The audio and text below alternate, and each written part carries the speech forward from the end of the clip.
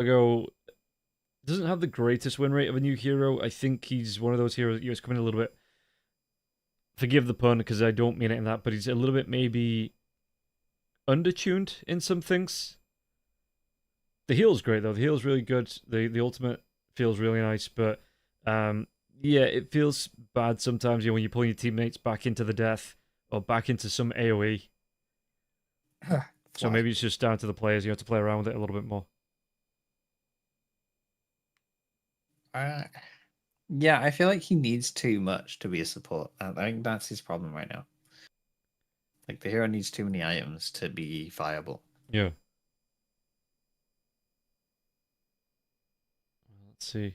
As Strong Boys, they're really thinking about this. They're whittling down this reserve time here to think about not just what they want to be picking, but the next few sets of bans, I think, here. And gonna be the Gyrocopter pickup for Strong Boys. Okay, so they're locking in their core now. They can go back for the mid laner. Actually, Strong Boys, does Stoikov run the Timbersaw? I think he has, but not like it's not like a signature. Remaining. Yeah. Honestly, you're against Ember. Like, if they don't ban it, do you not just get Monkey? Dire team. That's what I was thinking. Like the Monkey King as well as the Huskar are both still there.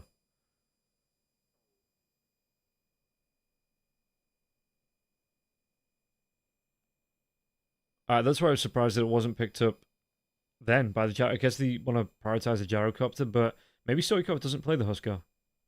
Or the Monkey King. 10 seconds remaining. Stoikov play the Monkey King? Sure. 5 seconds remaining.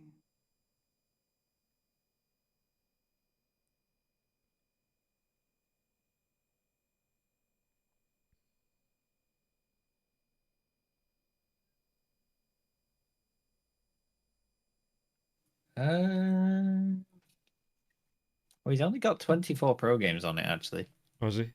I mean, 24 still. I've seen players pick heroes up when they've only got like 2 or 3. So 24 is a decent. More than his Timber, so. Okay. Strong Boys.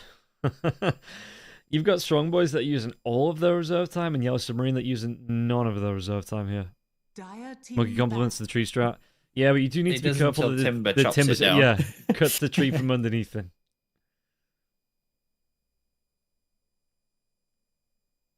Radiant team pick. So imagine if Monkey could jump on top of Tree and Protector. Yeah, but then you'd have to be able to cut the Tree and Protector down. You can, you kill him. With a Quelling Blade. Here it's just counted. Yeah. As long as Monkey's on top of him, you can one-shot kill him with a Quelling Blade. 5 seconds remaining. Dire team pick. Oh, they avoid. I mean, yeah. Okay. Void has had a rough time up against the Ember Spirits that we've seen today, though. I feel like all the spirits, bar Earth Spirit, is kind of 50-50 mid matchup. Yeah. Like, just down to like player skill. Down to the players. Yeah. This is where we're going to see Yellow Submarine just use all 2 minutes, 10 seconds of the reserve time. It's my games. Yeah. So, I mean, they see the lineup now. They know what, well, they're going to be discussing what they want to be picking, but they can also, discuss how they want to play the lanes, how, if there's going to be any early rotations. So this reserve time, it isn't just about the hero pick. It is down to how you want to be setting up in the laning stage as well. So it isn't rare that teams, if they have any reserve time left coming into the last pick, they do just discuss it out and talk about how they want to be playing this first game. Yeah, just gotta make sure you do press the pick button before you run out. Yeah. It's why you see a lot of teams wait till the last second, or they wait to be locked in on their heroes as well.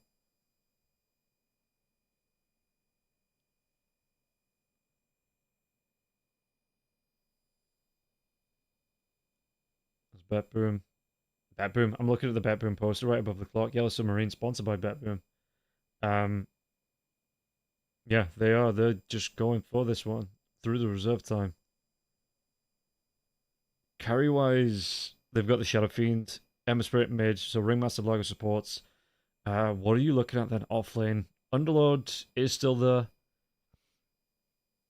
Yeah, Fire Team. Underlord's probably one of the bigger picks. Tide has been banned out. The Centaur's been banned out here as well. Brewmaster got removed early on. So of the common picks, Bristleback's still there. Yeah, Mars as well. You're right, Mang.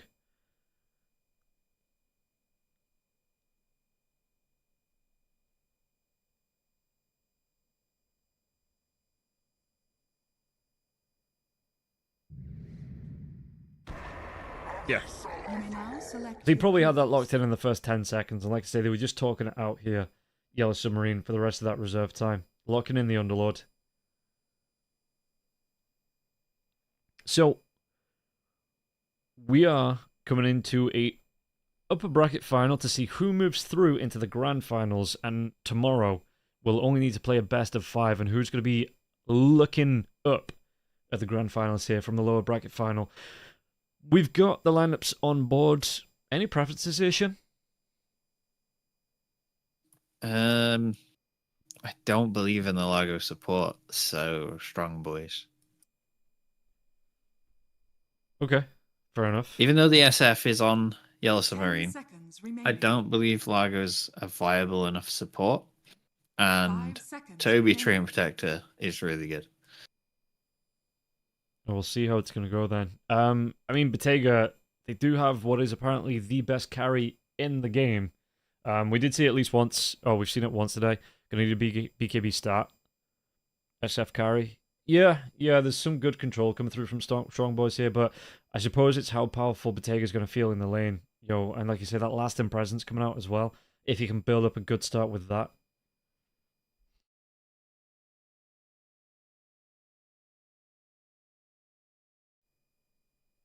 Oh man, I've pulled something in my neck.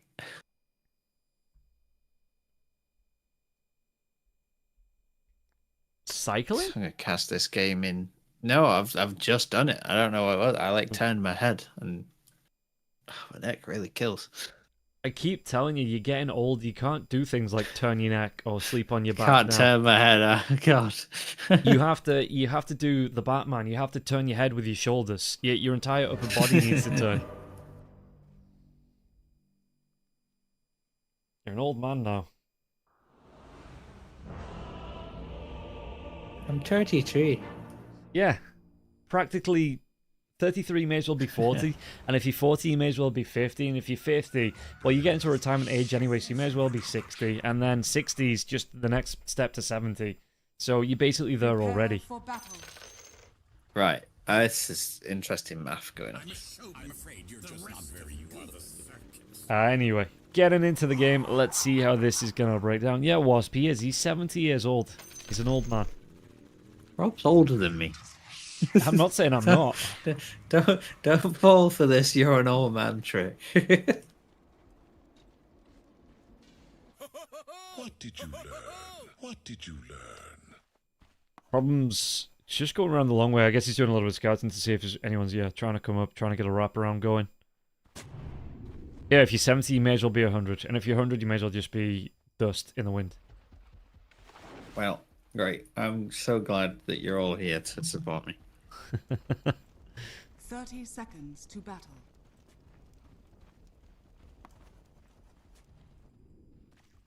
So Stoikov gonna be moving up here, gets that ward down, no one to scout it out, so he's gonna be able to get a clean ward here as well. Morale doing the same on the other side. That's the first message from this person. Anytime Uguay. What is an Uguay?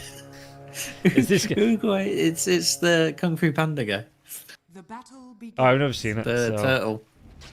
Okay, Infernal. There's going to be the pushback coming out here as well from Ponlo. Do they get the damage out to Infernal? He's going to drop the Firestorm here, but the Remnant drag back as well. Infernal. Is this the first blood? The lickety split comes out. And Infernal. Catchy lick. Catchy lick. It has the word lick in every it. time. But Infernal's going to have to do the walk of shame even before getting to the lane here.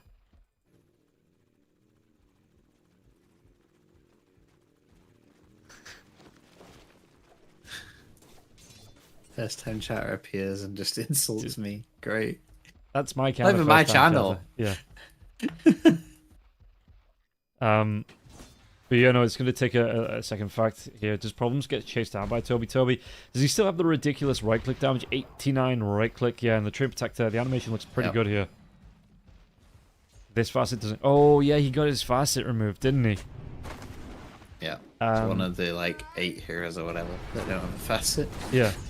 I mean, he doesn't need one. Look how fast he is. He's a tree. Trees are meant to be slow. Body block's going to come in as well. He's near the other trees, you know? Yeah, but that's not how that works. All the trees are nature, slow. It is, though, because Nature's Guise gives 10% movement bonus. Ridiculous. Ridiculous. Tree Gyro's a brutal safe lane. Yeah, no, you are right, man. This is going to be... I mean, Problems are going to try and get the pull through here on the creeps, but look at this. Low skill's just going to carry on running him down. He's got the flat cannon out. He's got that rock barrage. Probably looking at level 3 going for that homing missile, and then dependent on the skills. Toby, are they just creating another lane? Where are we taking this lane? Yeah, we're just making a lane in the jungle here. Where are we going? Problems is playing the Pied Piper, but for creeps. Yeah, it's not rats, it's creeps. Toby's doing it. So there's just a creep wave. there's just a creep wave. That I guess Still following him. Yeah, Infernal misses out on because it's just in the water. It's in the river. No, it's coming back. Okay. I guess he's gonna try and pull it. Yeah, right close to the for a tier long 1 tower. walk. Yeah. Root coming out into Infernal there. New lane, new matter. Yeah, so yeah, he lost his facet on tree because the facet where like you plant leech seed is just how it works now. Right. Okay. I wonder how long it's going to take them to rework that then. You know, next patch, so maybe 2 years time. Also, living armor no longer gives armor. So it's just living. Gives damage block. It's arguably better. Yeah, no, that is actually really good.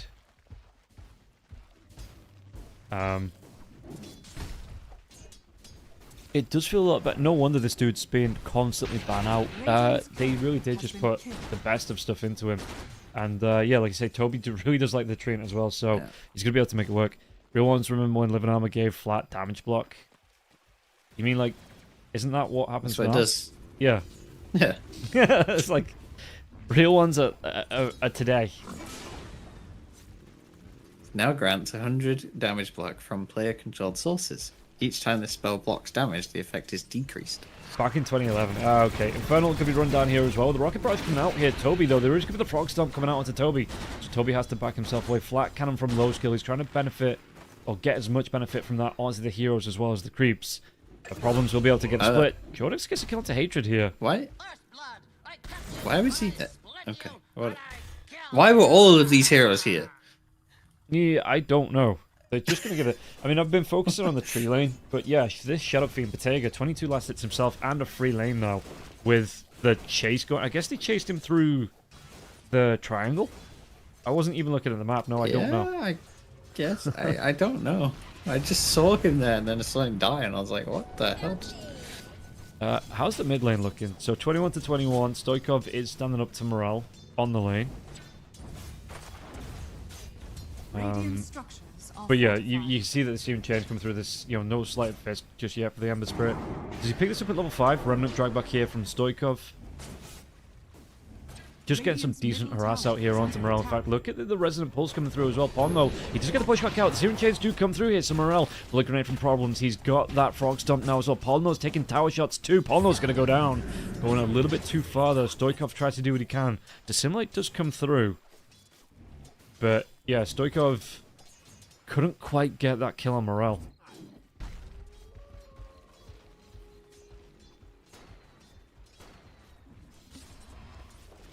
Low skill, getting neutrals as well as the creeps as well. With the flat cannon once again, Infernal. It's not massive damage here. Stoikov, okay. Living armor. The damage block came in clutch. Woo! Got the living armor just in time. Getting that health back there as well.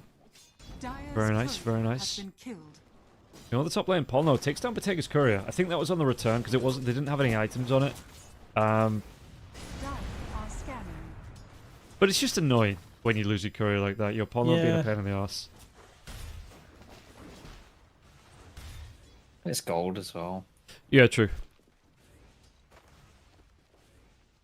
40 gold each, so by my math, Radiant are Problems. He's it's just almost a letting hero scanning. kill. Are scanning. hanging around in the mid lane. In fact, they might be able to go into problems here as well. He's trying to guard out. There is going to be the runaway here for problems. What's the level on the Nature's Grasp? Just level 1. Jump comes in. Oh, Ponlo though. He's got the AD rune. Does he want to try and do anything with it? He does not. Might be seen by Ringmaster though. If you can sprout a tree, might be able to get the damage out onto Ringmaster. Hatred's going to be here, but there's going to be the drag back here as well as that Frog Stomp. Ponlo no longer has an AD rune and no longer has his life. Audience loves As the Ember Spirit underneath the tier 1 tower here, Morel's diving onto Stoikov. Stoikov is starting to lose the Harass Award. It looks like to Morel. Dire's bottom tower is under attack. But yeah, this bottom lane's been completely abandoned, it looks like. Low skill's even going to try and go for the Wisdom Shrine here. TP coming back here for Infernal now, but he was just farming through the jungle. Toby's in the trees. He is a tree. He's with the trees. And yeah, Problems going to be pulled away. No, Homing Missile comes in. They have the Rocket Barrage now as well, so Problems just has to walk his own way away from that Wisdom Shrine.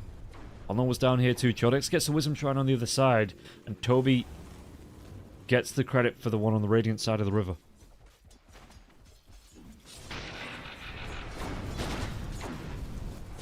That's gonna hurt this Yellow Submarine supports a bit. Just a little bit. What's the level difference now? So, level 3 for Problems, level 4 for Hatred, but on the other side it's level 3. It's not too. It's not too much difference. Toby's about half a level ahead of the Hatred. Oh, I reckon. Yeah, it's all the lane swapping that's been going on. It's been interesting from the supports. Yeah. Oh, not lane swapping, but like just roaming around a lot. Both of them are. So Meanwhile, while this Isn't is that going putting any on, pressure on the SF. yeah, I was just gonna say, Botega's just getting free stacks. He's stacking for himself now as well. The raise is coming through. Net worth wise, Although a saying little that, bit ahead. Okay, yeah, Stoikov's moving in. It is nighttime. He actually Toby's opts come towards through as well. The bounty. Dire's top probably just tower end up is under pressuring the attack. tower, unless they go looking Radiant's deeper middle in the tower jungle. is under attack. Maybe. I mean, does he have stacks here, Botega, for himself? No, he's just cleaning up the little ones. There's this. What's that, like a double stack with the boglets here? Dire's top Yeah, but tower I mean, for is the most under part, both attack. carries are getting away with no harass, no real interrupt on the lane. So it depends who's going to be harassed, who's going to blink first. You know, item-wise, what's it going to be as well? Low skill, there is going to be that ward there. Blocking it off that the Gyrocopter can't get the hard camp out. Try and go for the pull-through as well. Just try and get the creeps back in his favor, though. Dire's top tower is under attack. Yeah, tier 1. Got to be harassed out here. Toby and Chodex might actually be able to take it down. Strongbows does have a distinct lack of siege, but Yellow Submarine doesn't really care about the safe lane tier 1. Yeah.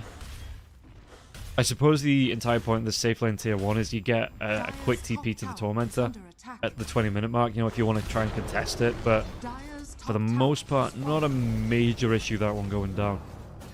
Don't both teams like siege?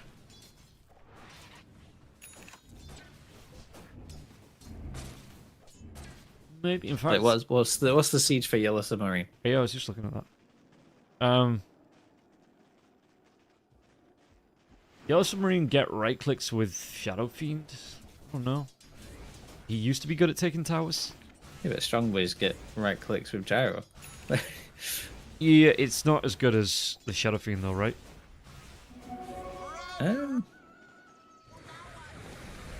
It's not far off. Specifically on towers.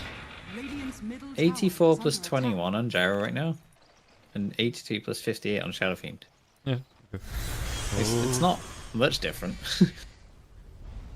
Bottega does get spotted there by Toby. Toby walks up, the Nature's Grasp comes out. Leech Seed was used as well, but Bottega, he really doesn't care. He just shrugs it off. Gonna go in towards that Dragonlance. It looks like after the Mask of Mana here for Bottega, so it will help him farm just a little bit. I guess Shadow Fiend gets Feast of Souls, which is attack speed. Yeah. Pitlog Artifiora can chunk later, I guess. Yeah, but he attacks so slow. Like, Yeah. That's like saying Treant punches for 100, but it attacks once every second and a half. It's not that bad of an animation here for the Underlord. No, but you know what I mean. Like, it's like, Yeah. I have a big hero that hits hard, yeah, but not very quick. It's not like a Primal Beast hitting a tower, is it? Yeah, honestly, Primal Beast, you don't realize it until one walks over and punches the tower, and you just see the health bar dropping. Like, what the?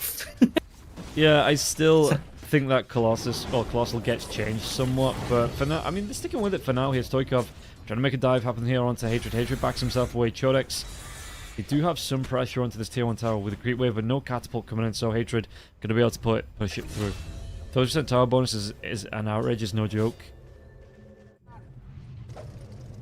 Yeah, low skill slowed down here. There is going to be the Fiend's Gate. Can he get himself through this one, though? It looks like he's trying to use the enemy Fiend's Gate to get himself away here, low skill. He's going to go too far, though, and he's caught out. You can't get... It's a barrier. You can't get through there, mate. It's not for you. That's not your base.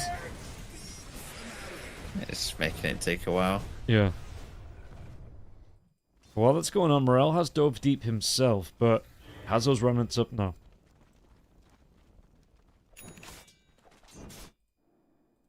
Yeah, while this is happening, Bottega just keeps on farming. He's got the Mask of Madness up.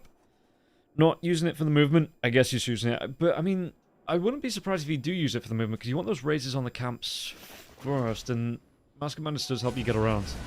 That's whatever. Oh, it just doesn't want to use it because it costs 25 mana. Yeah, he waits for the raises to be on cool and then pops it for the other camp. Efficiency. He knows what he's doing. All in the name of efficiency. Dire's Hatred. bottom tower is under attack. I'm going to pull through the camp. Problems... How is it looking for Largo? So Largo, he has his mana boots. Smoke coming through from Morel now as well, so they're going to try and hunt out. Treant is the furthest one forwards. Well, in the top lane, at least where they're going here. But you see low skill as well. Stoikov hitting down, taking down another tier 1 tower here on the side of Strong Boys. Toby backed off at just the right time. And then walks himself back in. Yeah, with the one that comes out, and easy kill for Morel. Yeah, but I mean, that's just smoke gank and an ult to kill the pulse 5. Yeah, true. I guess you had no overplay at that point, but it's not what you wanted, is it? No, I mean, we're nearly 14 minutes in and there's 6 kills between the two teams. This is probably one of the slowest games we've seen in the past 3 days. It's just going to kick off at some point. It's just going to be non-stop rolling. Yeah, I imagine, okay, they're going to be able to get the balance strike, not the balance strike, excuse me, the bushwhack out from Pondo, but Pondo, gotta be careful, the Frog Storm comes in, he's going to be catchy licked back into his doom. Yeah, it's probably around when one team feels comfortable going towards Roshan. Yeah, that's when we start to see the big fights popping off. Stoikov Remnant comes out. He's going to be able to get a catch. Does he get the Wisdom Shrine? He does. Just barely catching onto Infernal, but now can he get himself away? No Astral Steps. Has a Dissimulate if he tries to get himself out, but no real backup coming through for the Underlord. So Stoikov's just going to be able to walk himself out and get the heals through from Toby too.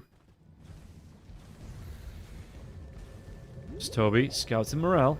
Just making sure Morel... Yeah, there's going to be the big ultimate being thrown out here by the tree. Do they have the control? Bushwhack into the death. Morel. What's the cooldown on that? It's what, 110 seconds on the overgrowth at level 1? It's not a bad use, especially to get a kill onto a mid laner like that. Not much hard stun in the game. Yeah. You're looking at... I mean, you've got the homing missile if it doesn't get destroyed. Bushwhack coming through. Remnant if you can land it. But it feels like there's a bit of, you know, the ifs going. And kind of the same thing. You know, the Tame the Beasts if you can land it. Toby? Toby got cliffed. He's doing his best Arteezy impression here. has the TP scroll coming up, and I guess they just don't have the vision to take him down. So Toby's going to be able to get out alive there. Who's not going to be able to get out alive, though? It looks like it might be the death of Stoikov. Yup. We Live Under there, going to be used as well. Infernal gets the credit for the kill. Yeah, Pit of Malice is probably the best lockdown here for the side of Yellow Submarine. And while this is going on, BO5 just continues to farm.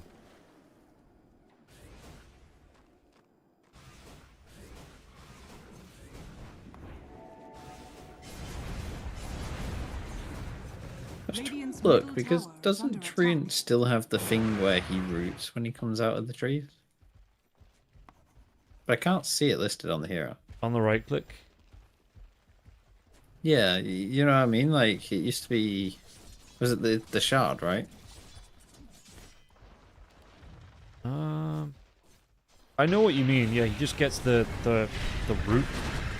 We'll see. He comes up onto Infernal. Yeah, the punt does, Yeah, it did it. does root. I just don't know what spell it's on, Tio, to be clarifying here, as Infernal will go down. BO5 to CP himself in, and Toby, though, taking damage, walks himself around that Pit of Malice. It does fade off. Yeah, it's not listed. It should be, like, part of Nature's Guys. Yeah. Because it's not...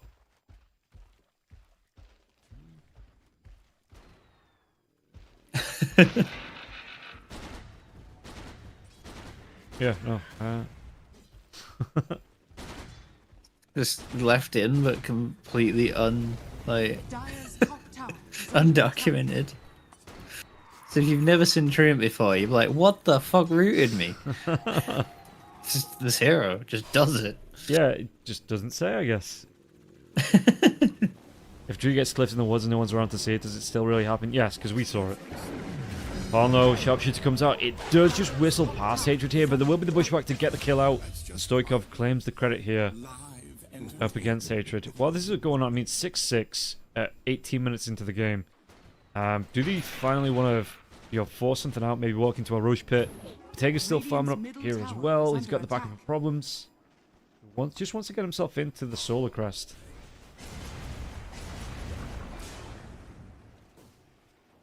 Does that stack?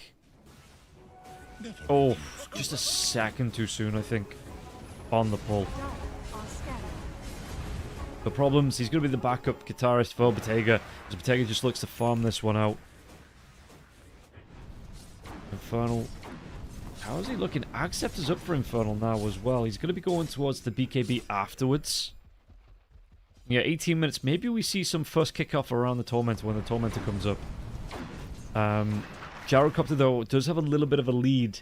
Dire's Only about middle tower is 600-700 under gold attack. Radiant are scanning. above the Shadow Fiend, as he's looking to put pressure onto the tier 2. Black Cannon coming out now as well. Problems TPs himself in, but can't do too much on his own. And Low Skill does have a couple of heroes behind him too. So, yeah. Accept is up for the Gyrocopter. He's got the Chrysalis. He's going towards the BKB now. Maybe going towards Infernal too. Just clean up the Creep Wave, it looks like. Not a major engagement. Wait.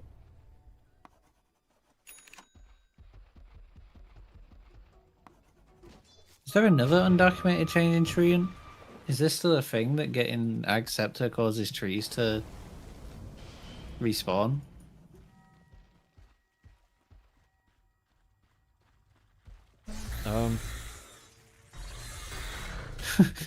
So, I don't know. no, does he have two things that aren't listed? Valve, please. Do they still respawn quicker? Dire's Apparently, middle tower acquiring is it under attack. globally causes all trees to respawn, and then they have a 10-second respawn time Radiant's if he's bottom nearby. is under attack. Okay, so... yeah, that would be nice on like his innate or something. Yeah, why is his innate the same as Nature's Guys, which is on his scuba? Valve, what do you... I feel like his innate should be that, and the root thing from Nature's Guys. Yeah, that would make sense. Maybe it's just a little bit of a mess up on the descriptors part. Meanwhile, mid lane, they're going to be able to take the Tormentor down, so the shard does come through here for the tree, and he's going to be able to get those eyes in the forest out. They give gold now when they get destroyed, don't they? As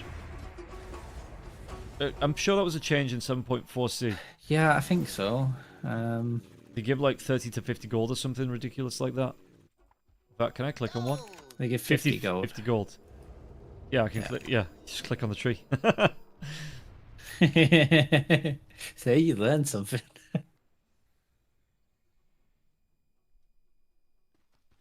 Yeah, he's just like, it's two undocumented things that just. Well, there you go. Send a bug report to Valve and they'll be able to fix it for you. Dire's middle tower is under They attack. probably take them away. If you don't give them the description, they'll just take them away. Just make him worse. Yeah, just take the Dire's skills top away. tower is under attack. Maybe he's not meant to still root people. Just forgot to remove it. I wouldn't put it past them. Dire's top tower is under attack. Both teams are playing this game. I'm not an official cast, so I can say it. This is fucking boring. Like, both teams are playing 21 minutes in. We've got 12 kills between the two of them. Like, they just refuse to run into each other. Where's the Davai Dota? Tell you, there's gonna be one fight that just is the powder keg, and then it's gonna be non-stop. They're just... It's two late game carries that are just like, let me farm for the first 30 minutes of the game. You've got 0-0-1 on Bottega. You've got 3-1 on... Okay, he's got a couple more kills on the Gyrocopter, but... Don't want to tell you about 1x, but how much money you can make. Fuck 1x for that.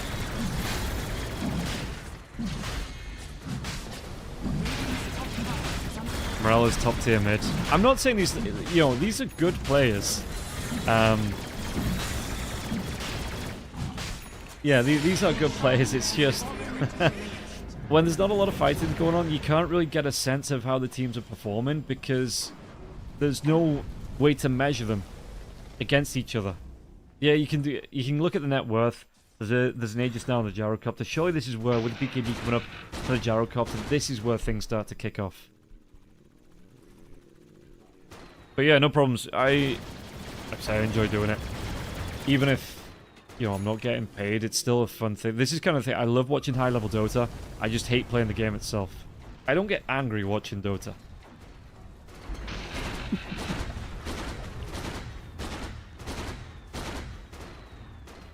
Dire's middle tower is under attack. Dire's Oh, I'm middle bobbing my tower head to has the fallen. sound of Gyro's right clicks. It's like a metronome, That's right? what Yeah. I've devolved to in this game.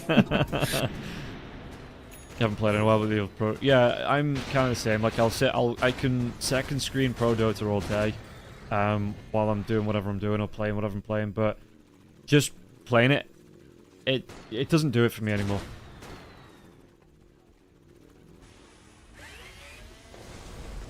Like I keep thinking, am I gonna come back? Am I gonna play it here? Homing Missile comes down onto the Underlord. Did you want to fight this one out? Infernal. He's slowed, but there's no fighting going on. Greatest game ever that I never want to play. Yeah. You can stand in for us sometime. See, no, because I'd have to play the game then. Yeah, but only once.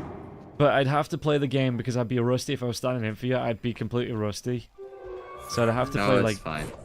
Oh, the escape pact. Hatred's going to be able to get himself away to safety. You forget that we have a player who has like 400 hours in the game.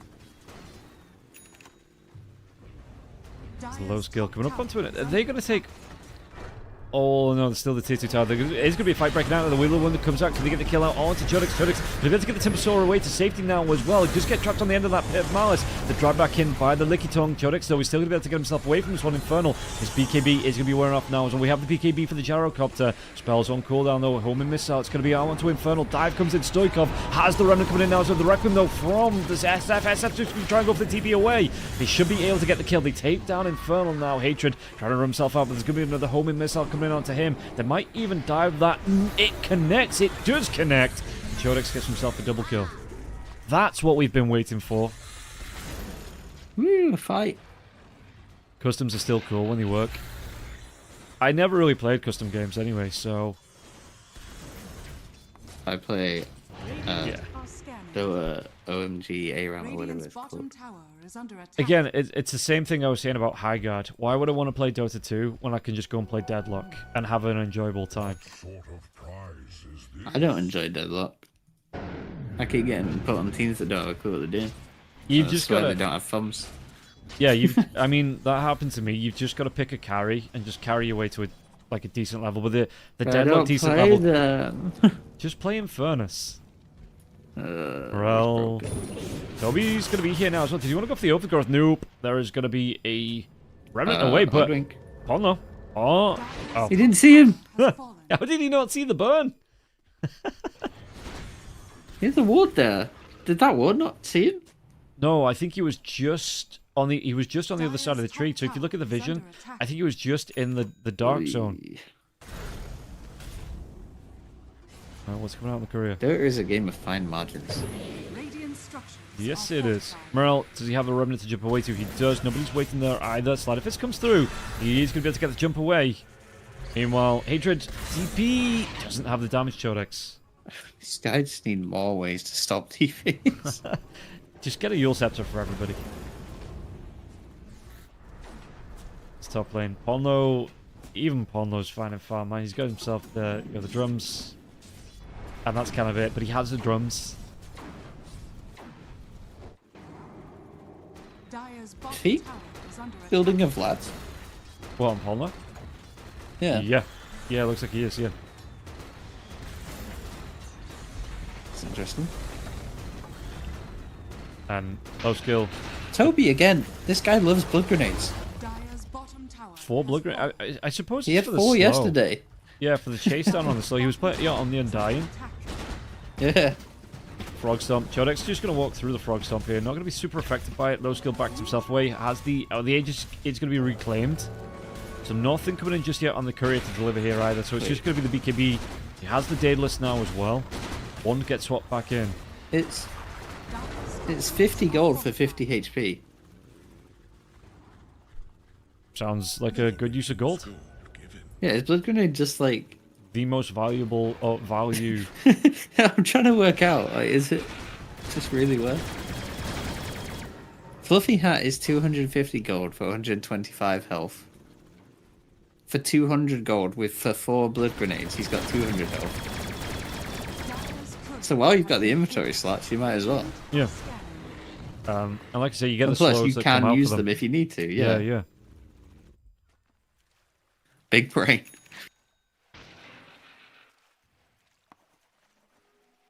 What's everyone got item-wise? So, low skill. He's got the Satanic queued up. He's going to be able to get himself towards that Reaver soon. He's only about Dire's bottom 100 gold away, barracks are under plus attack. change from being able to get that. Greaves out for Toby. Pipe as well as the... I assume that's a Kaya... Yeah, Kaya Sanj out for the Timbersaw. Drums out for Ponlo. Acceptor for Stoikov. I'm sure... Yeah, he's got a Shard there as well. Shard for Morale. Acceptor out for Infernal. Bottega has his own Daedalus. This is kind of the thing, right? That Bottega's not really been tested. He has an assist from the start of the game, but he's not really tested his build. Yeah, I've just realised this is game 1 of this series. Yeah, but This has felt longer than the other ones. this one game has felt longer than the last series, the 2 games combined, with draft time included. Oh yeah, they used all the draft time.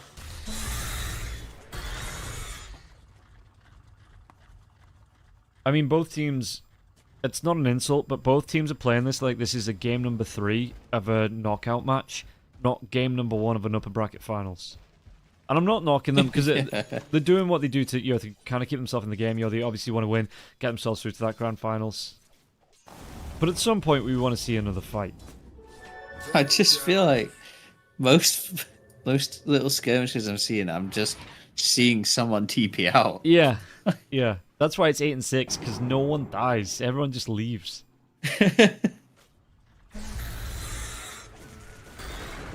If someone gets caught out, and then it's just like, okay, you've used a stun, I'm gonna TP now. Yeah, yeah. It took 90 seconds to last pick underload.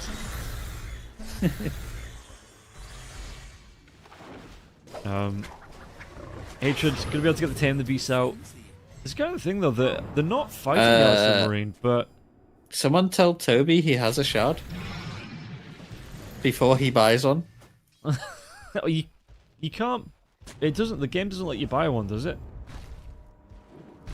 I have no idea. It used to. I have no idea if it still does. We'll keep an eye because he's about to get the gold for it. He sat there like, why can't I buy it? Yeah, Thing Tom, is, he's been using it. did he? No, he doesn't. He swaps over. Yeah, he swaps over to the blink dagger. I genuinely think he didn't know he had it. Asleep at the wheel there, Toby. No, he's like, oh wait, yeah, that's on that now. He's been using guys in the forest, so I don't know.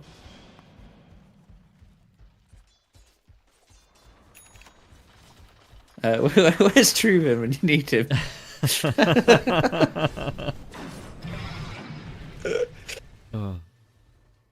16k net worth lead for the side of Strong Boys. Oh my god. They've got a 4k net worth lead on both their offlaner and carry over the enemy carry. It's going to be, what's that, a 7,000k difference between the two offlaners. You got smoke. Are scanning. Roshan's going to respawn in a minute and a half. Stoikov is leading the line though. Mantistyle's out, Acceptor's out for the Void Spirit now too.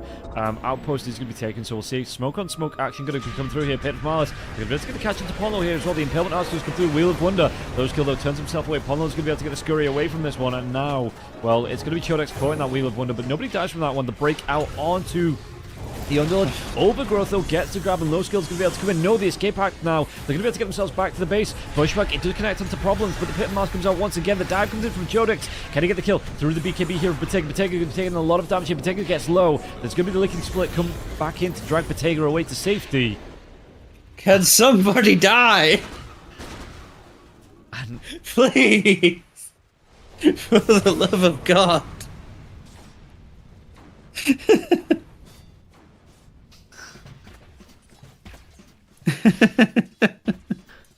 When was the last hero death?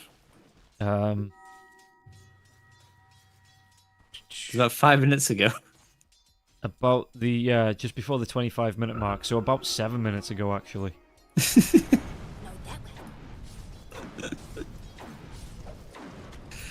Oh dear. Dota 2 pacifist mode, yeah. Do you know what it is? There's nothing to analyze. No, there's nothing to talk about yet. Stoikov could try and get onto to Ember Spirit, who just backs himself away. Someone buy a Hex or something. Somebody do something. I'm just like poking these players with a stick. Like, Yeah. do something. I'm going to put a formal complaint in after this game to both teams' managers. We had a 5v5 smoke on smoke that led to nobody dying and both teams walking away. How's the weather? Yeah, how is the weather? It's not raining here anymore. So, yeah, It was sunny this morning. have you seen the floods in like Middle England? No. Yeah, there's been like a load of floods. Sounds like a skill issue. If we don't get something like Batter or Beast Smash in the next game, we riot. Do you know what it is? The floods is just what you get for being the mid ground and not taking a stance on whether you're northern or southern. Yeah, that is fair. Stop sitting on the fence, Midlands. Pick a side. Yeah, I saw videos and there's always one knobhead that thinks he can drive through it and then ends up floating his car because it's deeper than he Is he thinks. driving a Tesla? Probably a BMW. Fucking BMW wankers. I've seen a Tesla do it and get stuck. I was like, well, what do you expect? Your fucking thing runs on a battery. Like, your battery is the lowest point of your car. Yeah, like everyone thinks they're driving 4x4s with the engine exhaust, not the exhaust, like the engine vent. The snorkel. Yeah, yeah. When they're driving little town cars. Like, people don't understand. With a Tesla, the bottom of your car is basically where your battery lives. So you completely submerge that bit, you're fucked. You're fucked, yeah. And you fuck your warranty on it too. If I throw my headset in the bath, I don't expect it to work. Like, it'll be fine, will it? But it's like, there's videos of them, they can see the cars driving in and turn around and go on the other way and think, no, no, no, no, no, no. I know best. You know, I can make it. I guess if they can drive fast enough and turn off the engine so they can float to the other side, they can try and unflood their engine on the other side. Yeah. But The best one I've seen is a Nissan Micra when a river flooded its banks and it just started getting pushed away with the flow of the water. I was like, oh god. pull in here onto the gyrocopter. The gyrocopter does have the Aegis though. The Wheel of Wonder does come out. That's going to be the pop onto him. Has a BKB in his infantry, so he's going to be able to meet at the BKB if he needs to get out, which he's going to hold on for a little bit. He's got that Satanic now too. Do you want to pop him? He's not going to be able to get either off here. He gets the BKB off finally, but low skill goes down. Morel gets the kill. Polno's going to try and get himself away. Do they have the damage to get the kill into Polno? Polno! He does. He burns down. I think he died in the fountain there. Bottega route onto Toby now too. Yellow Submarine. They do use the Ringmaster buyback for that, but they hold the base. They take down the Aegis, and we finally get a fight. People died. It only took 11 minutes between hero kills. Yeah. But we got some. You wait and for, now it's 9-9. you wait for one hero kill and 4 come along at once. Like buses. 9-9. 9-9. 9-9. And if you don't get that reference, get out of chat. Well, don't get out of chat, but once the games are over, go watch Brooklyn Nine-Nine. Just don't tell people to leave my chat. No, that's you don't deserve to be here. I've taken a stance. I'm angry. This game has angered me. Fuck me. Do you think we break double figures for one team before the 50-minute mark? We get to 10 kills and the other team just GG out. Yeah.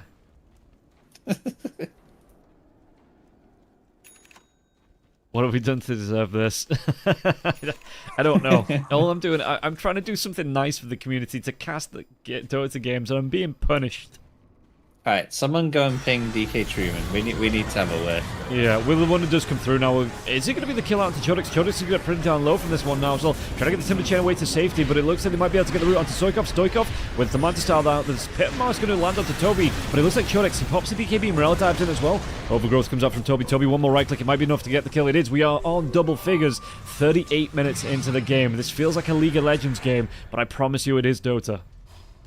I swear to God, though. We have a 5-on-5 fight, most shit used, and a support died. Yeah. What is happening? Neither team wants to commit. That's the problem. They've both got commitment issues. Yeah, it's... Oh, jump in. They get the sounds out onto the underlord at least here, but Stoikov doesn't grab the remnant. He's going to turn it around with the pit now. So, Stoikov backs himself away. Conlo's had enough. He's split pushing. I mean... he's going for a dayless on Polno. Go take the racks, Ponlo. Go take the rack. Yeah, Polno. Try and end the game, Polno. Polno, please. Through the twin gate they go.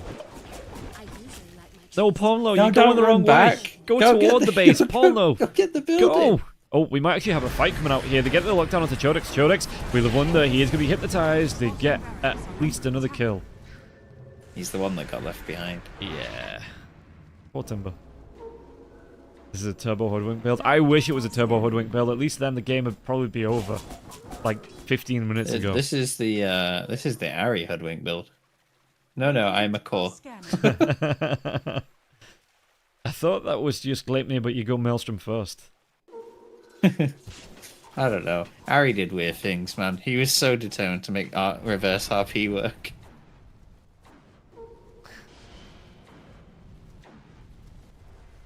Infernal. Yeah, Turbo would have had like 50 fights by now. Yeah. The flames rush forth. If this was Turbo, we'd probably be done with the second game by now. No, it'd still be going, but everyone would have 6 items, tier 5 neutrals. There's Infernal.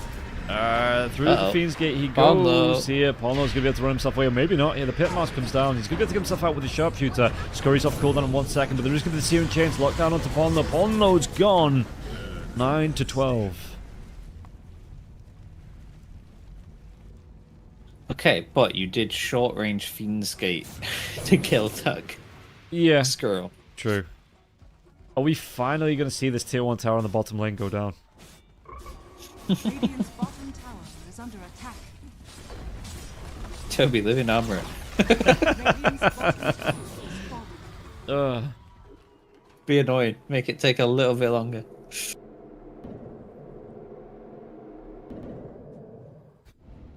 Oh, okay. Okay. Toby's gonna man up. Toby's going for the. He's going for the axe. Radiant's bottom tower is under Back attack. through the Twin Gate they go. So, Roshan, please don't go back up through the bottom lane to go through the mid lane. Just push the bottom lane. Please. Why would you do that? I don't know. I guess because the mid lane's being pushed out here, but the Treant, it keeps. But why would you run all the way back up for your bot lane to then go to the mid lane? I kind of get it because you don't know where they are. So if you run through the river, they might have vision on you, be able to get a jump, and maybe we risk a fight. Oh no, that'd be a disaster. When did he just Searing Chains? There was nothing there. Oh. Just making sure the spell still works in case there is a fight. I mean, they are smoking up now, so they might be able to go in for the backstab here as well. Stoikov is the furthest one forward. Stoikov? He threw a remnant to the... Ah, okay. Remnant, speaking of remnants here, they're going to be able to get the grab. The Wheeler Wonder comes out, but Stoikov going to be able to step away from this one, but the Pit of Mars grabs him on the other side here. Stoikov, another astral step to the high ground. Remnant comes in from Morel. Morel, one of those Searing Chains. He is standing up. BKB comes out, though. Toby is going to be right on top of Morel. Do they want to try and fight this one out? It looks like the TP away here by the Void Spirit, but they do get the catch at least on to Toby. Dire's middle tower. Okay, we're kind of getting one more there. core. BKB TP out. Yeah, who do you think they are? Nightfall? Low skill. He doesn't have a BKB. Yeah. Maybe we risk a first big quote of the game. Root comes out onto the gyrocopter. BKB was the TP. It's actually going to try and turn onto Morel now as well. It's fighting. going to be a lot of damage here. Morel's got his own BKB on the sharpshooter. They take down Hatred. Chodex.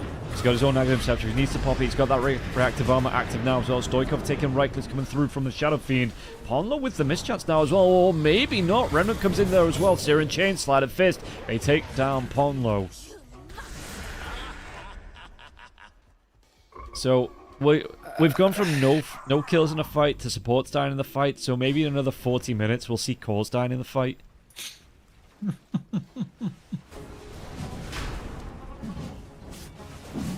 They're going for rush, but they have 2 lanes pushed in right now. Yeah, Dire's bottom barracks are Did he under lose his attack. range tracks? They can TP. Yeah, it's a quick enough Roshan. They can TP at least somebody back, to push out the lanes. The creeps aren't going for the racks here anyway.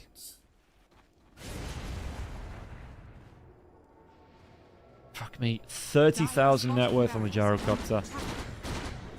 Please just pick a fight.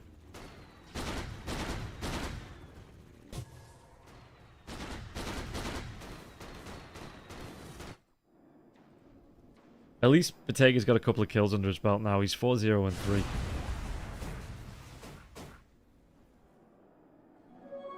3. Low skill is 6 slide and has a 7th item on the way. Okay, they get the trap out into Stoikov. Stoikov, though, can he work himself with that BKB there? Is if he needs it, Manta style up as well. Stoikov, remember to get the trap back onto Infernal, so they don't get the lockdown to Stoikov. Somebody needs a Hex. Radiant are scanning. As we see the TP away. I mean, yeah, Infernal can back up. He's going to have the Fiend's Gate out to join in the fights. Kind of similar theories. The Dawnbreaker, that they can join in the fight. You can split push it out. You can join in the fights when you need it to. You know what it is? Strongbows are playing this game of they're daring Yellow Submarine to come at them. They're keeping the lanes all pushed and just daring the fight. And Yellow Submarines are just not committing fully. Yeah. Ooh, Morel. Well, they're going to be able to make the jump on here to the Ember Spirit. Ember Spirit, though, he gets the BKB off. Storm Spirit, Void Spirit, excuse me. Does get locked down. Bottega, he gets the kill. That's going to be the Void Spirit dead. He has the buyback available if he needs it. Toby in the trees with his people in the grave now. Morel takes down Toby. Do you want to go for a little bit more here? Ponlo gotta run himself away. On the other side of this fight, I was just trying to keep an eye on both. The TP away from Chodex. Ponlo could be in trouble, and the Gyrocopter's already backed himself all the way up. Yeah, a core has died. We have to make sure the players are feeling alright. They might need to take a 15-minute break. Let's see. Yes, they didn't committed to that, and they got a core kill. Yeah. Ponlo, he has his Daedalus. Yeah, he absolutely can 1v1 this. He's gonna go for it now as well. Tame the beast, but Morel... He's not gonna be allowed to. No. Ponlo at least gets the wisdom shrine here, but he looks like he might... He's gonna be able to get Gets the kill? Yeah, he gets the big crit on the nut shot. But while that's going on, Chodex takes down problems here. Chodex, can he get himself away? He picks up the jam. Daedalus Hoodwink, Glimmer Cute is hilarious. Yeah, BO5. BO, are you just joining in this game right now? Because it's been a slog. It's just got good. Yeah, you you're missed joining... the first 40 minutes of shit. Yeah, so let me put it in perspective. We were 30 minutes into the game, and the score was 6-6. It was, what was it, 10 minutes between kills? Yeah, there was a full 10 minutes before anyone died. It was a full PvE game. Yeah, I made the lol joke too. Yeah. But we're kind of getting there now. They have started to fight it out. Right. Update on the 7 slotted gyro. Now going rapier. You might actually look for a fight if he does this. He gets rid of boots for that, right? Yeah, you've got your Swift Blink. So you just keep that, get rid of your boots, go rapier. Yeah, this game is kind of like a PvE. Yeah. It's like an extraction shooter right now. Everyone's just farming and occasionally they find each other. And it's usually the less rich players that end up dying. Yeah. I'm real glad that Toby learned that he had a shard and that he didn't just suddenly gain an extra ability for no reason. That's the level that nothing was happening, that I managed to notice that and that he had that queued and was like, the fuck, man? Smoke For those just joining, Toby had been using Eyes in the Forest from the shard he got from the Tormentor and then had a shard queued. Looked like he was trying to buy it and then switched to a blink. Yeah, I feel sorry for the people that have just started watching on this game after like the VP Enigma series and yeah. So Bottega. We had good brawly series and then we ran into this game one. Oh, it's still game one. The thing is, look at the graphs. It's basically since like what, the 15-minute mark, it's just all been strong boys in favor. Yeah. And but then you can see there's a little bit of a dip, but you can see every time they take a fight, every time they actually take like a fight, it does dip in favor of Yellow Submarines. So Yellow Submarines, even if there's a 13k net worth lead here, they do seem to be just being able to coordinate better in the fights. They're just removing this net worth bonus that strong boys do have. oh, that was cute. I just learned something I've not seen before. Go on. Gyro's little like eggs thing that shoots counts as a unit under his control. Have you never seen it move on the map? Like when he TPs and it Yeah, kind of like follows him? just saw it as he went through. Watch it as he goes through this. Watch the map. Yeah, like it Woo, just off it goes. zooms all the way to the other side. Yeah, it's like its own little entity. So we won't see a 60+ minute match game. Yeah. At least if we get to 60 minutes, we get to see the tier 5s. And we're only 10 minutes away from this, and then genuinely I don't see this game ending in the next 10 minutes. Something disastrous news would have to happen. The thing is, as well, I'm looking at the viewer count. The viewer count keeps coming up, and I'm just like, this is... people just falling asleep, leaving the streams on. And yeah, and you've got us to enter in a state of delirium of, I don't really know what to talk about. How the fuck did OD do a 3-hour game? Like, because there was it non-action for 3 hours? No, non-stop. There was fights. It was a Taki's game as well, I think. So there was constantly people blowing up, and I think from what I remember, it was his first game of the day, not his third series after 24 hours of casting, twice. You know what I mean? Yeah. It's like watching a train wreck. You just can't stop watching. Yeah, fair enough. I shouldn't look, but I can't stop.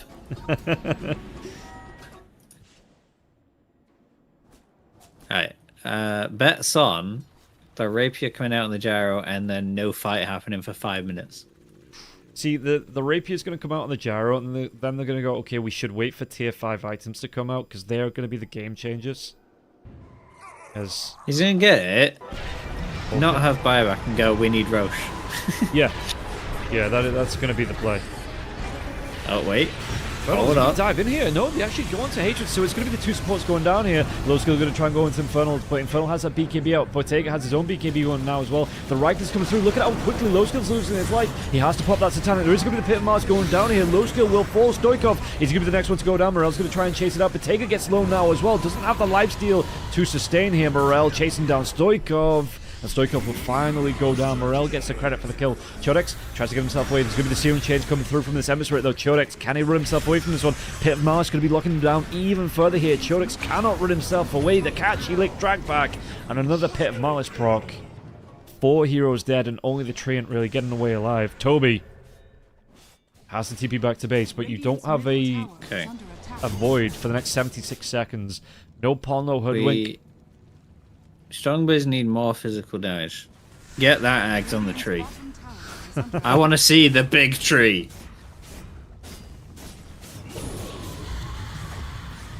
He's close. Fuck the buyback. Get it. Do it, Toby. Yes, there we go. What is it? Big tree time. Decreases cooldown of overgrowth. When casting overgrowth, 3% draws power from the soil. Okay, phase movement, fixed speed of 345, 100% bonus strength, and splashing attack that deals 6% of its attack damage in a 300 unit radius. You know what's funny? All this just evens out the bot lane right now. Yeah, true. Polno coming in, bushwhack. Bit Mars here. I don't think he connected, but he's still going to get the lockdown onto Polno. Polno with that, the Spirit Vessel on top of him there as well. Morale does get the kill. No buyback here for Polno. Okay, they're slightly ahead on the bot lane now. So we wanted to pop the ult then realised it's probably not a good idea about the course. Roshan is respawning in a minute, but there is an AD rune in the river, so let's see. Oh dear. If they wait around for this, yeah, maybe just park problems in the Roche pit, wait for the respawn. Because they've got, what's that, 40 seconds, 30 seconds before they have to pick up this AD rune. They don't have to rush it in just yet. Never mind. Shadowfiend just picks it up. And they brought, with that last fight, they brought the net worth lead down from 13k to 5k. That's what I mean. Yeah, it's going to try and go for the TP. Any way to interrupt? Nope. They give you TP away. This, the ward they have.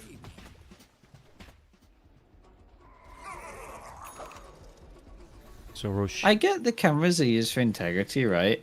But you're at this point in the game. Do you really think Stoikov suddenly swapped player or something? Yeah.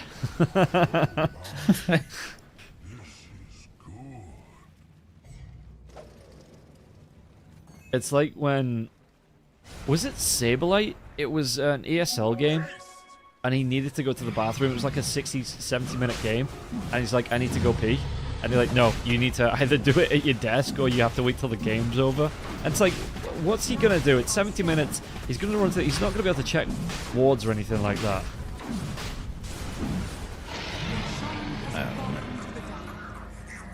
Oh no, it was a DreamHack game. So yeah, it was one of their online games. Radiant are scanning. Wasn't it a Skeeter? It might. Yeah, might have been. So like, It was Skeeter, and they tweeted a picture of a bottle. of a bottle with a Yeah. yellowish liquid in it.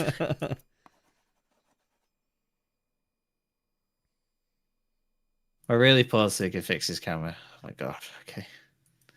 Right. Thank you, PGL. Thank you. Love it. Yeah, because you know you can't. Maybe he's swapping it out to get, like you say, somebody else to play for him. Maybe Lawl's just bored and he's just waiting in the wings for that camera to go down so he can swap in. We have a 6-slotted void as well now. Going for his 7th item. Same for the timber.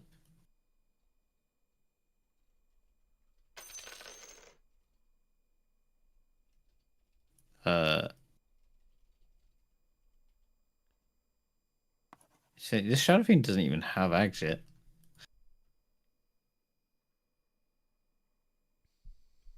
Does he not? Nope. Oh, he's going towards the MKB though.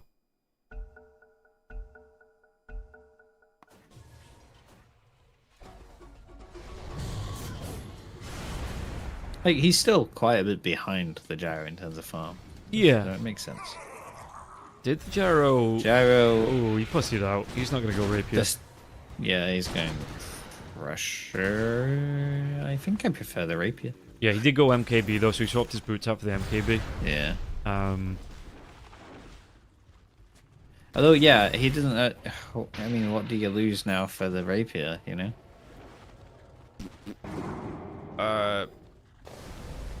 I don't know, you pop your BKB and you swap it out. You can't swap it out for the Rapier, can you? Because you can't put the Rapier in the backpack, yeah. Yeah. So yeah, I guess that's why he's going for a Refresher. Double BKB, double Satanic. Whole loads of Rocket Barrage and homing missiles. Right, the line's been drawn from Dire. They drew a line in this top. They're like, get this. Radiant's top tower is under attack. Radiant's Yeah. top tower has So let's see what they can push in. I mean, again, they have this Aegis here on the Shadow Fiend. He's got a Refresher of his own. Butterfly's in his backpack here as well, so he's got options to swap in. Banner down. When the BKB's on cooldown too. Just 4 more minutes. Radiant's top tower. Yeah, those tier 5s, they're not gonna get themselves.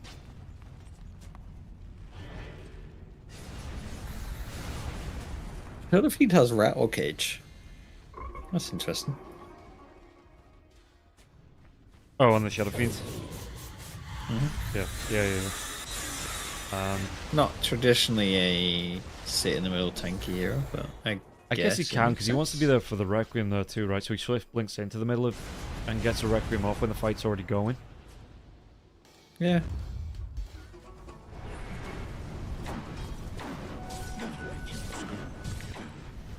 Daryl level 30? Yeah. Let's take a look at the Minus hero 40 levels as well. second cooldown is pretty good. Yeah. It's quite nice. He's 2 levels ahead of Bottega on the Shadow Fiend. Plus Morel's level 29. Stoikov's only just hit level 27. Polno 23, Chodek's 28, Toby 23, 22 on Problems, 20 on Hatred, 27 on Inferno. We have 8 buybacks currently active. Yeah, there's no point looking at the net worth now. May as well just take a look at the buyback, see who's got what. Just waiting, I guess. Problems waiting on his buyback. He might have the gold for his. Just doesn't have the timing on that one.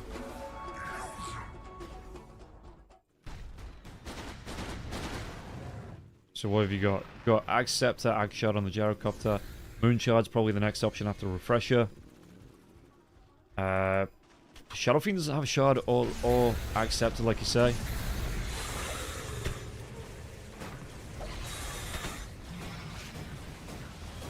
He's using illusions though to try and chunk that one down. Low skill comes in, blinks himself into that, pops the Satanic immediately there too, just in case he thinks he's going to get into danger. But look at this one now. Hypnotism comes out from the Remnant onto. Do they pop the Aegis? They do. Backline dive here from Morel. Morel might be in a little bit too deep here. Can he get himself out of this one? Even with the BKB, low skill. He's got that Spirit Vessel on. Does he tick down? Pops the BKB to get back to the fountain to make sure he doesn't tick down to the danger of that Spirit Vessel and the other dots that were also affecting him.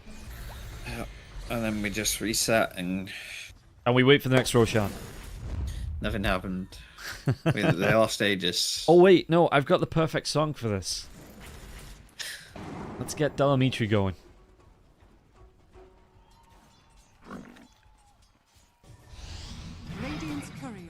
been killed.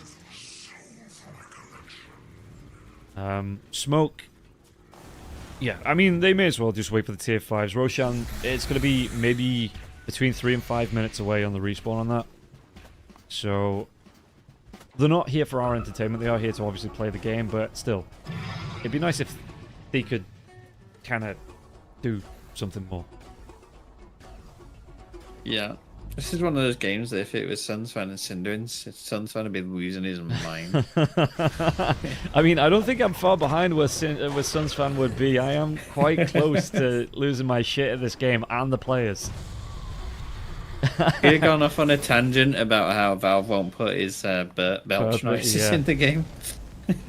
Yeah, I was saying watching Dota doesn't really make me mad, but this is making... I'm slightly furious. I might sound, smiley, but I'm slightly furious at this game here. As you get... No, the escape pack comes through, so they're not going to be able to get a quicker kill. He will go down eventually. There's going to be overgrowth coming out. Morel can get himself into this one and be effective in this fight here, as they do take down Low Skill. Low Skill has his buyback. Stoikov going to try himself away with his own BKB now as well. The Pit of Malice are just down absolutely everywhere, though.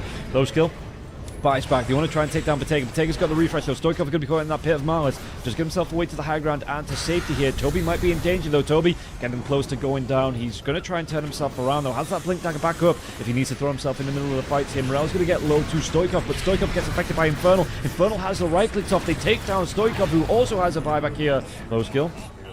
BKB has been used. Does he want to back himself away here? Meanwhile, Chodek's on the backlines. He's caught between the base and the enemy hero, so can't get himself through the enemy lines. What are Frog Boys level 25 talent choices? 2 catchy licks or 35% amphibian Rhapsody song effects. I mean, okay. So something happened though. We got a few buybacks out. Yeah.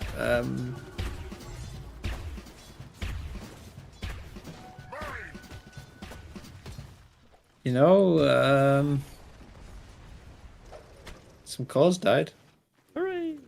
That's See, cool. the biggest thing is buybacks have been used. So if there's another fight, teams can really look to do some base damage on either side too. Shouldn't have thrown a 15k lead. You thought it was over. Nope. Alright, now the Rapier's queued. So what does he take out for it? Shadow Fiend, we have the level 5 items coming up here. So I think... Oh, Morel just went for the Whisper of the Dead. Dread, increase. Stygian Desolator for the Bottega. We've got the Book of the Dead coming out here for Infernal. Mana Draft still for problems. And the Essence Ring here for Hatred. We got on the other side tier 4, tier 4, tier 4, tier 4, tier 4s. They've not left the base. Yeah, that's true. I mean, they can't. They've bought back. If they leave the base and die, the game's over. It's on Toby that he's farming him slowly. Oh, yeah. We've got the Minotaur Horn coming up here for Hatred. But the lesser avatar is the active, right? Let's say yes. Toby, he's... Aren't you looking at it? I was, but I wasn't paying attention. My eyes have just kind of glazed over.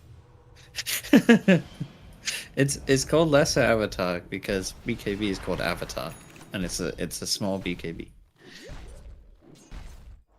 Let's see the smoke coming through here, Yell Submarine. 63 minutes into the game. With the AD rune on the Ember Spirit. They're going to dive themselves into the base here. They're going to go onto... Does he get to low skill as well with Hex? He does. Low skill's going to disappear. He's dead. He bought back in the last fight here. Chodex, look at the damage coming through from the Shadow Fiend. Bottega with a double kill. And now they're going to be able to go into tier 4. Toby comes back, but he's only going to be coming back to his doom. Buyback here from Toby, but I don't really think it matters. They're just going to go tier 4s. Or are they? They know the Gyrocopter doesn't have buyback. Sharpshooter out the route onto Toby now as well to get the drive back. Do they get the kill out onto Hatred? They do. Toby's going to fall on the backlines there as well. That's a dive back here for him. Bottega with the Satanic just rips through Stoikov. Morel's going to be helping out there as well. And Chodex, yeah, geez, going to be called 64 minutes into the game. After all that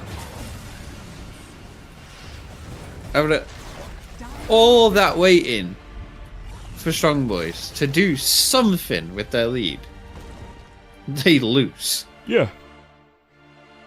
Because they waited Oh. for the gyrocopter to have a 30k net worth before they even tried to do anything, and Yellow Submarine were just bleeding kills away from Strong Boys there. I need a drink. I need a strong one. I was gonna say I need an entire bottle. We are gonna take a quick break. It's gonna be about 15 minutes. We'll wait for this next game to start. Get ourselves in. I'm gonna play some more music, and yeah, as soon as it's up, we'll get ourselves into it. But for now.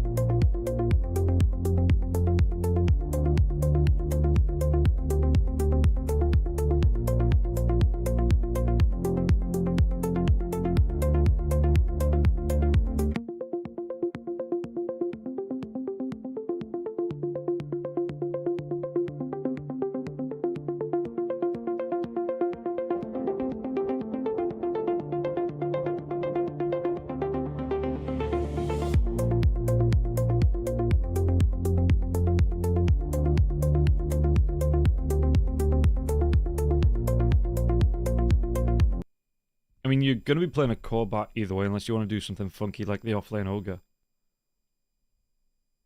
But I think God. with the next assassin being picked up like this, the offlane bat is a lot less impacted. Or the impact on the team for an offlane bat is less than if it was a mid bat coming up against the next assassin. Yeah, probably.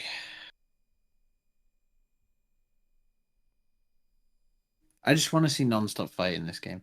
Make up for last game. I was going to say, with the last series being a 2-0, we were kind of back on schedule. Yeah, Dragon Eye just comes out for Yellow Submarine. It's just it's good push potential. It's a frontliner. They could run it as the position 1 actually if they want here. That could be the carry the mid or the offlane, and the Bat Rider could be the carry the mid or the offlane. Yeah, but it's just, like I say, it's a good tanky hero. It's a good front lane. It's early siege as well, so as soon as you get that dragon form up, you can take towers down, or start to pressure towers at least. Do you not just... Like, you could just take Monkey here, right? No. Do you think that's a mid DK? Monkey doesn't win that lane anymore. Really? 10 Yeah. seconds remaining. Not with the breathe fire coming out. You don't win. You don't do enough to kill the Dragonite. To the point where he gets tanky, and once he gets that dragon form, you can't really do too much against him. Team ban. All right, OD Dire it is team then. ban. Yeah, maybe.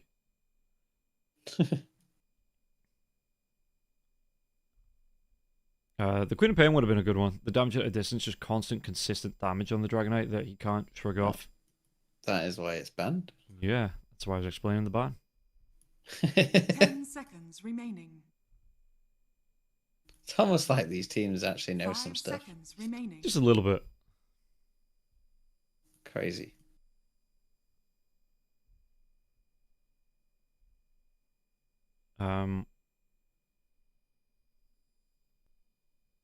Strong Boys, 1 ban left. I mean, they ban out the Beastmaster. Could be a mid. You might be thinking this is a carry Dragonite if they ban out the Beastmaster, because the Beastmaster goes mid or off, and Bat Rider goes mid, off, and Dragonite goes mid or carry. So I just realized something about Yellow Submarine's banner, and now it bothers me. That white bit's supposed to be transparent.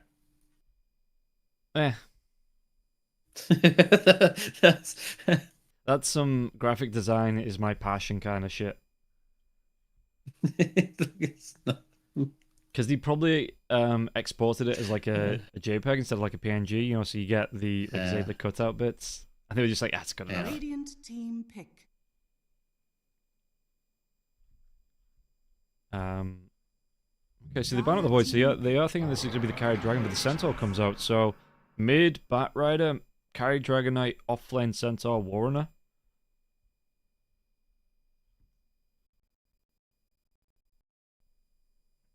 I don't mind this. It's... Oh, did they just go... They've already got a Gyrocopter, so they can't really go for a Lifestealer, though. 5 seconds remaining. Unless, again, they do something funky like Gyro mid. Could be the Marcy carry, though, actually. That's still a thing. They use Armlet Basher. You may now select your hero. Offlane Marcy, carry Gyrocopter, mid lane Bash. Yeah, okay. What's up, Demon Lord? Yeah, we're gonna watch Enigma versus Pipsqueak after this one. So as soon as the series is done, that one will be starting. Yeah, so we're gonna, like I say, we're doing all the series for PGL, and then I think. So my plan is, I'm gonna do Fisher on Friday, Saturday, Sunday, but I'm only gonna do 2 series a day. Because, like I say, I've been doing yesterday and the day before with 2 12-hour streams. This one could turn into another 12-hour stream as well. Tomorrow's probably going to be between about 8 and 10 hours. Seconds remaining. So it's just, it's 4 long days in a row. And it's going to be impacting my voice a little bit. So when we start to do the Fisher, we'll do like the first 2 series of the day. Or I might, we'll do some Fisher, but it's not going to be 4 series a day like I've been doing here for the PGL qualifiers. Because that's just way too much Dota in a week. So yeah, if you haven't followed along, and you've been enjoying the cast, don't judge me on that last game cast. But yeah, if you're enjoying the cast and you've been following along, but you've not actually followed the channel, like I say, we're going to be going for the rest of the week. We've got the PGL qualifiers today, tomorrow, and then after that we're going to be doing 2 Fisher games a day. So yeah, there's plenty more Dota to come for the rest of the week, and then after the week as well. We'll see what's going to happen then after the Dota's done. But it is, in my opinion, in my humble opinion, well worth following the channel. It doesn't cost you any money. It's free entertainment. So yeah, we'll get ourselves into this. See how it plays. If we get another hour-long game, or if we can get a little bit quicker, because I think the tails should be up for Yellow Submarine here. They shouldn't be as hesitant to take fights. The siege potential comes out a little bit better with the Dragon Knight. They want to be doing something, with this part. They want to be looking for picks, even though, carry bat. Right, so Shim, what's the build for the carry bat? You were talking about it a couple of days ago. What is the build? You know what? My brain was switched out. I completely didn't see it was carry bat. Basically, you just go. What's the item called? I always forget. Brain. Witchblade. So you go treads, Witchblade, and then attack speed, and then you build Plasma on the Witchblade. Okay. And talent tree, you said you go all right? All right. All yeah. right. You are... Fuck! I lost it. Is it Matthew McConaughey? The alright. Yeah. It's like, I was just about to say his name, and when you think of something and it just disappears out your head. It's a Sims moment. It's like when you go to look in the fridge and like, why did I open the fridge? Bottega could be in trouble here. Do they have the Impale on the next assassin? They do. Hatred is close. Chodex as well as Ponlo here. Maybe looking for a fight, but problems as well as Hatred and Bottega all here. Sticky Napalm's going to start to rain down as well. It's going to be a good Impale here, but is it going to get away? Toby being chased down now as well. Ponlo, they reset the stacks, and they might actually go for Chodex just to get him away, though. The rebound is going to be the safety, words. It gets him away safe is what I was trying to say. Maybe don't judge me on this cast either. That last game really affected us. Yeah. It'll be fine as soon as I hydrate.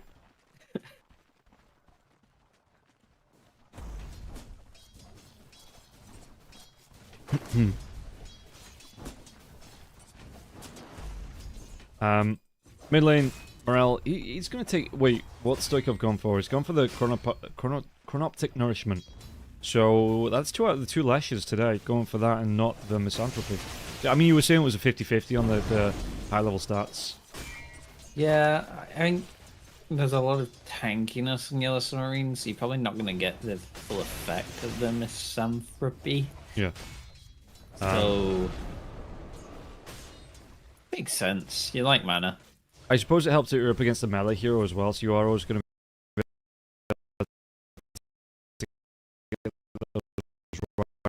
clicks off. In the lane, you are always going to be able to build some mana back. Yeah, I don't think the kill threats here onto the Dragon Knight though, so whether they try and play around towers, each player in the mid lane tries to just play around the towers, at least until the Blink Dagger's up for the Dragon Knight here. I will say, I'd have liked Strong Wish to switch the lanes here.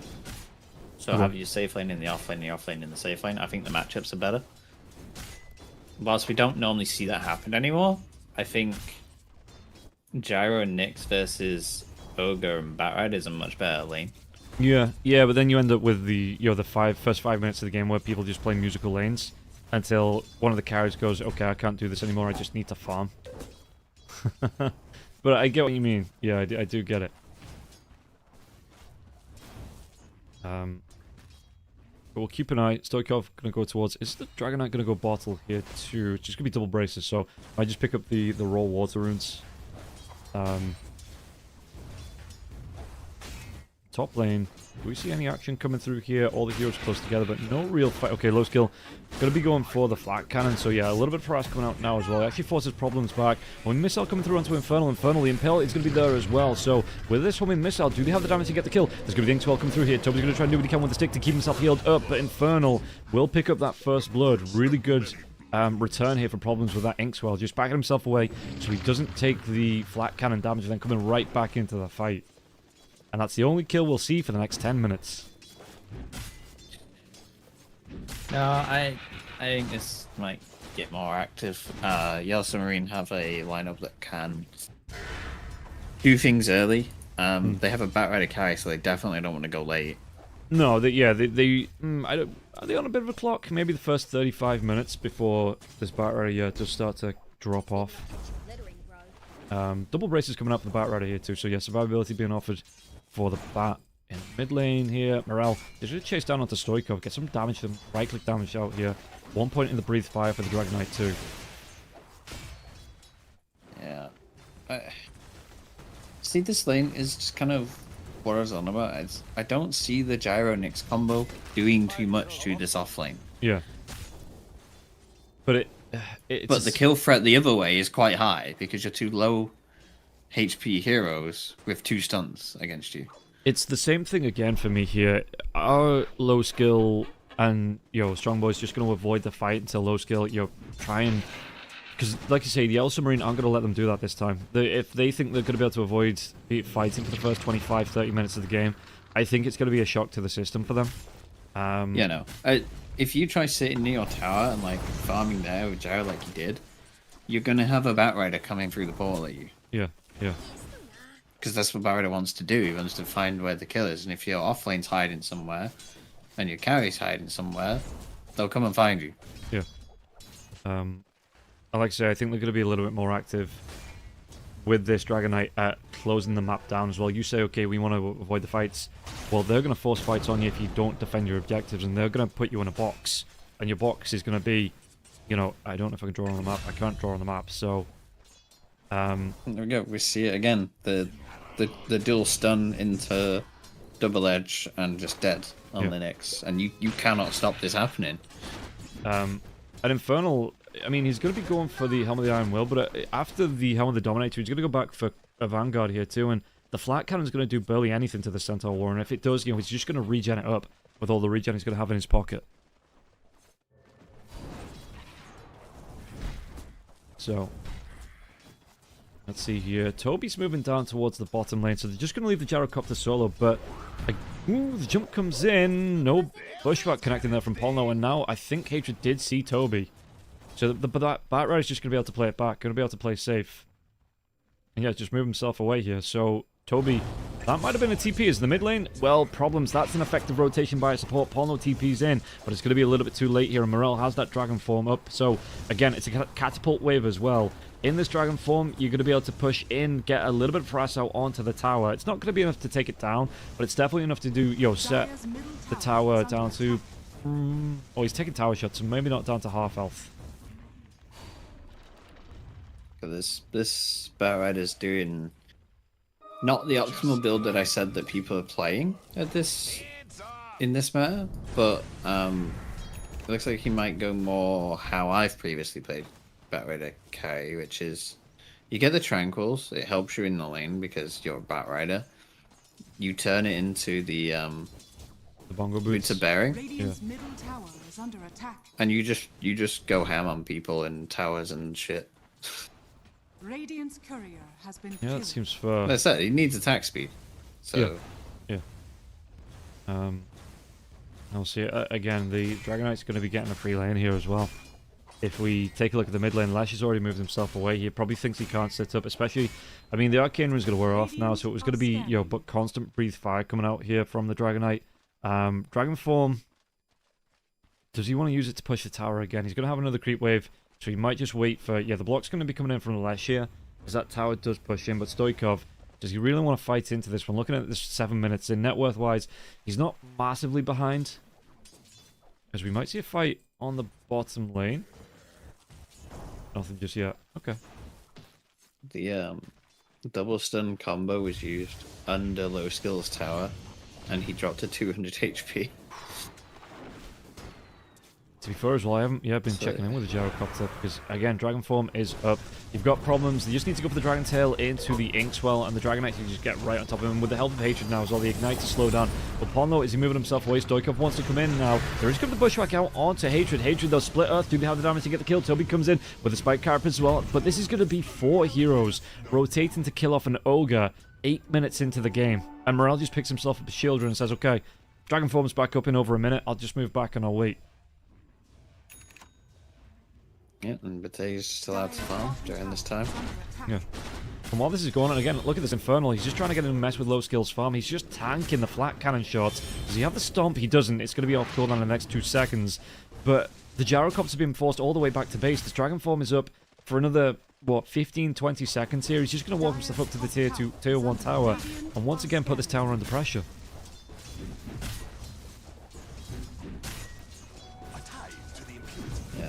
And as expected, Batega queued up the drums. Infernal Stampede comes out. They want this kill onto Ponlo. Yeah, they want to be going for another one here. They take down Ponlo. Toby TPs himself in. Infernal killing himself away. It's going to be a lot of magic damage come through for Infernal. And he has just used that Stampede. Trying to deny himself to the neutrals. Won't be able to get there in time. Is it for one for Annihilation? No, me. This is the upper bracket finals. So this is... Winner moves on to the grand finals. Loser drops down to the lower bracket finals to play up against the winner of Nigma versus Pipsqueak, which is going to be the series that comes up after this. Wait, he has the drums? Oh my god. Yeah, dude. This is going to be a quick boot to bearing. And he's got 3 points of the Firefly. Is there any stacks about for him? What are we looking at the triangle? Oh, there's a couple of stacks here, but oh, okay, might be able to get the counter problems. There's going to be the Inkswell coming out to Batega now as well. He's going to try and chase down last on drag back here through the Firefly. Going to be able to get the damage off. Does he get enough damage to get the kill onto Jodix? Jodix having to run himself away here. Might have to change over to Ponlo. Ponlo, sticky napalm, but there will be the Bushwhack coming out here, so Ponlo will be able to stop Batega in his tracks. Fire blast out. Does he want to go for the kill here? Chase down a couple of right clicks too with that ignite damage onto Jodix. Jodix, the rebound to safety question mark here as the Firefly, excuse me, the flame break comes in. Jodix, one more right click. He's going to burn down. It's actually going to be the Ogre that gets the kill. And now they can go on Ponlo too. Ponlo with a 6 sticky napalm stacked on top of him. Batega gets a kill on the board. They did kill a DK mid during that time. Okay. So it's not all bad. He wasn't in the Dragon Form, I do believe. Yeah, so, yeah, it's one team from each region.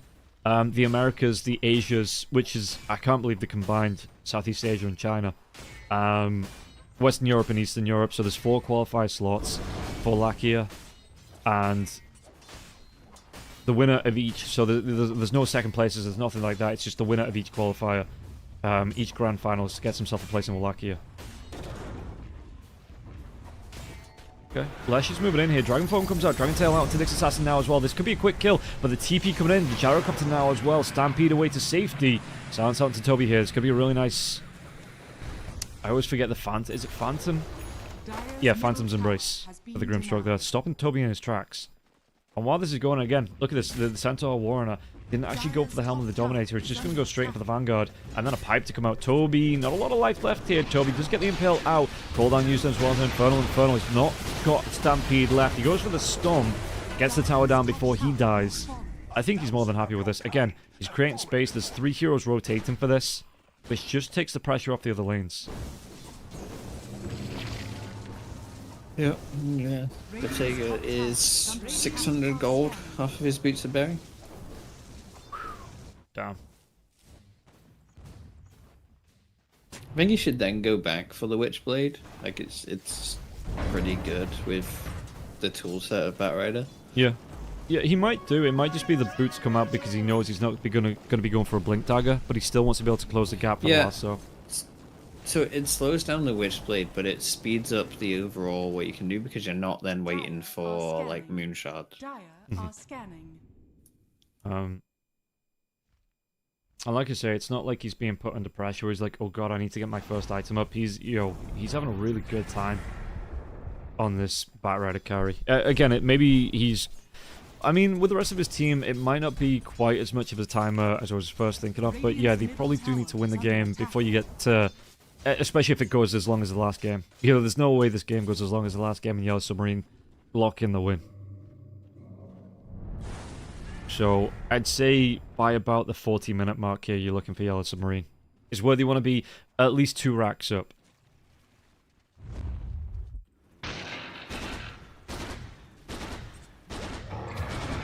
Bottom lane, Polno's going to be able to get the kill actually onto Hatred, but they've got the lasso drawback onto Chodex. Chodex, does he have a rebound to get himself away from this one? The tower shot's coming through as well. He's going to have some heals here, and it looks like Bottega doesn't want to chase into the middle of 3 or 4 heroes, but Morel comes in now. Dragon Tail, Inkswell out. They get the kill onto Bottega, excuse me. Bottega takes down Stoikov, and Toby's going to be the next one to go down, it looks like.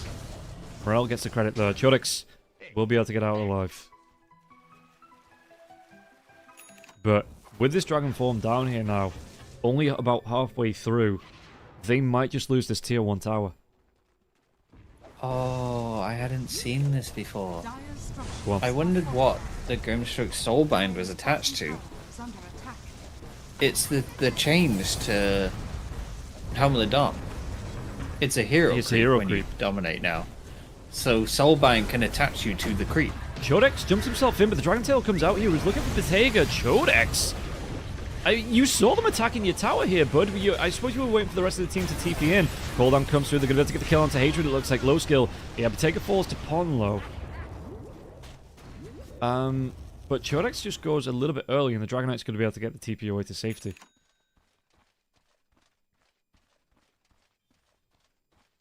Okay, so they do slow down this Batrider just a bit. He does have his Boots of Burn now. Nothing queued up item-wise. We'll see what it's going to be after this. Dire's top tower is under attack. Gonna be the Hurricane Pike. I suppose he wants that Makes separation. sense. Yeah, whenever the Marcy jumps in on him. Yeah, this is a more tempo build.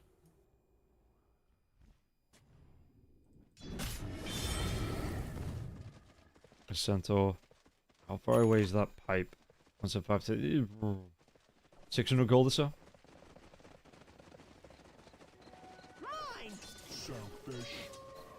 So we might see... Is this going to be a smoke up as low... No, low skill. He's got the flat cannon. Yeah, he's got the stacks on the ancient trap. So Stoikov's going to come in. They're just going to split this between them.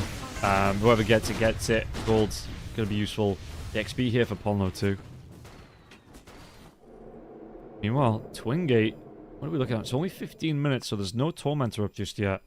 They're looking for the Gyrocopter, I think, but they're looking in the wrong direction. Is the Hover Over Tooltip plugin open source? That's pretty nice. It's just open... Yeah, anybody can use it. It's, is it Pimp Buckles? Flame Break, Chodex, Inkswell. They're going to be able to get the grab. Yeah, there's a Soulbind again. It's going to be, well, double lasso onto the hero creep there as well. Sharpshooter does connect onto the Centaur. Yeah, because it's the Laeth, plugin. So there is the Sunsfan one, but there's also the Laeth one. I don't know. Anyway. Yeah, it's free. Anybody can use it. I don't know if Laeth's still a thing, is it? Maybe. I don't know. Is under attack. Flame break back, low skill though. The cooldown will be used here. They're gonna get the damage out to Toby. Toby, he's got the spike cards coming in 8 seconds. Bottega's gonna be in the middle of all of this, so Bottega is getting so damn low. Now this is the big thing. Problems gets taken down as well. If they do respond in force, I like this as well. Yo, I think they've realized that they can't just wait for the farm. They do have to fight it out on the side of Strong Boys. And yeah, Yellow Submarine, Are fortified. they keep sending heroes, but they are being overwhelmed. Tower is under attack. Dire's So far, I'm not middle impressed tower by the is under Batrider carry, to be honest, across series. He just feels way too squishy.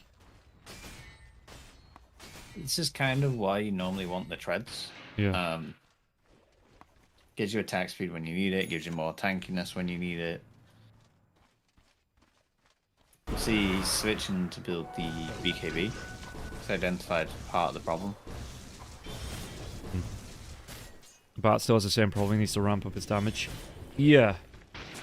And I'd be all for it on the off lane here. Inkswell jumping, they might be able to get on top of the low skill now as well. The Dragon Tail is going to be a full Inkswell to come out, and this should be the Gyrocopter going down. The sound's coming through. The Dragonite, though, it took so long. I mean, he's got the Mage Slayer.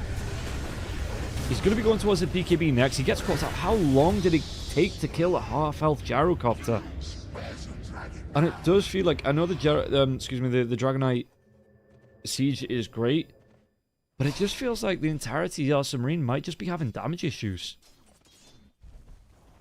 When you've got the burst of the Rocket Barrage, you know, you've got the... I mean, everything in the Leshrac kit. You've got the jump-in Marcy with the Unleash as well. It does feel like there's just some major damage issues that it takes too long to get a kill on the side of Yellow Submarines. 3 Initiators and no scale. Yeah. The fact that DK and Bat are both going utility. Yeah, so with this... Oh, he's not respawned, so he's still up there. But yeah, with this... With the Dragonite, I would have liked to see effectively a position 1 Dragonite. You know, you get the blink, but then you start to look towards your Daedalus, you look towards your AC, you look towards these items that give you the damage, and not just Mage Slayer. It's not bad. The attack speed's nice on it. It's the Bats build that's the problem right now. Yeah, Armlet, yeah. Wait for the Dark Portrait. Okay. You know, I'll take it actually, is that twice we've seen the carry bat, twice you've asked me the build, twice I've said the build, twice I've not gone the build, twice it's not looked as good. Yeah. How is the chance it becomes a 1-1? Yeah, sure, there is every chance here if Strong Boys can keep up this momentum and keep putting Yellow Submarine under pressure in this game.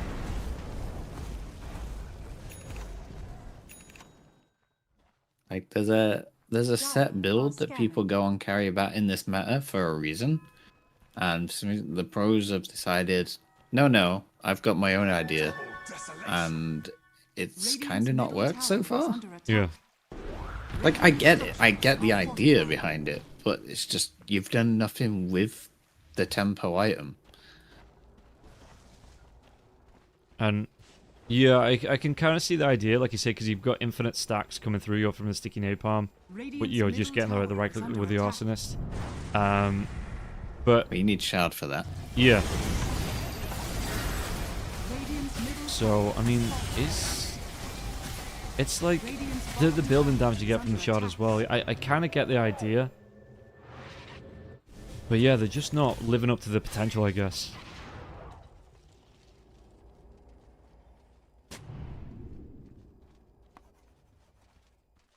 Get the Inkswell Dispel now. That's pretty good. What are you dispelling? Can you... Strong Dispel? It's a basic dispel, right? Yeah, that's one of what it does, but yeah. No, I was just looking. Basic Dispel, it gives you 40% more damage and heals for 40% of the damage it does to whoever is on it.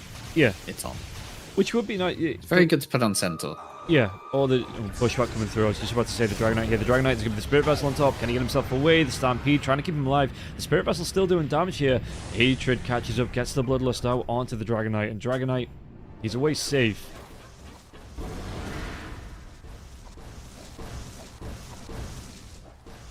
Needs about another 1,000 gold for BKB now too. Are we looking for the Bat Rider? Bat Rider's got his BKB after this camp. Yeah, it's going to be enough gold here coming up for him to buy that one out. But like you said, this does need to be, I think, Yellow Submarine now, with these 2 BKBs, they need to start to fight it out. Otherwise, you're just going to let the Gyrocopter run away with the game. It needs to be go time. And it is a very strong timing. A lot of what Strong Boys have been doing to you is countered by the BKB. So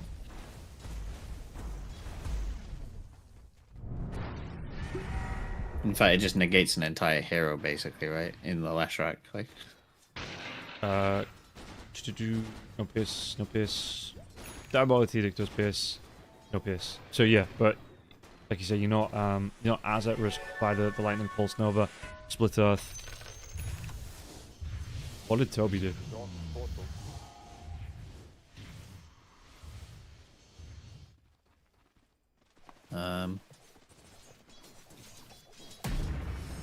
Because I know there ain't any beef between these two teams. Otherwise, we would have heard about it by now.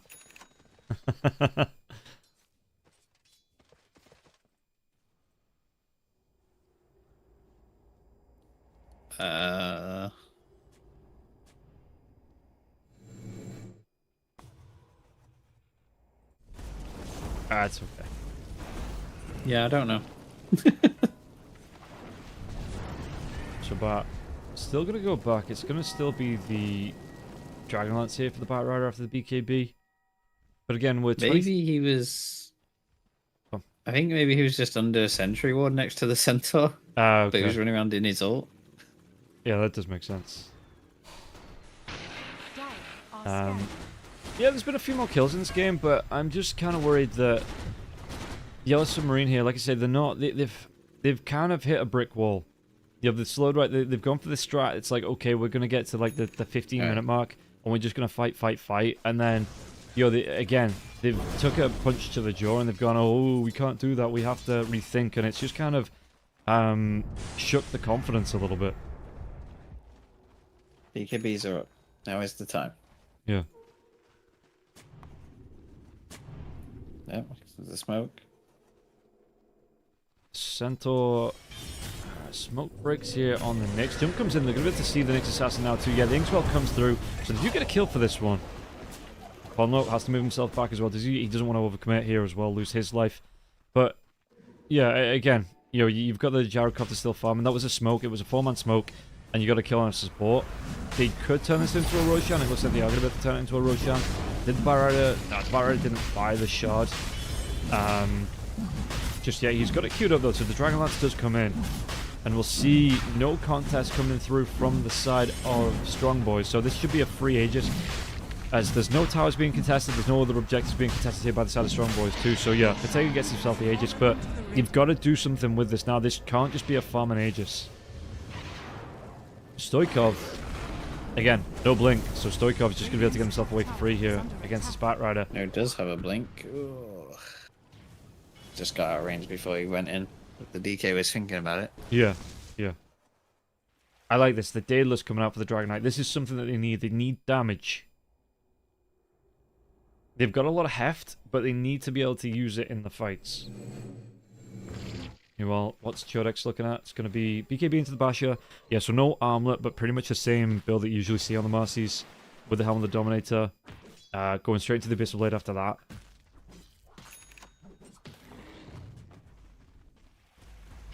Low skill. BKB coming in for him on the courier. Yeah, just complete here, so they might be able to defend. As they go for a smoke out, Lesh has got his own BKB. Blink Dagger up for the Lesh in the queue. He's got the gold for that Blink Dagger, but he might be going for the Liquid Sphere first. Stop those lassos from coming in. Oh, they're going to be able to get the Fire Blast here onto the Nyx Assassin. Nyx Assassin just have that Spike Carapace out, the Bushwhack here onto the Dragon Knight. Dragon Knight doesn't have that BKB going just yet. They're going to be doing a lot of damage to problems, though. Toby will go down. Infernal gotta get the chase out. Hatred gonna be chased out by the Marcy as well. Low skill. Soulbind comes through. What have they got? They're gonna be able to do a lot of damage here to Low skill. Chasing down onto Stoikov now too. Bottega again. No blink dagger. Was that Dragon Tail? Stoikov. His BKB is gonna be down. That haste rune was off now as well. So the Dragon Knight, that Dragon Tail, it will connect as the Marcy rebounds him to safety. Flame break pushing him down. Do they want to carry on going to Stoikov? They don't. The breathe fire is just gonna be onto the creeps. Okay. That fight was much better for Yellow Submarine. Yep. They waited out the BKB, and as soon as the BKB was done on Darrock, it just melted. Yeah, yeah. And that's one of those things that, even if he's got the BKB going, you, like I say, you just lasso him, right? You just keep that lasso for, especially when it's going to hit level 3. It's going to waste so much. It's going to waste a third to a half of that BKB time, depending on the BKB level. He has the shard now on the bat as well, so... Oh, nice. Nice. He can push lanes, he can infinitely do damage to you, basically. He does damage to towers as well, because it, yeah, building damage, it's only 25%, but it will add up. And they're looking for some more. Dire's middle tower is under attack. It doesn't get applied by illusions. Okay, that was, yeah, going to be my question. Just saw the illusion. There you go, look at it.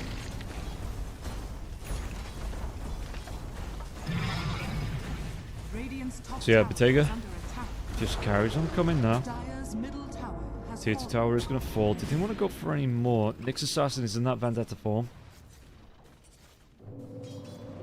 Inkswell, where are they going with this? Ah, they were trying to get over to the other side, but nobody's here. TP's going to be in Stoikov. They might be able to find Bottega. Bottega does have that Aegis. He's had his own BKB still. Spike Carapace comes out. It's going to be wearing off for Toby now as well. They do take down Stoikov. They might be able to go for a little bit more. Stampede, did he get a catch out to low skill? Low skill, he pops up BKB, but again, he can't TP himself out because there's just that threat of the lasso, so he just has to stand and fight, and Bottega is going to be able to trade against low skill in a right-click fight here.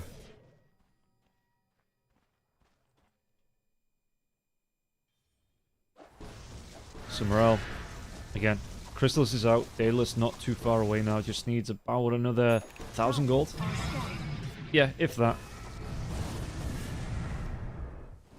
The Batrider going to cut the wave as well. The Firefly into the camp.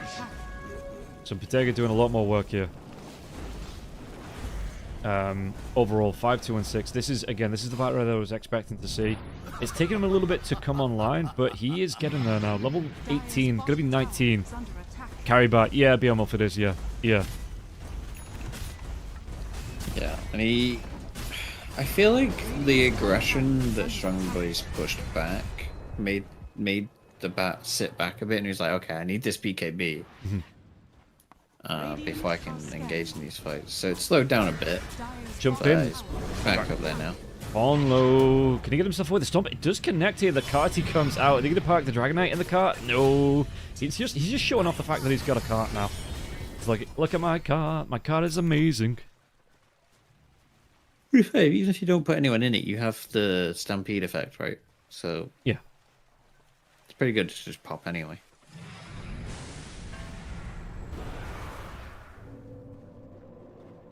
Give it a lick. Are they going to find here? Bottega might be on Stoikov. Stoikov, he's got his BKB, but again, if Bottega chases him down, even with the BKB, Toby's going to be here though. Impale it will connect. If you want to try and turn this around again, it's a big chunk of damage here. Bottega gets a BKB, the lasso. He's going to try and go for the drive back here onto Stoikov. Stoikov being taken for a ride, but Stoikov, he had the damage to get the kill here. Do you want a... I'm overreacting now. I'm thinking of getting a heart on the Batrider. No, it's fine. It's just you don't want to take a 1v1 versus a less track. Never mind a 2v1, right? Yeah, true. Just a poor decision. It's fine. He should go for the same items he has been going. Well, what item is he going to go for? So the Hurricane Pike's complete. He did have the Witchblade queued up. You know, top lane. Toby, he gets his shot. So the Vendetta, he gets the break now.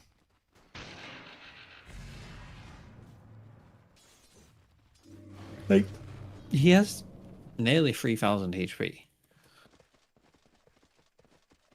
Oh, it's gonna be the Scotty. So yeah, Scotty stats, extra attacks. You know, it's slow down, and then the Witchblade to come out afterwards. It looks like.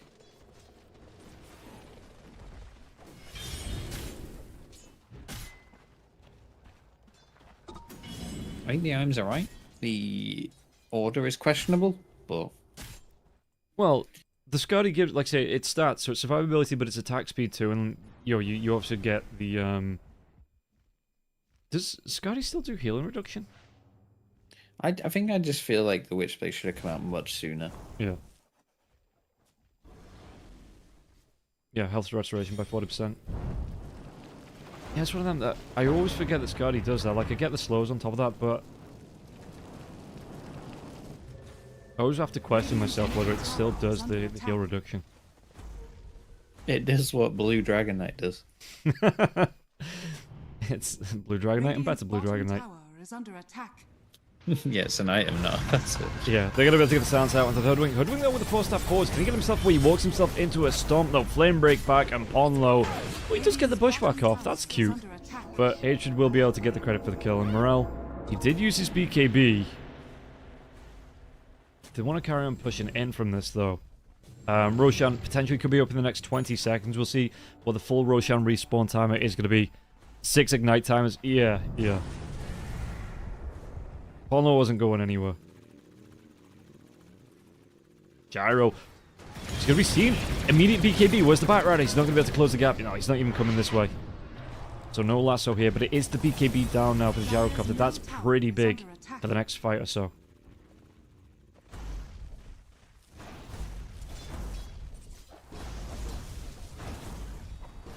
Bottega does have the gem. Jump comes in. They're going to be able to get the Dragon Tail. He's got no BKB now, so the lasso drag back coming through. This gyrocopter is in no man's land, down on his lower ground. Killed off. They're going to be able to go for a little bit more here. They're going to be able to take down the tier 3 if they want to. The right click's coming in from Bottega.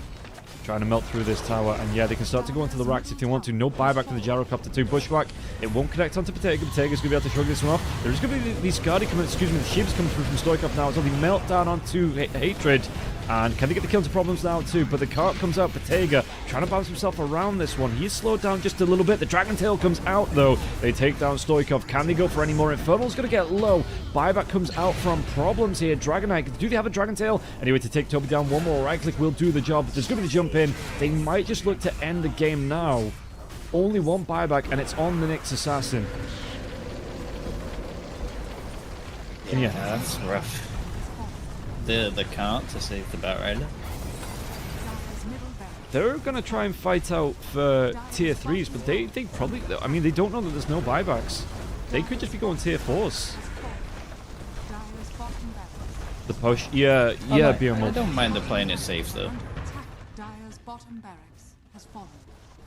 Especially, like, we were just talking, you know, the shard. Just stacking up the sticky napalms, the right clicks coming through. So Gyrocopter, Nyx Assassin, they're both back here. Bottega, they take down another tier 3. Where's that Dragon Tail? The Soul Band into... No one's got the BKB out now as well, but do they get the lasso locked down here? They're going to be able to take down... That's the Nyx dead. That's a dieback there as well on the Nyx. Gyrocopter will fall. No buyback for him. Everybody's pretty low on the side of Yellow Submarines though, so do they stick around? Looks like they might just back themselves away to safety. I mean, Roshan's going to be back up as well. There's a regen rune in the river. You fought and died with honor. So they can check this. Regeneration. Yeah, Morel, he's got a regen rune. Problems probably would have wanted that, because Morel... he had a decent amount of health anyway. But you can see how this game's turned around once he started to get damage under the belt, right? Like I said, the Daedalus coming out for the Dragonite. He's got the AC now as well. The Batrider just being able to get the right clicks off with that BKB. That's a Skadi completed now for Bottega too. They hit the tempo, yeah. Lilty, yeah.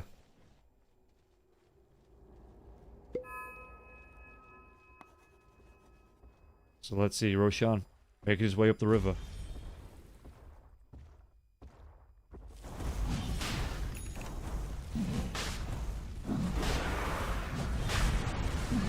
Looks like I should have watched this game instead of watching the last. Yeah, Fire Chimp, yeah. This one's a little bit more exciting. It's in about half the time too. It's been a good game. It really has been a good game. And Roshan, jeez, look at how quickly they do this.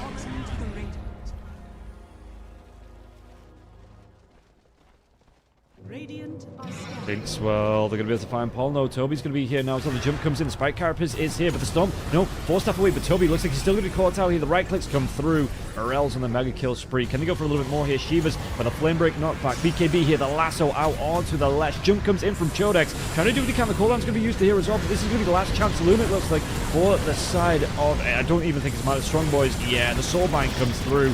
And the Batrider is just melting through absolutely everybody. The 4-star forward, Ponla will go down there too. Stoikov, did he want to make it all 5? They absolutely do here. Stoikov will fall, and that should be the game. GG. Yeah. And Yellow Submarine, that they grab themselves for Valentina. Are they defending someone's on? I can't go up. I can't scroll up anymore. Okay, if anyone knows the lore, let me know. I'm not sure. Yellow Submarine, they secure themselves that grand final place. It's a best of 5 between them and PGL Wallachia. But there are still 3 more teams vying for that grand finals. We've got ourselves the Strong Boys, we've got ourselves Nigma Galaxy, and we've got ourselves Pipsqueak +4, all looking to get themselves through into the grand finals, and only one team can do it. We've got one more best of 3 to come. Nigma Galaxy versus Pipsqueak is going to be coming up in about 15 to 20 minutes. We're going to take a quick break, and then we'll be back with the 4th and final series of the day. See you after this.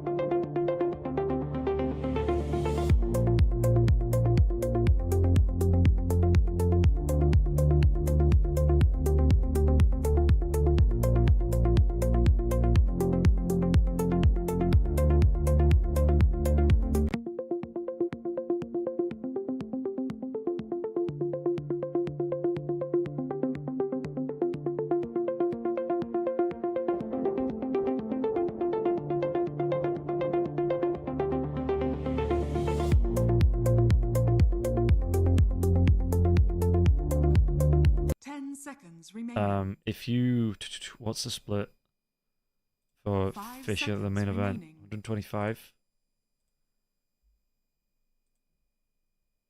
Okay. 60k for second place. So yeah, you make 5th, 6th in Wallachia. You're making the same money as making 2nd place in Fisher Universe. Yeah. Is this game early by now? It's just on a rolling schedule, Daza. So because the last series ended early, this series starts early. Yeah, they're just clacking through the games here on Wallachia. Yeah, it looks like Uragi was just a stand-in yesterday. I guess Darkwood was busy or something. Yeah. Pipsqueak are out of it. 10 seconds remaining. The Fisher qualifies. So That should 5 spur them on seconds here, though. remaining. yeah, while we're talking about Fisher, I think my plan is going to be Radiant team pick. on Friday. So tomorrow I'm going to be doing the lower bracket finals, the grand finals here for Pipsqueak versus Nigma. Then on Friday, there's a potential match which is going to be potentially Spirit versus Liquid. So I'm going to cast that on this channel.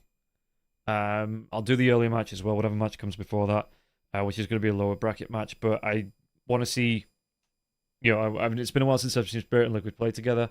So if they potentially go through on the upper bracket, I'm going to do those first 2 matches Friday morning. I'm only going to be doing 2 matches a day for Fisher because, like I say, this is going to be another long day. We're already at 8.5 hours with a best of 3 ahead of us.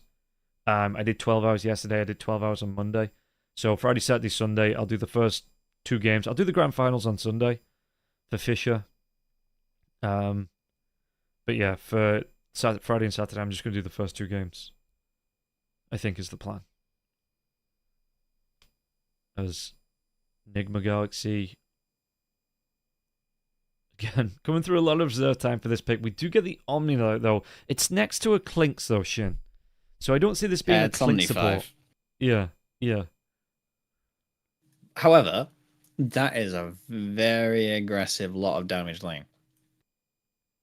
Yeah, it is. You just go Hammer Purity first on the support Omni Knight here as well to run them down, I guess. So we'll see what. I don't know what facet they've been taking on support Omni. I can tell you because I think it was Pipsqueak that were playing it, so I can tell you exactly how they. Because you have Healing Hammer, which is the Hammer Purity does heal over time for some of the damage it does, or you have the Omnipresent, which is where the carry goes. Yeah, so Pipsqueak had played the Omni Knight twice, and he went for Omnipresent twice. Makes sense. Yeah, so you just want to run them down to do the damage. And they already lost Birmingham to Nigma. 10 seconds They remaining. might feel that Nigma aren't as as good. 5 because seconds remaining. There have been a couple of Radiant games where Nigma team have been back. touch and go. The first game today up against VP, they completely collapsed. So Pipsqueak, they think they should be in with, I guess, a good chance here. Of coming through and potentially getting the win on the board. 10 seconds remaining. Yeah. That was 5 seconds also with remaining. a different carry.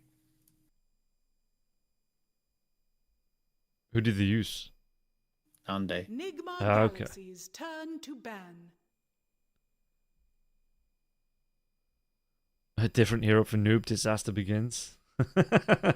Sableye played it this morning. Sableye had he had an okay game, but he had a really good game one up against Nigma on this Primal Beast. So maybe Nigma taking some inspiration from the 10 series this seconds morning. remaining. Didn't expect the series to start early. Yeah, Shorzy, it's just a rolling schedule. So as soon as the last one starts, it's the next one begins. So because we've had a really quick series 2, we had two 2-0s today. So yeah, the schedule is about an hour ahead. 10 seconds remaining. 5 seconds remaining. Pipsqueak, what else did they want to be removing here? So we're looking carry for Nigma. Again, Gyrocopter. It feels like just the go-to for a lot of teams at the minute.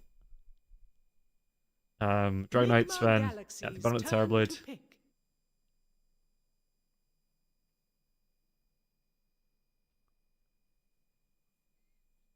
Enigma Galaxy. What do they want to be going for? And again, not a lot of reserve time to think about this one, so 10 seconds remaining. we'll see if they go for something a little bit different. We've 5 seen seconds remaining. a couple of Radiant verses. team pick. Oh, okay. Get the Kez. We get the Kez. It's Pipsqueak. What are they looking for now? Unless you want to run the Beastmaster mid up against the Ember Spirit. We 10 are looking for that mid seconds laner to come out here for Pipsqueak +4. 5 seconds remaining. Why the name Pipsqueak?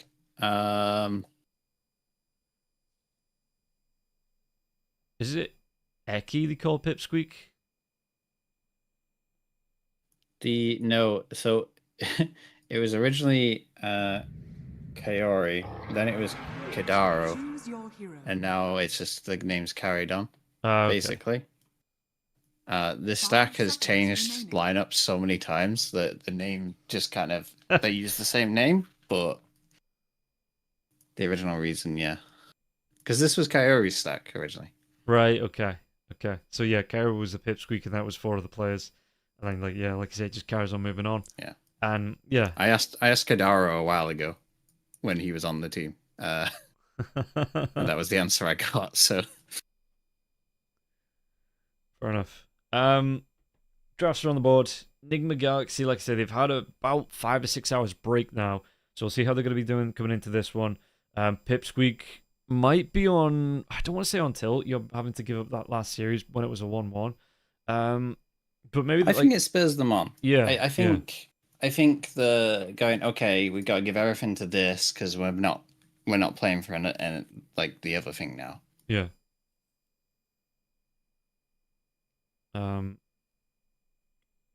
You'll see. So yeah, the Omnipresent coming out for the Omni-Knight here. Go nuts for the Hoodwink Beast Mode, Beastmaster. No real facet changes, it seems like, through the teams. And we're going to get ourselves into it. So yeah, we'll see if this one gets super aggressive in the lane because he has gone for the aggressive facet. Who's going to be coming out on top? Do we have any smokes? Nothing to start. Itemize anything out of the ordinary. Yeah, so Dying Light here for the Phoenix. Instigate for the Grimstroke here as well. Primal Beast going to go for the Ferocity. Chain Gang. It feels like this is just the only facet the enemies first go for as well. Flutter coming out for Interq. But who's the smoke on? So it's on GH on the other side. Dark Lord's going to be the one that holds that smoke here. Do you miss can anything? See the facets on the game stats. What? You know the game stats thing, like where you see KDAs and stuff. The scoreboard. No, the actual game stats. So what you switch between like net worth and KDA and stuff. Oh yeah. There's a setting on there for facets. 30 seconds. Is it? Oh yeah, F. Oh, I haven't got it Default balanced out F. because I've got them all on them. Yeah. Jeez. Yeah, I just like to open the scoreboard as well because I can take a look at the items that everybody has at the start. See if there's anything funky coming out. What is funny, Strongbows will also play in Universe and PGL, both series scheduled at 13 to score 5 pips. Didn't fix anything. Oh shit, yeah. They might swap that series around for because they have it at, like an advanced. A heads up on that, so they might try and swap that around here. Yayo gonna move himself in, does take that bounce through now as well. GH just gonna be backing himself away. Stroke of Fate does connect here to Yayo. Yayo's slowed down just a little bit here, but Eki's gonna come back, help protect out his core. Cinema in the quality schedules, yeah. I wouldn't like to be the person having to be the admin running the schedules, because like I say, once you start to get to the later stages and all the same teams are in all the qualifiers, it just becomes a massive pain in the ass. Still not a fan of Dying Light as a support Phoenix. You know what I'm going to say, don't you? I don't know why they all do it. I don't know what the benefit of it is over the hotspot. Because you can be a little goober. You just dive yourself into the middle of the fight because you want to be getting it off. You get some damage and you get supernova off as well. And it's things like this. You just get the damage. You know, you get the chase on supports as well. Eki trying to get himself away from this one. GH going to turn himself around. Yeah, he's not fast enough. It's like an 8-minute delay. Yeah, David. I'm casting from the lobby, so we're live. I can talk to you, but because I'm casting from... Not casting from the lobby, I'm casting from Dota TV. Because there's no lobby access, there's no official cast, so we just have to put up with a 15-minute Dota TV delay. So the Russian stream is about 6 minutes ahead, but they have to put a stream delay on. Whereas, obviously, I don't have to put a stream delay. I just have to watch from Dota TV. As I've taken a lot of damage on this Omni Knight. More teams will have a chance for big tournaments. Yeah, that's one of the things that we're seeing a little bit more of these tier 2 teams. You know, they're making it their way through the qualifiers. They're having good times. Even in Western Europe, which has been historically one of the most stacked regions. Jump coming through, Rinsey Q. Just trying to get the harass out onto Eki here as well in the lane. Oh, camera going a little bit crazy. Bottom lane. Do they want to get the chase down here? There is going to be Inkswell coming out, so it's going to stop Omni Knight in his tracks here. Ike charge comes through as well from the Primal Beast. Yayo gets on GH in the top lane. Baited once again here. Dark Lord going to take the trample damage now as well. Dark Lord, though, does he want to try and trade it off against Noob here? It looks like he's going to be able to get a little bit of damage back. And Omar... Excuse me? Do me a favor. Just go back 10 seconds. Did he... purify the courier there for the kill? Was it a creep? What was that? I think it was a creep. Let me watch it. Oh, I've gone too far. Hold on. Nope. Cobby gets a kill on Smell in the mid lane too. A range creep. Yeah, I just saw a thing. I didn't quite see what it was. Yeah, so... So Omar randomly walks into this range creep that comes to him. And Ake's just like, oh, thanks very much. Just kills him. Yeah, I didn't see what it was. I just saw the little thing like walking past. I was like, you can purify creeps? No way. Fucking couriers. But yeah, the range creep makes a little bit more sense. It was a courier from Clinks. Can't use it on couriers, I think. No way. Somebody go into the lobby and test it. I mean, you've got access to the Dota client. You can come back and tell me. As, again, Eki, I like this from Yayo as well. He's going to make sure to clean up this neutral camp to make sure there's no pull-throughs. No easy pull-throughs for GH. Just leaving that one creep, which does actually die off there, but I don't know if he wanted to keep it himself. But he can keep himself in range of the respawn if he wants to, just to block that camp respawn coming through. Eki moving himself into the river, so the 4-minute rune spawn is going to come up. Eki steals away this water rune. Samel, how's he looking? It was definitely on the range creep, not the courier. The courier walks by afterwards. Right, okay. I double-checked. Omar, does he get it? No, he doesn't. Copy gets the bottle off here. Omar, the attack was in the air, but the bottle, it was there just a little bit quicker here. So Samel, I mean, he's got 2 charges left on his ball, taking a lot of damage off from Eki as well as Copy. And Ike chasing down Noob. I wasn't even expecting him to go that far. And now the tips start to fly through. And yeah, this Omni Knight's just going to get aggressive. He's like... Yeah, I don't care who you are. The Omni with Omnipresent, you cannot man up to them. Well, yeah, apparently not. That Primal Beast get taught a lesson. Pushback into the axes now. Go on. He has no regen on this Primal. Sure, yeah. And there you go. He kept pulling the creeps, and it just went, thank you very much, again. Searing Chains coming out. Inkswell now as well. Eki, though, does get the pushback off. Can they even kill the Zura and Axis? Sliderfist coming through here. Copy is committed, though. 4 heroes coming through for the side of Enigma Galaxy. And Copy a little bit too far. Will be dealt with, but this creates space for, I mean, well, not the Centaur, because Kez is still in this lane, but it creates space for the Clinks, who I guess had all the space anyway, because that was a dead Primal Beast.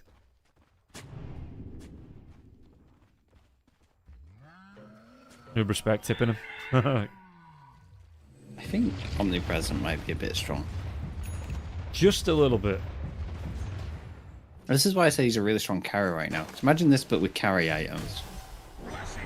He's even going to try and get a steal on some of the creeps there too. I imagine it's going to be the mana boots coming out for the Omni Knight here, so he can just carry on spamming this one out. Noob, though, has no mana left. Going to charge himself. Doesn't connect onto the Ancients, so we'll just be able to walk himself away. Do people play Omni Carry? Yeah, Tomato was playing it yesterday. Yeah. Getting Stack in Ancients. on the mid action as well. Like, it's just... Yeah, copy coming through. There is a catapult up. The Hawk is here for the copy as well. So Samel needs to be a little bit careful about coming in. But again, he does have the sleight of fist if he desperately needs to get in. Get some last hits, you know, clear this creep wave off.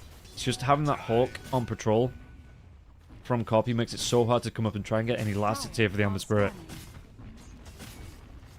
Hey, when was the last time you saw a support bully a primal beast?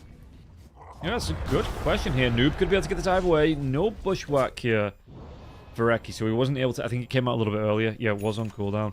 Wasn't able to get the lockdown out onto Noob, but we're coming up to that 7-minute mark, so we are going to see a fight around the Wisdom Shrine here coming through. Noob, the Trample's going to be coming off cooldown now as well, so the right click's onto Noob, and again, Ike, he's got clarity. He's just going to try and go for the chase down. He might have enough mana to get this kill. Yeah, the Hammer of Purity is just walking himself up.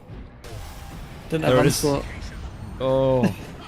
Jumping from the Ember Spirit, though. They might be able to get the kill onto Pipsqueak. Yayo gets the Wisdom Shrine on the other side, and it looks like it's going to be the Grimstroke that gets it for the side of the die here. Samil, though, right ahead. Dark Lord, there is going to be a Sunray coming through. Dark Lord, Searing Chains, do they get a kill out onto the Clinks? Clinks, the Purification comes out, does the damage to Samil. Dark Lord's trying to run himself away from this one. The Inkswell, he turns to right-click, but the Inkswell, it doesn't connect.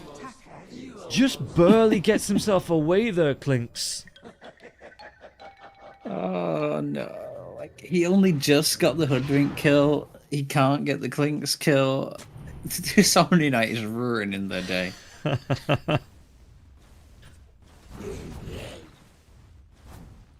Oh dear. How do you play into this?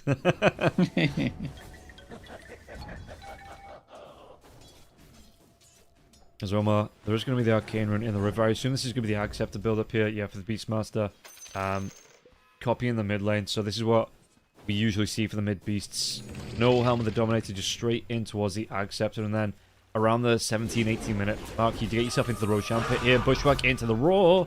This should be a dead Grimstroke. The Hawk, no. Okay, where's that Hawk dive? Dive bomb comes out. Copy doesn't even need to get the kill point blank.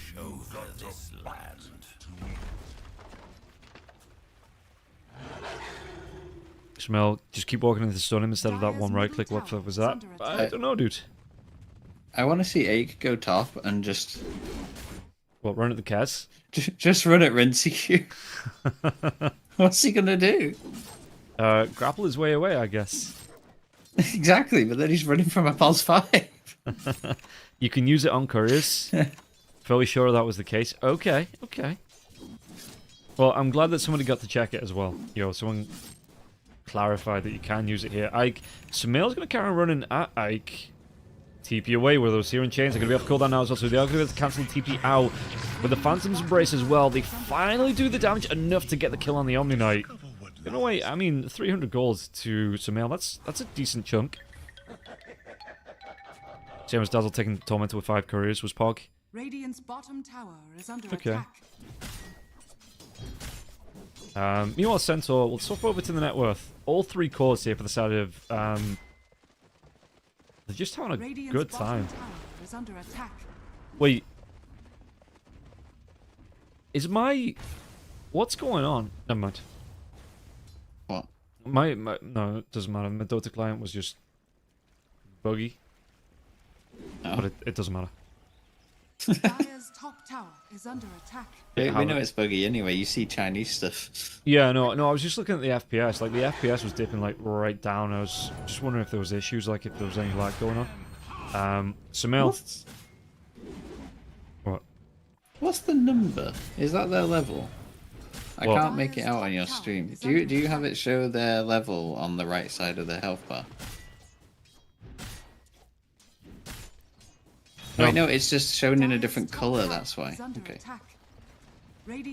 It's shown in like bright blue for you. Is it because colorblind mode? Yeah. Okay. Just wondering what I was like, why does it stand out? And I'm like, oh no, it's there on mine. It's just... Yeah, gonna be dived on here. Rinsky gonna be able to get on top of him now as well. Did you want to try and get the dive? Yeah, the Stampede comes up, but there is gonna be Ooh, it's a lot of damage out to Yayo now as well. With that jump forward, the Remnant Sumail, can he get the kill out? The Flame Guard, it might just be enough. Rinseku going to be able to get it. He's got himself the Echo Slash, enough to get that kill. As, yeah, he's even going to lose his Dark Troll Summoner though. But Rinseku getting something back. He's got a little bit of catching up to do. I mean, he's not massively behind the top net worth, which is the Beastmaster, about 300 gold. How's Beast looking though? Except, most of the way there, just needs himself another 1400 gold to pick that up. You know, Rinseku backing himself away.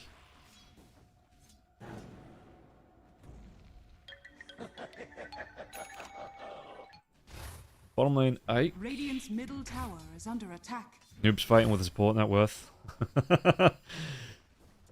It ain't great, mate. Noob can't fight the support, that's the problem. Well, he's going to give it a good go. He's going to have some backup. With that Phantom's Embrace now, they can surely get the kill. No purification coming out. Omar might pay with his life. It's a lot of damage coming through from Dark Lord. Is it enough for the kill, though? It's not quite. One more right click from either the Skeleton Army or the Clinks itself would have got the kill there, but just a little bit too far away from the Clinks.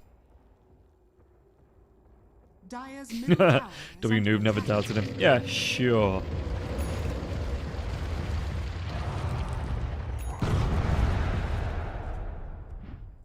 Dire's bottom tower So what can is they do under here, Dark attack. Lord? Going up to this tier 1 tower. Should be able to get off a decent amount of damage here. No, fortification does come through, so backing himself away just a little bit. It's 7-6, I'll think you'll find. It's completely different.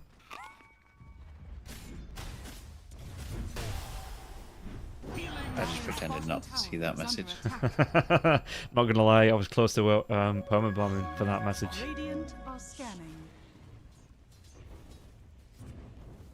Shmuel come down. Dark Lord is going to be seen now. Just underneath the tower. There's going to be the Searing Chain. Do we have enough reveal?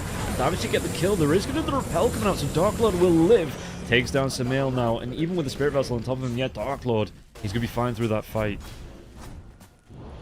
Yeah, really not an easy Phoenix game to get off the egg because, you know, you have the Clinks, you have even the Hoodwink at a distance here. Omni Knight could be able If to come up. Clinks is alive, you can't egg. Yeah, yeah. Because he just presses strafe and you're dead.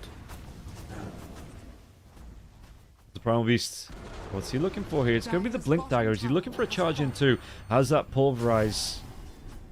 Eki going to be the point of contact, it looks like here. Is he going to go on Inkswell? Going to come through now, so they might be able to get the lockdown. That's the Dark Lord. There is going to be the Stampede now as well. Dark Lord, is he going to go down? He does. Where's that X? Supernova immediately. Like I say, as soon as he dies, the Supernova does come through. Eki gets burned through. Yayo trying to run himself away from the bottom, but there's going to be so much burn. Sunray now as well. The Repel comes out, but Yayo, can he get himself away? Copy gets Aurora out to Sumail. Sumail have gone a little bit too far. Overextend, slide a fist to the Remnant. He's still alive? No, Yayo comes in. Stomp, double edge, Copy with the axes will be able to get the kill. And yeah, GH, one more axe. Radiant's middle Ooh, tower it's is not under quite attack. enough. The one charge is do enough to keep the Phoenix alive. Jump comes in though, Yayo with a stomp. Radiant's top tower is under attack. So, Clinks has the Deso up now as well. Is he going to go back towards... Might be able to get the pick off here, because Noob and Omar both on half health. If you can find one of them, he's going to try and cut off Omar. But Omar goes up to the high ground. Did they see? Did they see? I think they did. The Watcher and the Sentry, yeah, they did. Dark Lord still looking though. Is he going to be able to go into Noob here? Is it going to be the Sunray come through? Dark Lord could be in trouble. Can he get himself away the backlines as well? Keds jumps himself in, but he jumps himself into 4 heroes and just straight up dies. Eki gets the credit for the kill. Pulverize now once again onto Dark Lord. Dark Lord though, he's living all the way through this one. He's going to take a big burst of damage, but do they have enough to get the kill? Dark Lord, they take down Noob. He will fall in the end, and now it's going to be the turn of Ike. Dive coming in through from GH.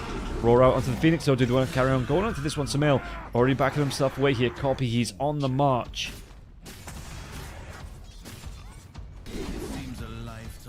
So let's see. Sumail, no remnants left. I think that's why he didn't want to go in. He just didn't have the spells to use. Well, I'm already preferring this series. We have more action in the first 15 minutes of this first game than we did in about 40 minutes of the first game of the last series. Just follow my trail. So Dark Lord going to continue to farm. How's Kez looking? Falcon Blades into the Dash. So going to be the Acceptor into the BKB coming up for Rincy Q. So standard Kez build as far as I know. Smells very far behind. Yeah. I mean, what are we looking at here for Sumail after this? Probably going to be Ags, I guess. What's going on the courier for him? It's going to be the Shard. Okay, yeah, I assume Shard into Ags. Stampede, bottom lane. Can they get the jump onto Noob? Noob's going to try and get himself away from this one. The blink just before the stomp here from Noob.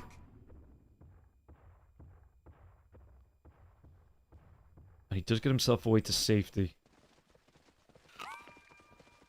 Radiant's middle tower is under attack. Yayo.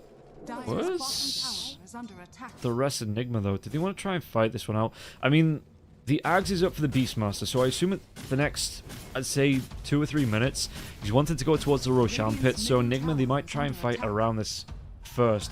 Maybe just going to wait for to the BKB pickup. Yeah, Rincy Q coming in. Gonna have himself that Acceptor queued up here and not really being interrupted. 1, 1, and 3. Net worth-wise, yeah, okay, he's 1,000 gold behind the Beastmaster, but one good fight does turn that around. Yayo still has the Alliance tag in his name. Yeah. In terms of the standard Kez build, I actually think people are starting to move away from this build. So this has been the standard build for a while for him, but people are starting to go Battle Fury, Manta Style, and then into like your Daedalus Satanics and stuff, and actually just skipping the Deso Ags. Well, okay. $10,000 a day. Yeah, I don't think it was in dollars, the Axolotl. Unless he specifically says dollars, and then in which case, you know, I don't know what I'm talking about. Eki, there is going to be the Bushwhack connect onto GH here. Stomp comes through. Yayo, can he get the kill? The Sharpshooter, Eki will be able to take him down. Battle Fury, Burst the Fly and stuff are pretty useful too, since he changed his attack speed cap. Oh, okay. See how they want to go with this one, as there's going to be another ring spell coming in here. Yayo gets caught out. Sumail, can he get the kill? Listen, they might just be able to do. Rincy Q does come in. Takes him down here, but you've got the Soulbind coming through. The double pulverize as well from the Primal Beast. Really well played. Did they have damage with the Trample as well? They take down Ike. They might be able to go for Eki as well. The Roar comes out for Coffee. So down low. They take down 4. Dark Lord going to try and do what he can, but there's going to be the Searing Chains coming in. The Echo Slash. Sumail gets the kill. Not your best effort. 5 heroes dead on the side of Pipsqueak +4. Yeah, you can get the double pulverize off with a Soulbind. And all of a That's actually sudden... the problem with Omni support. Because you don't go Hammer Purity maxed, and this is where your damage comes from. Yeah, I suppose. So now he's just... Because he doesn't have the mana to keep Purification and Repelling. GH goes down again. Yeah, he's just kind of a heal bot in this fight at the minute, like you say, but like I said, it's less than 600 mana. He can cast each spell twice if he doesn't Guardian Angel. You take this really strong hero, which is why he's been playing carry a lot, and which we saw early what he can do, and just turn him into a glorified I heal you. Yeah. Well, he's going to be helping out the Beastmaster here. Copy, nope, Sumail comes in. This is going to be a really nice fight if they can contest this one. Roshan, he gets low. The Stroke of Fate does come through. Copy, though, is going to be able to pick up the Aegis. Copy is low on health. They don't want to contest this, though. The Repel comes out. Still going to take some Spirit Vessel damage after that one, but you can see that Enigma Galaxy maybe... I mean, they had all their ultimates up, just weren't there in time to contest that Roshan take. Sumail bottles out the Arcane Rune at least. And what can they do on top? Rincy Q as well as GH. They are grouping up as 4. Sumail's not here though. So they're going to try and go for the smoke. But, I mean, Dark Lord's pushing in the mid lane now too. Dasho into the Ags here for the Clinks. And I think about halfway towards this Ags as well.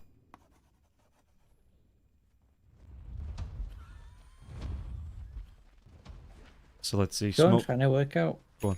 I'm trying to work out why you play Clinks instead of Weaver. Two heroes do very similar things. Have you seen the building damage even after the nerf that Clinks does? Charge coming through Weaver here. does building damage as well. Rinsey Q is going to be able to get that grappling hook away. GH on the retreat here as well. I mean, we're looking, it's Tormentor time now as well. Yeah, the Tormentor is up. So both teams may be looking to fight this one out, but no, Noob's going to be going towards the bottom lane here. They might just be giving this Tormentor up. I suppose he can go through the Twin Gate and join in the fight if that's what they want to do, how they want to play it here. But he needs that BKB, I guess, and only about 200, 300 gold away from picking it up. So they might just give away the Tormentor, or they might come through the Twin Gate on the side of Pipsqueak +4 and get a very juicy looking Noob. Jump. Oh no, he gets the onslaught away here. Eki, can he get the bushwhack? He can't. Blink out from Noob. And this might just open up the Tormentor here now as well. Yeah, they're going to be able to catch out. Copy, he does have this Aegis now as well. The Echo Slash comes through onto Copy. Copy, can he get himself away? The Aegis has been popped, and so has the Omni Knight. They're going to try and come through the Twin Gate here. They're going to kill to Copy first, though. Copy's going to go through the road. It's going to be the Sunray come through on that Twin Gate. GH, the damage coming through, but he's going to be able to break that egg. Surely, no, the sound's out onto the clinks. Does it break the Supernova? One more right click. It doesn't. It stuns absolutely everybody. And this is going to be a rampage for Samael. What? What did I just... Mischance, bruh. Radiant's bottom tower is under fired attack. so many attacks of that egg and it didn't pop. Has fallen. Somebody was saying Samael was so far behind in chat, I think. Radiant's top tower. Well, after that, level 17. In fact, let's take a look at the hero levels as well. Level 17. He's got himself, top of the net worth too. Nearly 13,000 gold. Who got the Tormentor shard? Radiant's I didn't even see who got Eki, that. I think. Yeah, okay. Like 5 minutes ago. Listen. He's ahead now, and that's what matters.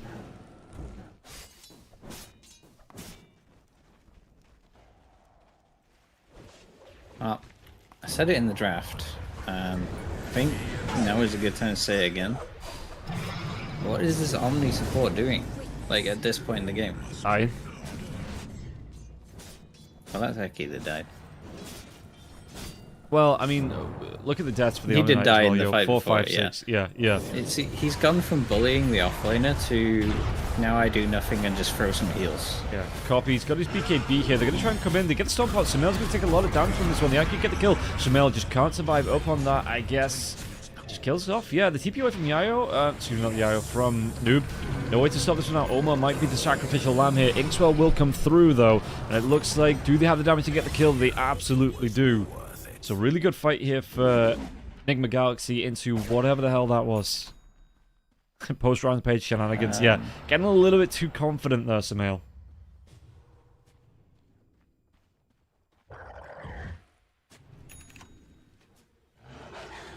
Death, taxes, Enigma throwing.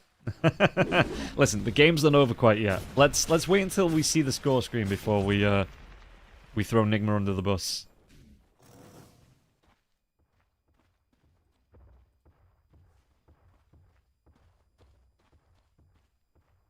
Dire are scanning. Dire's middle tower Top is lane, under Yayo. attack. As well as Ike, they can back up Dark Lord here as well. Dark Lord, how's he looking in terms of net worth? 12,000. Is that Ags complete? It is. So Ags into the BKB. Gonna stop down some of this control coming out onto the Dark Lord.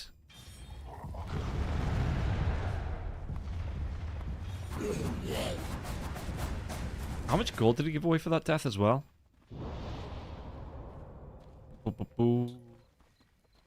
Quite a lot to copy. Yeah, nearly 1,000 to copy, or 1,100 to copy, and then another 289 over the top of that as well.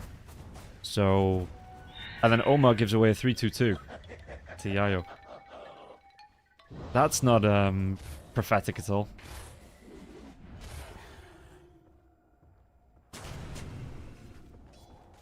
We're going to see another fight now coming out. Does reveal onto Dark Lord. Can they get the kill? The Inkswell comes out once again. Pulverize out onto Dark Lord. Dark Lord's going to be caught out here. He's going to have enough damage to get the kill. Look at how quickly Noob's going to melt to this one. Dark Lord with the right clicks. Eki takes down GH now as well. They're going to try and chase this one out. Do they have that roar available? Soulbind comes in. Rinsey Q's going to try and get himself in with the Echo Slash once again as that Raptor Strike as well. Raptor Dance, excuse me. And Kez just trying to back himself away. They've already lost 2. Copy's going to be fine.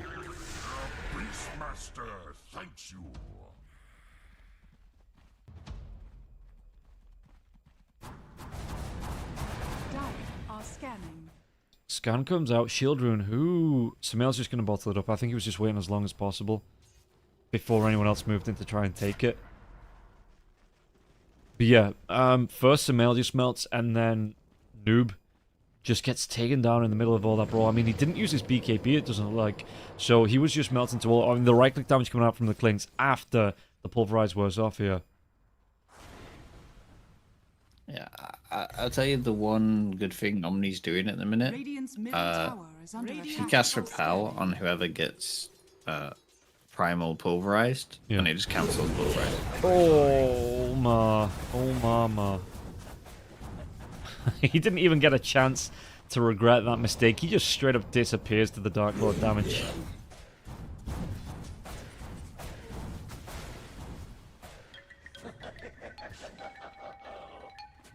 Things are going to get more miserable for Sumail soon. It's a long way off at the minute, but there's a Scythe coming on Eki. Tower is under attack. There's an Orchid coming on Copy. Does he not have a... He's going to go towards the Lincoln Sphere, not a BKB here on the Ember Spirit. So yeah, it could just get a little bit awkward as Dark Lord, who wants this tier 2 tower, he spawns a skeleton army. And, well, the fortification comes out immediately here, but as soon as that wears off, let's see how quickly he can burn through this building. Okay, it wasn't as quickly as thought it was going to be. There's no attack speed boost there for him. Dire's bottom tower. Puppy's He officially out of actually secret. Yeah, Yeah. he is the coach of Parry, I think Secret's... officially. It's been dead for a while, Secret. Secret has become Team Public.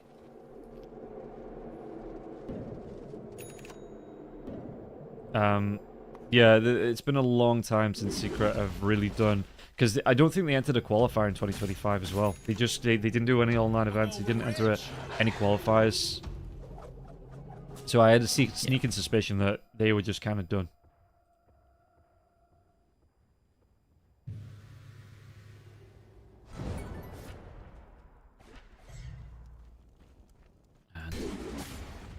He was a founder of Secret, not an owner. Bit of a difference. Yeah. Yeah, it was dead, but Puppy was always saying I'm working on it, and now it's over. 2-year contract with Barker killed him. Yeah, constantly. I know he's going to go coaching now, but constantly having to be the babysitter. Jump comes in, Copy's going to be caught out now. The BKB comes out. Do they have enough time to get the kill onto Copy now as well? Kez, he's going to go down first. Eki gets the credit for that one. The Soulbinders come through. Dark Lord just running himself forwards here, and they just delete Rinsey Q. Rinsey Q doesn't even have a BKB, so there was no chance of him getting the BKB off. Yeah, and as my good friend Kez Spammer Fruit Loops likes to say, you counter Kez with a stun. Yeah, and as I like to say, rip bozo! Get Right, yourself a that is it. BKB. You just stun him and he can't do anything. He just dies. The whole kit of Kez needs to press his buttons, and if he can't do that, he'll just die. Dire's bottom tower has fallen. Secret starts to fall when they kick mid one. I think there's a few players that are vindicated from playing on Secret, like Crystallis used to get a load of shit, and he's performed on a few different teams here, as they're going to be able to get the lockdown into Copy at least. Sumail gets the credit for the kill. Yeah, just stun. Stuns win games. Just stun him. If you can't stun him, what is jungle? Dire's middle tower is under attack.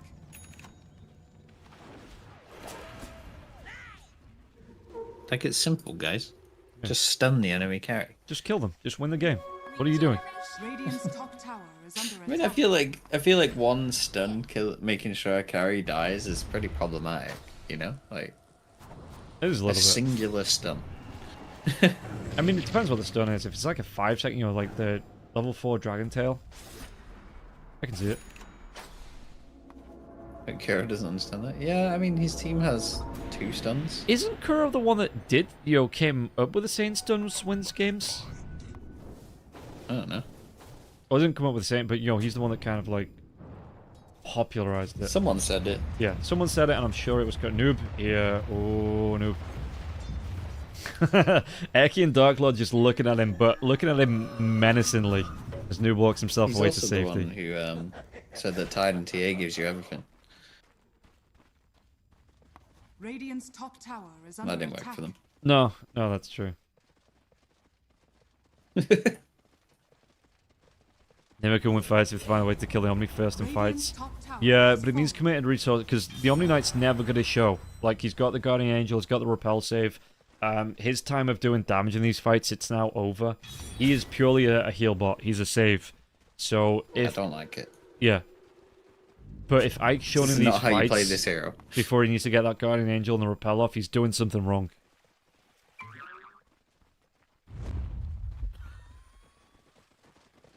As we see the group up coming through. For the side of Pipsqueak +4. Where's the harpoon? Where's the radiance? Where's the shard? Over there with Core Omni Knight. That's how you play Omni Knight. Who's going to get the jump in now as well. Smoke's going to break here. They get the steering chains out onto Yayo. Jump commands Sumail. Where's he looking? He's just looking to scout out with those remnants. But the silence. He doesn't have his own BKB. Ember Spirit, can they get a 4-staff away? It's going to be GH taking all that Dark Lord damage now. And they just delete Olmar now. 2 Kez can't run himself out of that distance either. Sumail, the next one on the chopping block. He doesn't have any more remnants. Yayo's just waiting for that stomp to come back up. Searing Chains will be here. Noob actually cuts it, but Sumail once again going to be... No, not going to be sound off. The TP away? Where was that remnant? It was Yeah, right back on the he other still side had of the one river. out? Yeah, yeah. Yeah, I feel like Ember Spirit... Sumail got the rampage and he went, cool. In his mind he goes, I'm unkillable. I don't need a BKB. You know what we say to people that cause that don't buy BKBs? We say, rip, bozo! There's like a double remnant jump away, and Coffee was just like stood where the remnant was coming. Yeah, he knew. He just knew. Yeah, this is kind of the problem when 2 of your 3 cores aren't buying BKBs. Yeah, and I mean, Kez is going for it now. Sumail's not. Noob? Noob? Not Sumail's not doing it.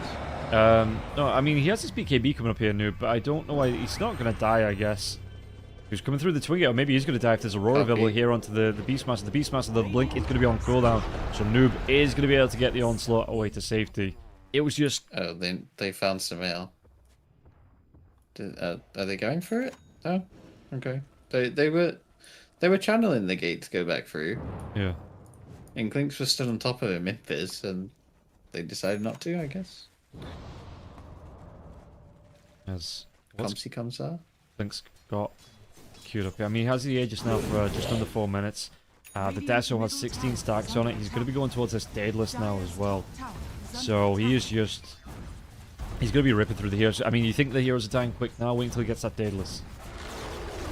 Dire's top tower has fallen. Radiant's middle tower is under attack. As Dark Lord does continue to come forwards here. Do they want to siege it out? There's going to be Pulverize here. Do they have a save? Inkswell going to come up after the fact now. The sounds out into the Clinks, but the Clinks. And again, the Aegis is going to be here now, but you have the Repel, you have the Purification coming out, and you have Dark Lord back up to pretty much full health here. You and my definitions of full are very different. Well, mostly. There you go, another Purification. He's back to nearly full health. That wasn't the purification, he just used a death pack. Whatever. The point is, he's back to nearly full health. Rinsey Q, is he going to show? He is going to show. He's going to try and clear this creep wave. Immediately blinks himself away to safety. Needs another 450 gold for the BKB, so you need to be really careful about not getting caught out outside your base. Radiant structures are fortified. You know whose example he could learn from? Noob. Because Noob blinks himself back past the barrier. Doesn't get caught out. Coffee wasn't close with the roar there. Dark Lord continues to come in. We'll see the building damage coming through here. He does have that Daedalus up now as well. There's going to be the stun. Lotus Orb on top of him now as well, so he can't really be pulverized. Do they get the damage? The other Lincoln Sphere out. So they do get the pulverized with the repel. And the move away for the Dark Lord.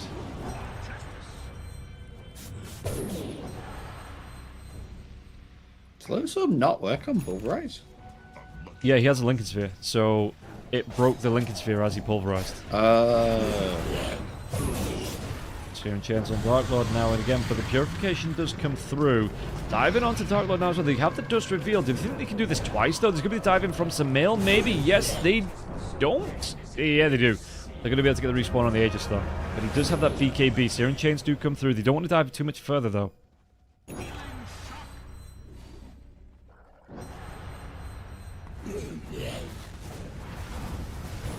Let's take a look, because Yayo's backing him up as well.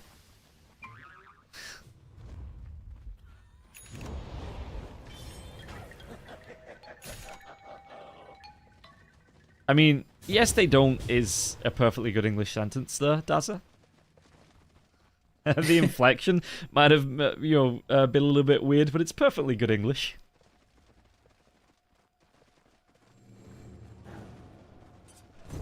So let's see, they want to try and make a jump happen here. Samael, he has that. Shiva's Guard coming up. It's going to be the Lincoln Sphere here for him. Not a BKB once again. But any protection is better than just trying to... Not going to finish that sentence. It was going in a really weird direction, and I could hear it in my head. Lincoln Sphere is going to be rotate copy. Use protection kits. Yeah, roll comes out. There's going to be the refreshing now. As a look at the damage coming through from the Clinkstone noob. He's going to absolutely melt under the burn and the assault coming through. You have that cart down as well for Yayo. Samael, he's got that Spirit Vessel on top of him now as well. The Kedge is going to melt to Dark Lord. Dark Lord just wants to carry on going here.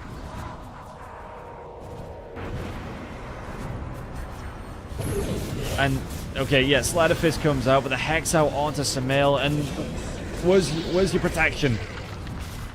Because he just takes so much damage from the Dark Lord, and Dark Lord Fortification is going to be used. Do they go for Megas? Because they've got this bottom lane pushed in as well. No buyback on Kaz, no buyback on the Primal Beast, but you do have one on Samael. Are you even bothered about the buyback on Samael here? We'll see. They are going to go towards the tier 3 tower in the bottom lane. And yeah, Dark Lord's just slowly working the buildings down now. And yeah, 30 seconds without the carry. What can they do here on Enigma Galaxy? Lose their base? It looks like they might just lose their base. And Dark Jump comes in, copy. Roll comes out. They're going to be able to get the sharpshooter through there as well. They take down Omar. Shamil comes in now, getting the damage out onto copy. Beastmaster. He doesn't have that BKB for another 20 seconds or so, but he is still going to live through. Just look at the damage coming out onto Samael. Dark Lord gets another kill. This is going to be just a full wipe, it looks like, because Noob going to try and do his best. Now, the Lincoln Sphere does get broken, but he's slowed down, he's stopped, he's stunned. The damage, it adds up. Dark Lord with the godlike spree. They're still fighting this one out. Rincy Q can do nothing. And it's going to be another team fight wipe coming through. GG is going to be called here. And look at that one. Dark Lord, as soon as the GG comes out, he doesn't even stick around to see the Ancient explode. He's out. He wants to get into the next game. Alright, Enigma, started the same way as your first series. Yeah, let's see if they can go for that reverse sweep now. So, for anybody just turning up, the plan is I'm going to throw to a break. It's going to be about 15 minutes. We're going to play some music. We'll be back when the series starts. Make sure you're following along on Twitch, because I'm going to be doing the grand finals, the lower bracket finals tomorrow. We're going to do the first 2 games of Fisher every day, Friday, Saturday, Sunday. So there's plenty more Dota to come. And if you're enjoying the cast, the best way to support me is hit the follow button. But for now, we are going to take that break. So I'll see you in about 15 to 20 minutes.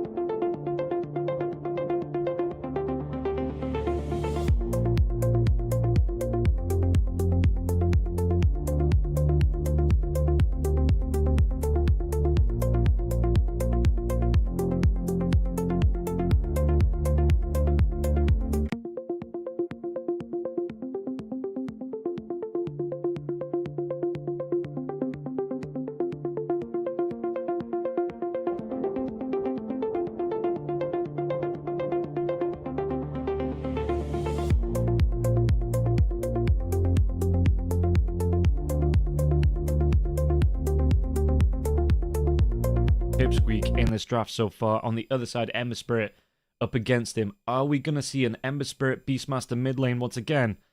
Well, we're going to have to get into the game to find out through the rest of this draft.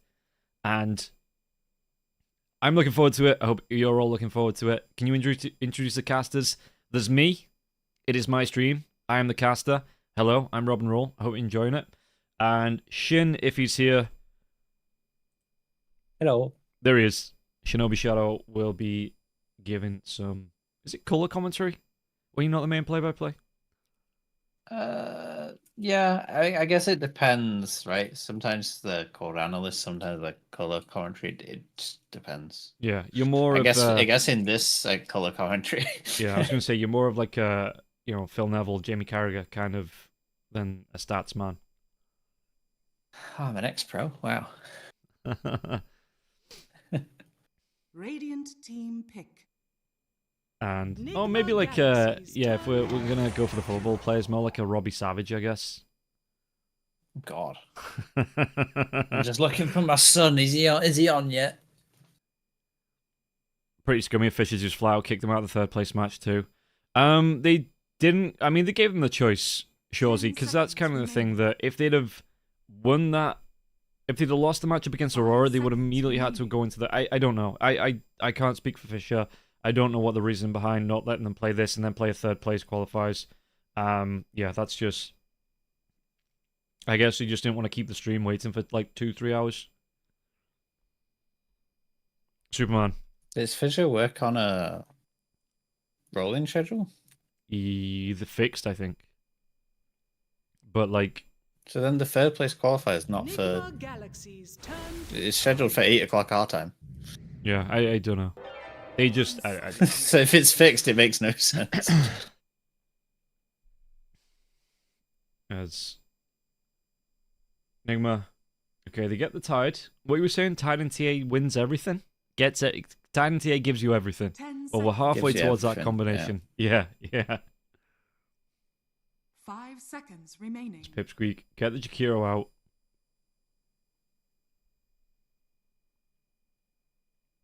Supposed to be another 1.5 hours away from the third place match. Radiant team Yeah. Oh no. Oh, Yeah. it's happening again. The play-in matches are played using the scheduled time. So what? We need someone from Pipsqueak +4 to explain the situation. 10 seconds remaining. Yeah. Whilst we're happy they picked last year because we can cover the game. 5 seconds remaining. I feel like they shouldn't have had to forfeit that game. Yeah, if any of the players from Pipsqueak +4 are watching, Where's first of all, Truman? you shouldn't be watching. But second of all, if you want to come in and explain what the decision was, what happened, just give me a Discord message. I think it's because it would be a clash even if they qualified. Yeah, but the other issue there, Dazza, is Strong Boys clashes tomorrow. Like, no matter what happens, there's going to be a schedule clash coming up tomorrow for like the lower bracket finals. Unless Fisher are going to swap the schedule around, because they do have 4 best of 3s tomorrow, so they might allow Strong Boys to swap their match around. Yeah, it's just it's one of them things that it was going to happen either way. Yeah. 10 So, seconds remaining. what can you do? 5 seconds remaining. If you hadn't forfeited the third match, it would have been them. If they hadn't forfeited the third match, they would have had to forfeit the Wallachia quad this series. I don't think PGL were going to wait for them. Radiant No. From what I know, PGL aren't that happy that Fisher came along and dropped the qualifiers on PGL's qualifiers like a week and a half. And their main tournament. Yeah, yeah. So Because it's playing directly into the main tournament tomorrow. 10 Yeah. seconds remaining. Yeah, PGL I think kind of just said, listen, you 5 can pick. seconds We'll not remaining. force you, but if you don't pick ours, then you're out. Nigma Galaxy's turn to ban. As Which Pipsqueak. is, again, spawned in last minute. And Yeah. I don't know. I don't have any goings on from behind the scenes. I just think, like I say, I know PGL aren't the best, please. So that's just me speculating. Gotta go 10 wait for the Aki seconds streamlight to remaining. find out what happened. But that third place forfeit is sus. It is a little bit. It is a little 5 bit. seconds remaining.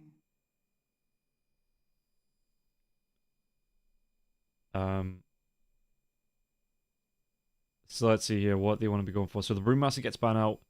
They do think it might be this mid lane. Yeah, so the ban of the Dark Seers also think it's going to be this mid lane Beastmaster up against the Ember Spirit again.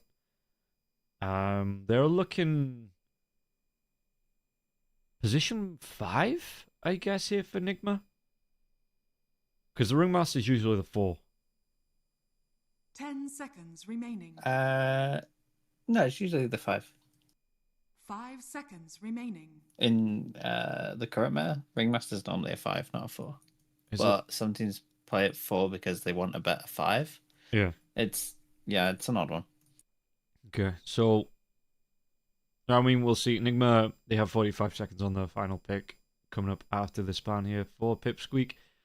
So yeah, Pipsqueak the final. So what are they looking for here? An offlaner. So we run through all the classics. Centaur, Underlord. Tide's already been picked here by Enigma Galaxy, so can't go for that one. Brewmaster's been banned out. I don't. Yeah, actually, think about it. It's Dawnbreaker? more an Omar hero than a GH hero, right? So 10 seconds remaining. 5 seconds remaining. Yeah, we'll see. Nyx is still there. If you want to, yeah, if you wanted to run that one again. Shadow Shaman's about. Jakira's been picked up by Pipsqueak.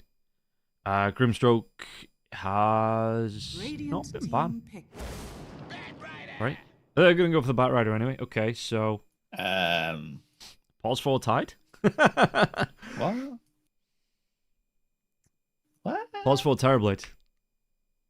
Pause 5 Terrorblade. Support Terrorblade. 10 seconds. Carry Batrider remaining. again. 5 seconds. No, I remaining. think it's Rincy Terrorblade, but Don't listen. Listen. I mean, Ringmaster 5, surely. Choose your hero. No, it's right. Yeah, GH Batrider. It's Okay, Batrider yeah. 5. What? She's gonna be going for the Stoked as well. So yeah, we're not going to see the Arsonist coming out. That is a pretty cool Terrorblade. I'm not gonna lie. That one's pretty cool.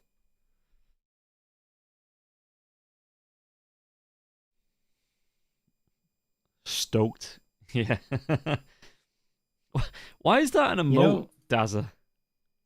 Who made that? What's that from?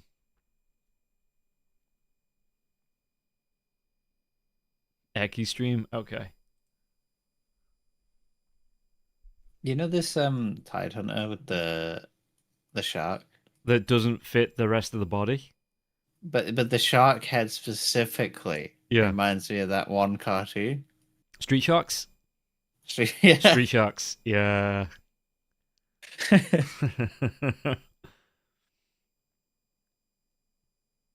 This is where chat either go, oh yeah, or what? What's a Street Shark?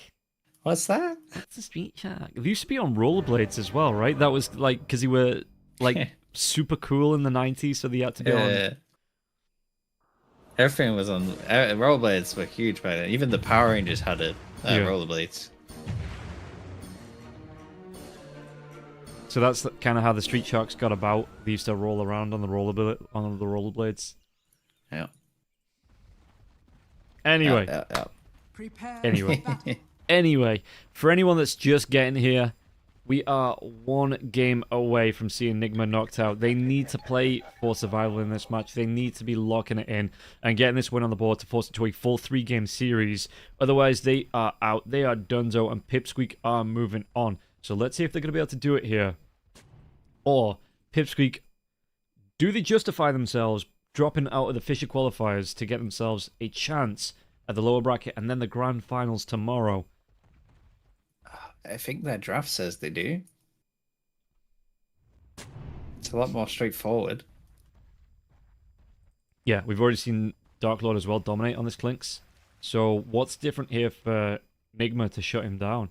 I guess you Ravage Lasso. 30 seconds to battle. Because that was the big thing, right? The Dark Lord, he got Searing Chains, but he just and Pulverize as well. But once the Pulverize wore off, he was just this one-man army with all his skeletons bouncing around. So maybe not a one-man army, but you're like 5 or 6 skeleton army. I think there's more control here, though. You have Pit of Malice and Avalanche and Ice Path. Smoke breaks here. Dark Lord, does he want to go for it? Only sees Omar, so he might try, but the Titan's coming on the back line, so yeah. Dark Lord is not going to try and risk this one. Rushes himself away. Meanwhile, on the top, GH. Eki's going to get the first blood on board. And they start how they mean to go on the side of Pipsqueak +4. Alright, they didn't survive. Goodbye, GH. He can get back to the lane. TP in. He's not going to need that for the next 74 seconds, I'm sure. As the Avalanche does come through. Bottom lane. Yeah, Dark Lord, it is going to be that green... the green blood coming through from the Impalement Arts here from Omar. Go for that at level 1, so no Tame the Beast early on. I suppose up against 2 ranged heroes, Tame the Beast is a lot harder to land.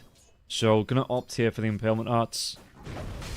Building into that a little bit sooner here. Meanwhile, in the mid lane, we've already seen Copy absolutely blitz this lane up against the Sumail Ember Spirit. So are we just going to get a repeat of last game, or maybe do we see those supports moving in a lot earlier to help protect out Sumail here in the mid lane? I'd say I'm glad that Valve chose green instead of white the anime filter. Yeah. Yeah.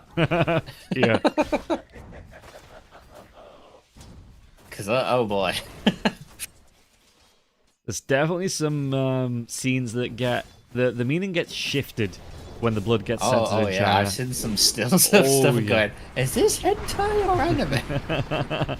Avalanche comes out onto Rinsey Q here. The Firestorm is going to affect him as well. And again, this is a big thing that Rinsey Q, he's a high armor hero, but Yayo's going to be looking to do damage from the Firestorm. You're going to have the Avalanche to toss back from the Tiny here as well, which won't really give a toss about the armor from his Rinsey Q. And he doesn't have the highest health pool in the world on this Terrorblade.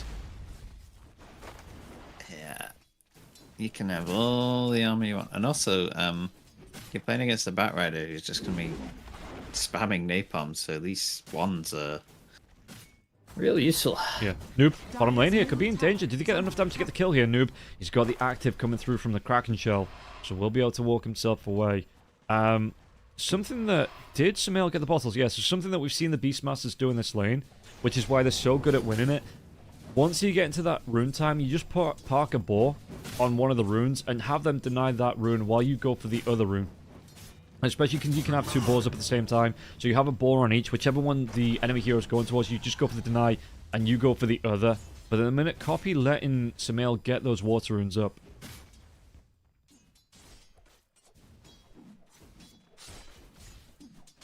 And let's see, again, Rinsey Q. How is it looking? 9 last hits here. 10 last hits. He gets into double figures finally here for the Terrorblade, but yeah, not the easiest lane to fight into. No, you can have all the armor you want, but magic damage is still going to hit you. Bottom lane, Omar, he gets the Tames of Beast off. Ike might go down to the creeps after the fact, but Omar gets no XP for that, so just the gold from the kill. And yeah, I mean, he was going down anyway, so he's happy that his carry gets the kill. He even takes down his courier too. Is it private streams for something official? It's just a community cast. Yeah. There's no official cast. So I'm casting from Dota TV, which is why there's such a big delay compared to the Russian stream. So this is just something I do for fun. I have the time to do it. I have the skill to do it as well, because I'm a fucking awesome caster. And people are entertained. Listen, it's my stream. I'm going to blow my own horn.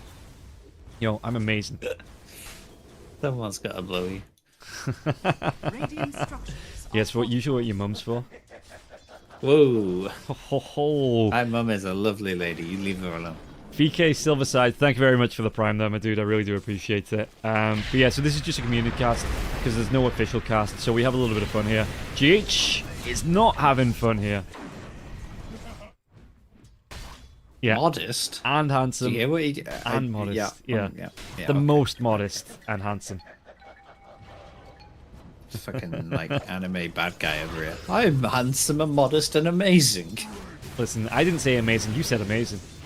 Noob gonna be chased down. X is gonna go around the long right here as well. He's gonna have the avalanche as well as the toss. So Noob, can he get himself away from this one? If the avalanche does connect, even through the Kraken shell, he's gonna be tossed back. GH just get the kill into copy here in the mid lane, it looks like. But Noob, he's gonna be paying with his life. Dark Lord, one more right click. Just wait for that block to wear off.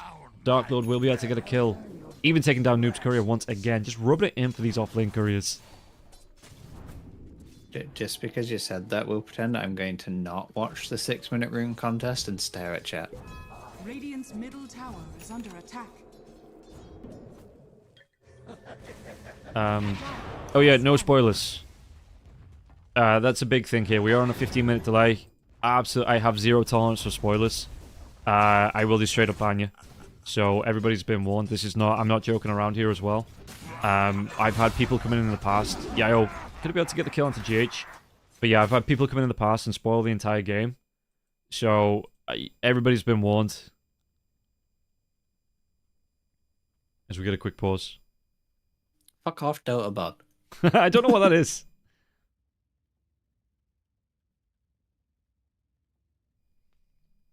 I'll have to go take a look where DotaBot comes from and just disable the bot. But also, it's a long pause. Is that a spoiler? Kind of, because it means if it's how long is this? How long is the pause? Is it enough time for me to eat my other chicken burger? Yes. Sacre bleu. Who has chat open during game? I never understand. Do you mean like while I'm casting? Why do I have chat open?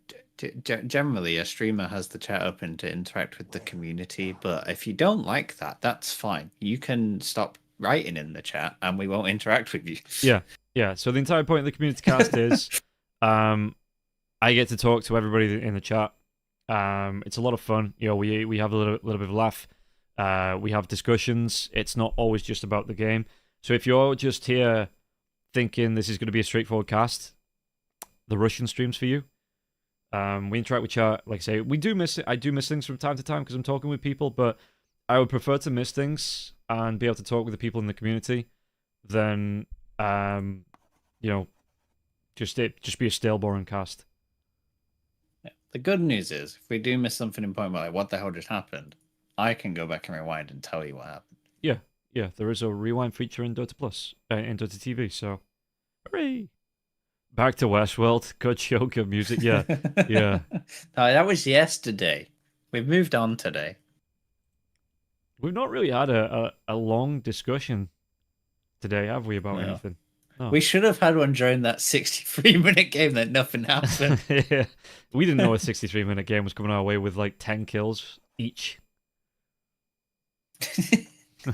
What a game. Reason for pause? Pause. Lag. Oh, okay. I like how the admin waits 5 minutes before asking for the reason for the pause and not straight away. It's like he's like, oh shit, I have a job to do. Yeah.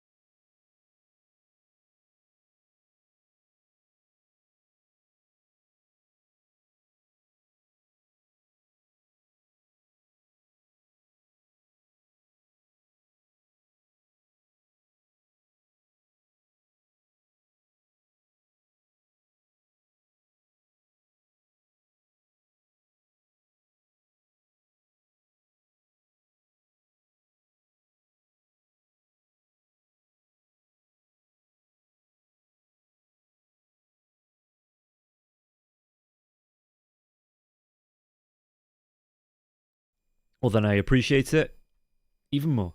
Tier 1 level appreciation. Damn, you are joking. I thought about this, right?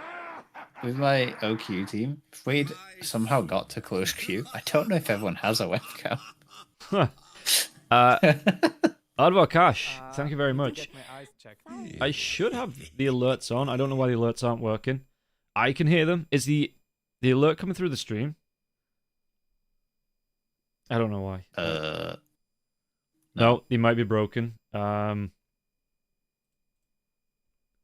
Just refresh the browser source. Yeah, let's head over to Stream Elements and see what's going on. You don't even have to do that. Just your OBS thing. Just press the refresh button on the source. Should Okay. fix it. It doesn't matter. I mean, it's just like I don't want to be the only one hearing the excellent in my ears. Oh no, hold on. I can. Yeah, you test it. I have the power. Yeah, someone has to sub again to test it. Listen, you said it, not me. Oh, I need to log in. It logged me out. I got to the site. It logged me out. I was logged in and then it logged me out. Gosu Gamers have been doing that to me. Like I've been assigning the stream to the Gosu Gamers like stream ticker, and every time I refresh the Gosu Gamers page, it just logs me out. But it logs me out because I'm signed in on my Google account, so it logs me out, and I have to go through and authorize it on Google again. I think we need to get eliminated in order to realize this roster is shit. Yeah, John. I mean, if that happens, we've got the Gwar though.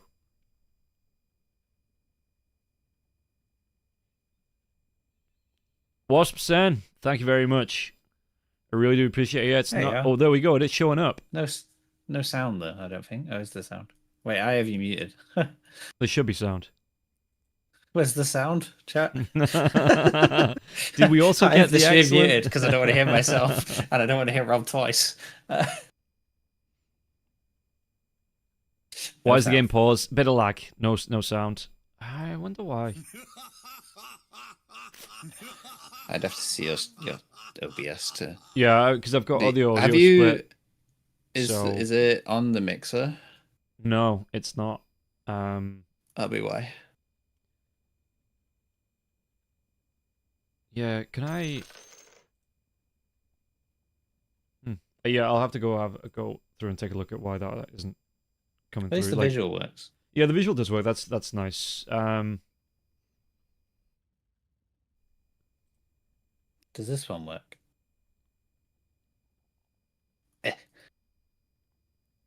What was that? Well, let me do it.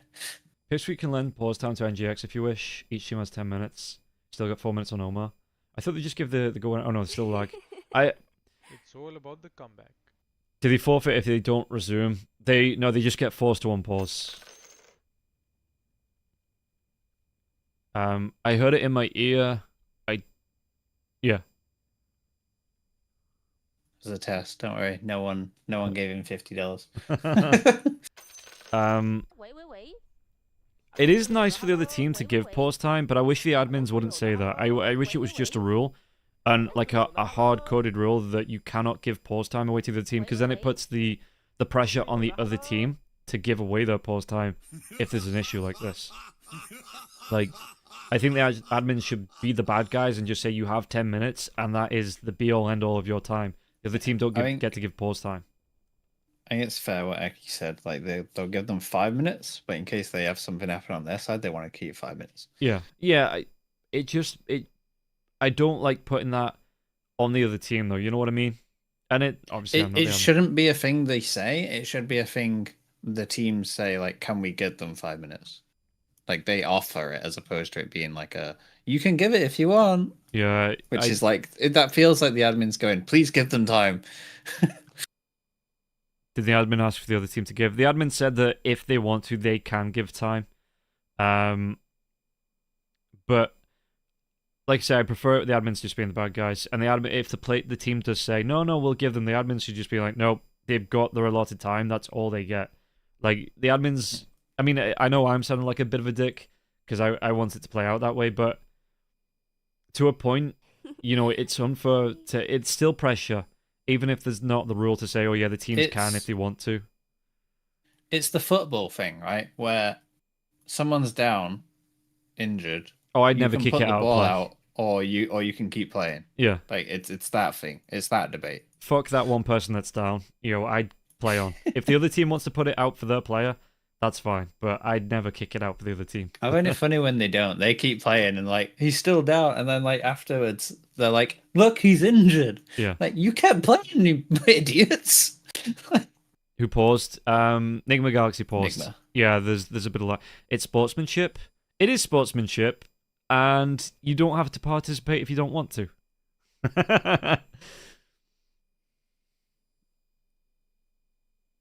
Injured. I mean, some players are genuinely injured. Yeah, some players. I mean, some players good, Martinez but has had his leg snapped into.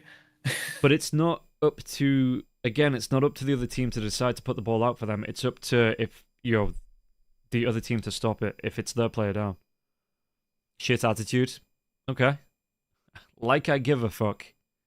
I think it depends as well. Like, if it's a team you know, you're more likely to be like, let them, whatever.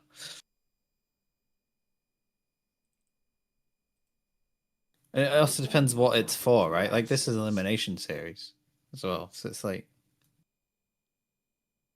It's not a pattern for Enigma, it's a legitimate reason. Yeah, no, that's fair. That's fair, Arbok. We're just, like I say, we're getting miles off topic because we've got a long pause here. We're mostly taking the mic. Breaker, completely agree. Hell with the multi-amateur leagues, it's always easier for the admins to be the bad guys. Yeah. Yeah, that's what I say. It shouldn't be, because then you get teams... If the admin's the bad guys, you can't blame the teams. Yeah. That's the thing. That's kind of the thing that... Opti does GH God. Dark Lord.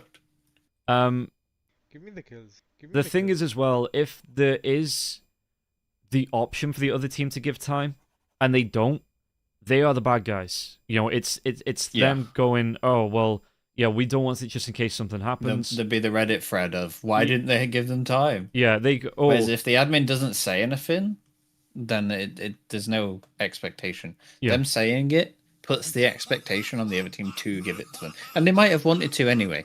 It might have got to the time to unpause and Pipsqueak go, can we give them 5 minutes? Yeah.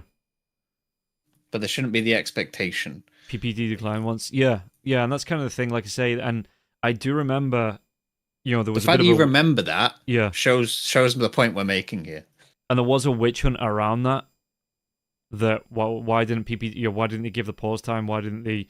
And like I say, it should be down to the admin to say, this is your allotted time. Otherwise it makes the players, like I say, it's... So there's a thing where, yes, it is good sportsmanship to give them, but... There's also... I read the rule books for most tournaments, right? And generally, especially for PGL, there is a thing where the rules are the rules enforced by the admins, but the head admin has, for the game or the series or those qualifiers, has the final say. Yeah. So it's up to discretion of the head admin. So if there's a legitimate reason that Enigma can say this is what's wrong, they can say, okay, you're not using your pause time or whatever. Yeah. There's rules in place to cover these things. And I know that's happened in the CCT where one of the Ukrainian players had issues with the generator. The generator went down. And it's not fair to them, obviously, because of the circumstances in Ukraine. It wasn't fair to them, so they were given time to get to a second site to be able to log back in. Someone that did have power. I think it was like a 15, 20-minute pause. It was about 25 minutes. And at that point, that's fine. Because it's not only is it out of the control, it's outside circumstances that you can't really punish the player for. So I get the head admin made the decision that it doesn't happen all the time. It was a one-off, but it was also, you have to factor in the exceptional circumstances. Yeah, I get that. Some admins will do that. Yeah, and I think my recent example would be Days when he was on OG. Like, he lost power in his village. Yeah. And had to go to the city to go to a LAN cafe. And that took him 20 minutes. Yeah. Axolotl, it's just lag. Nigma Galaxy have called for lag. There's been a couple of players, Tides disconnected, Batride's disconnected, so they're just getting back in. They're trying to set the connection stable. So it's just a bit of a long pause. No spoiler, but does anyone know this pause takes how long for the no lag point? Oh, how long is the pause? Okay. That long. It's over. Yeah.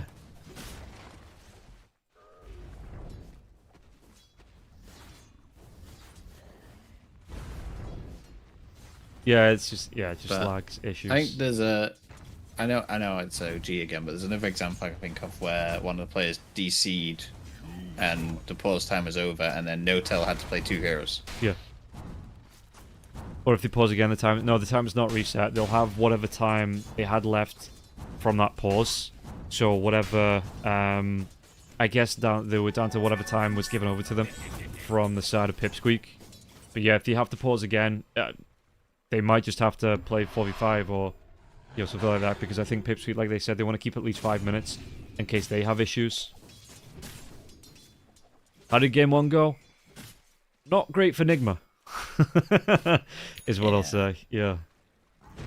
I mean, there was a point it was looking good. There was a Sumail rampage, and then it was all downhill. It was from okay there. until it wasn't. Yeah, yeah. I mean, it wasn't okay. Then it was okay, and then it wasn't okay again. Radiant are scanning. Yeah, pretty much. Funny enough, the game when No-Tail had to play 2 heroes was against Nigma. Yeah, that's a coincidence. I mean, Yeah, over here. Ek is going to rotate in the What Ek goes now on, as yeah. well. There is going to be the Avalanche coming through Dual Breath as well. GH way too far forward though. Going to get picked off. Ike gets the credit for the kill. Really good rotation, and you can see the Dark Lord is just not being put under pressure here in the bottom lane. Copy's moved himself into the jungle as well. Where's the Ember? Ember's in the jungle, so you can see that, I mean, even though he has died once on the Beastmaster, he's still picking up these last hits. He's still getting it with the axes, with the boars. He's still having a really good time building towards this Ag Scepter as well. Thanks for... Yeah, man. It's, Tower is under attack. New DOS matter. DOS the team you want to win until the enemy gives them all the pause time, then you DOS the other team. I don't know what how... if the other team doesn't give their time? Well, then you make a Reddit thread until they do. I remember in 2015, 2016, when Dota Lounge was massive, Radiant's bottom tower is Dawson under was attack. an issue to the point because people are like, the team that I've bet for is losing, I'm going to DOS them. And then I'm going to DOS the other team so they have to forfeit so I get the win. To the point that Dota Lounge just went, listen, if there's any DOSing, we just won't pay out. We'll just reset every... Oh no, they were DOSing to get the stuff back if the team they were backing was losing. So Dota Lounge just said, listen, if they lose, even if there's a DOS, we're just going to pay out anyway. So you ruining the Dota scene, you're going to lose your money anyway. Dire's top tower has fallen. When you were 13 years old, you were DOSing people in the Call of Duty lobbies, it was easy back then. I'm glad you've learnt your lesson and you don't do it anymore. Avalanche out. Did he find the real Rincey Q? He's going to try and run himself away. The Pit of Malice was outrange on that one. It's going to be just on the very edge of the pit. Into the Firestorm now. Rincey running himself away. Level 6, but he doesn't have a point. He's going to go for the point into the Sunder now. Yayo, yup, Sunder comes through here, but the Pit of Malice once again. Going to get the channel? No, he's not going to go through the Twin Gate. Digging it up just in case he needed to. That was cute. That was cute. No. What happened there was... Or did he put it down for the right click? He put it down, so when Samil remnanted through and went to click him, he clicked the gate and started channeling. That's clever. That's clever. And Yayo was already running away, so he couldn't catch him. Meanwhile, what I like it. That was good. Yeah, it's one of those things that you can only probably do once in a match. Because, yeah, probably. Underlord. Also, you probably can't DDoS big teams anymore, so it's not really worth it. So, anecdotal, OG, for example, in their house, when they're there, scrimming and, like, boot camping and stuff, they have 3 different internets. Yeah. From different providers. So you can't, like... Yeah, you'll take one out, but they'll have another one up in, like, 2 minutes. So. If you're going to run a pro team, yeah, especially in this day and age, you absolutely need the DOS protection. Here is Omar. Does he get taken down? There's going to be Tame the Beast coming through. Dark Lord, does he want to chase here? Omar is low. Not quite dead, though, as Dark Lord. Going to give it up. They're going to go for this tier 1 tower instead. You have the Dragon Jakiro coming through with Liquid Fire as well. So, Copy's here. How close to the Axe is he? He's about 1,700 gold away. So the tower being taken down will really help him towards that Axe. Dire's middle tower has fallen. How is Samel nearly dead? Things and stuff. I think he was just jungling, Oh, wasn't they he? found the stack. Oh, no. Who takes it? So I guess Copy. With the axes, you've got the dual breath coming through as well, yeah. So... just share it, because, like, this wasn't your stack anyway. Yeah, that's true. Firestorm coming through. Noob. Does Noob just want to walk up and ravage this? He might just do here, but they're going to be able to get the Pit of Mass out into 2. The toss comes in. They take down GH. There's going to be the ravage into the Wheel of Wonder now, too. Catching out Ike, at least. They take down Omar now. Samael, can he get himself away? The stuns, is it enough? Remnants himself away, but not to safety here as the Firestorm comes out once again. One more right click might do it. The toss. Eki gets the kill, and Dark Lord, well, he participated. Yo, it was his body, but not his kill here. And now Noob can't run himself away. There is a Roshan to try and deny yourself from, but he doesn't go into that pit. Noob not going to be able to get himself away from this one. Surely not. No, the toss once again. And Eki with a double kill. Yeah, the Kraken Soul's not going too good right now. No. Need to kill people for it to do anything. Tower is under attack. He has 0 stacks. Just call it. Let's give them at least... I mean, we're only 12 minutes in. Let's give them at least 10 more minutes before we Dire's completely bottom write them tower off. is under attack. Skill diff too much.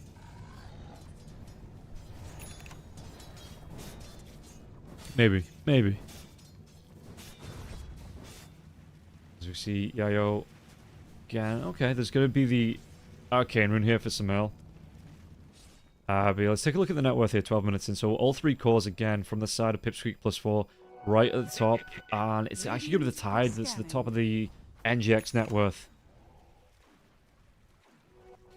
So what's he want to go for here? It's going to be the pipe into the Ag Scepter, it looks like. Shard to come out a little bit later on there too. Eki, they're going to see him almost close as well though. So Yayo, they're not even going to fight this one out. Yeah, Noob just tries to back himself away. Eki, how far forward did you want to come here on the little tiny? He just wants to take away the creep. just rub it in just a little bit. What's DDoS? Denial of service. What's the first D? Deliberate denial of service. Dedicated or deliberate, depends. Yeah. But yeah. So you effectively the service you're denied is the internet connection. Deliberately.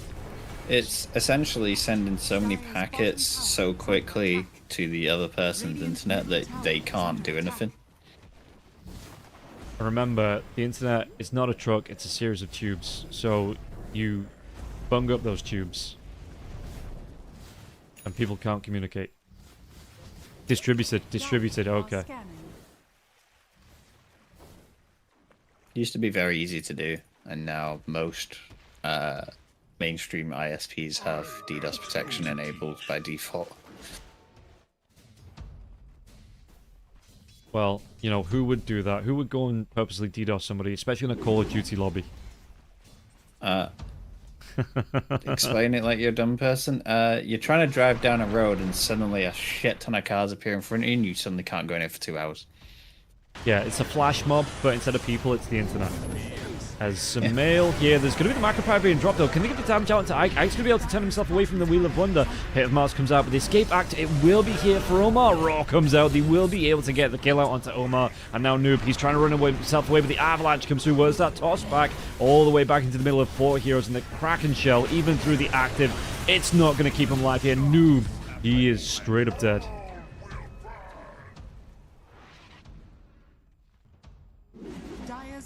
Even if it's not Noob's fault, he needs to find a replacement for him. Enemy carry is always out of control. How does that sentence work? If it's not, even if it's not his fault, we have to replace him. So what does replacing him fix if it's not his fault? Yeah, I kind of get the idea that he's always, if he's moving off the lane to support the lanes, if other lanes are in trouble, that it's just freeing up. We saw it in this game. We saw it in the last game. Dark Lord just got a free lane on the Clinks, but I don't think you need to replace him for that. You need to adapt your style of play. First, I'd say. You need to adapt the style of play.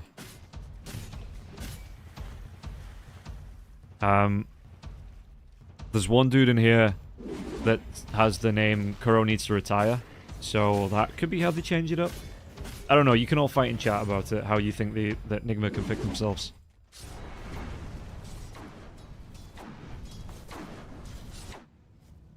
We are going to get the smoke, though. Bart Rider has the blink. I think there's a multiple levels of problem here, and the Clinks is not the only one. Yeah. Could be that you're 11 kills behind and 7k net worth at 15 minutes. Dire's top tower is under attack. Not picking Sumail hero first is a good start. Nobody was always shit. Radiant's Just pick his middle hero tower is first. under attack. Yeah, that's one way to look at it. Dire's top tower is under attack. Dark Lord coming down the river. Do they want to try and defend this? I mean, the tier 1 tower's not gone just yet. It's just the illusions here from the Terrorblade. Structures are fortified. And again, we're seeing another Terrorblade. It's not going to go for the reflection here either. They should get Sableye and Ghost. Oh, Miracle. That is a controversial topic. We hear the lasso coming through. Dark Lord, though, can he get himself away from this one? He is invis, but he's going to go down. Do they want to carry on fighting this one out, though? They're going to be able to get the ice pass into the Macropire. Sumail, can he get himself away? Do they have the Pit of Mars to do into the Raw? Sumail, the escape act, it doesn't keep him alive long enough. The Macropire, it still affects him, and now they get up the kill onto Rinsey Q Noob. Trying to do what he can here. They get the jump in Sumail. Can he get the kill out onto Copy? He does. That's a buyback from Sumail to get into this fight. He needs to make sure he doesn't go down again here. Noob, the toss in the Ravage, though. The damage comes through. Eki gets the kill. Noob. Can he take down Yayo? He's going to try and run himself away from this one. Yayo's going to be slowed down. The Pit of Malice only connects onto the Batrider, but Yayo, who's only got eyes for Noob, it looks like. GH trying to get himself down to the low ground, but Yayo will get the kill. Guys, I don't think it's Noob's fault. Multiple issues in that fight. Will Milker ever be back to saving him? Is also just Smith that keeps Enigma fans hopeful. I don't think Miracle ever wants to play professional Dota again. I think he's done with that. Dark Lord, he finds out Noob now. Does he have the damage to get the kill? There's going to be the... It's close, but it's not enough.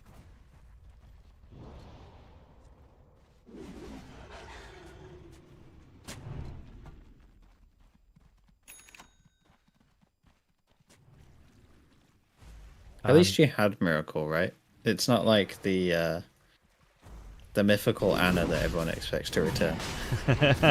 Like, that kid shows up for TI and TI only. Yeah. Okay, 8 going to be able to get the Diode out. Impalement Arts comes in, but it only connects onto Roshan here. So Copy moving himself out of the pit. The ultimates are all pretty much back up here on the side of... look at this. He's even helping out with the Impalement Arts. Copy gets the kill. Going to be able to pick the Aegis up now as well. Do they want to carry on fighting? Because, I mean, the rest of Enigma Galaxy, they are close. Most part is to give you hope with the occasional good series. Yeah, that is the heartbreaking part. That's why you need to be a fan of someone good, like Team Spirit.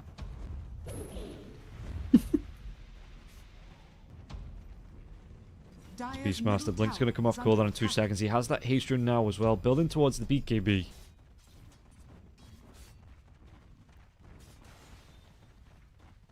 Better than on par with the official casters. I feel like that needs quantifying. Are we better or are we on par in your opinion? Well, there is no official casters, so it's we have an unlimited amount of being good. Dark Lord going to be getting the kill onto GH now. The Pit of Mars is still here on the Tide. And the Tide's going to try and run himself away. Dark Lord's doing damage. Sumail has to back himself up. The toss comes back onto Sumail. Sumail, another Pit of Mars. He tries to get himself out with a slide at face, but Sumail, he just barely lives, or does he? The damage is taking him down, and Copy gets the credit for the kill. Yeah, I think that last little bit of damage was the drums of Slom. And he's even going to come back here to defend. Does he have that blink? He doesn't have the roar, though. So pushing out the mid lane, Copy will just be able to get the defense off, while the rest of his team, do they want to pressure? Well, the tier 2 tower is still up. So can't pressure that one out. As for questions about the Pit Squeak lineup change, don't know. Not known why they made any of the changes they did, but it seems to be working, so... Yeah, yeah. This roster is very different than the original one.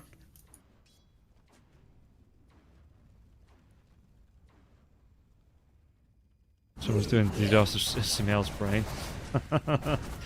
Sumail, I'm pretty sure Sumail turned up to 1 LAN and he got space jammed. You know, you've got to watch out. It's a very real threat.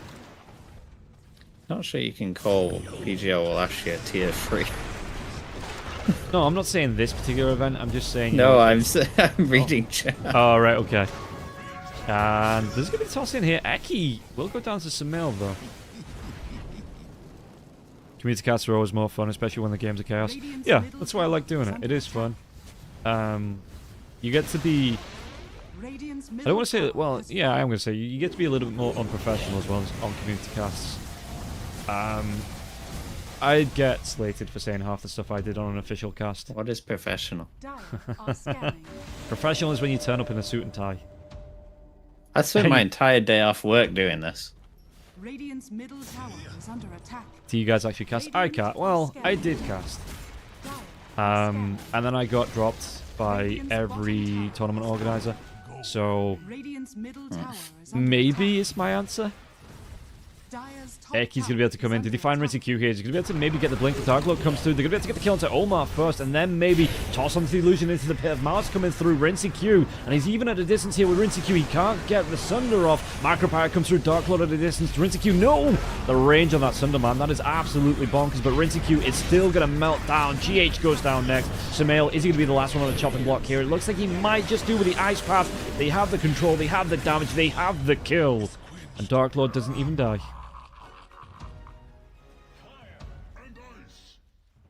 Still running with that, I may I? Okay. Yeah.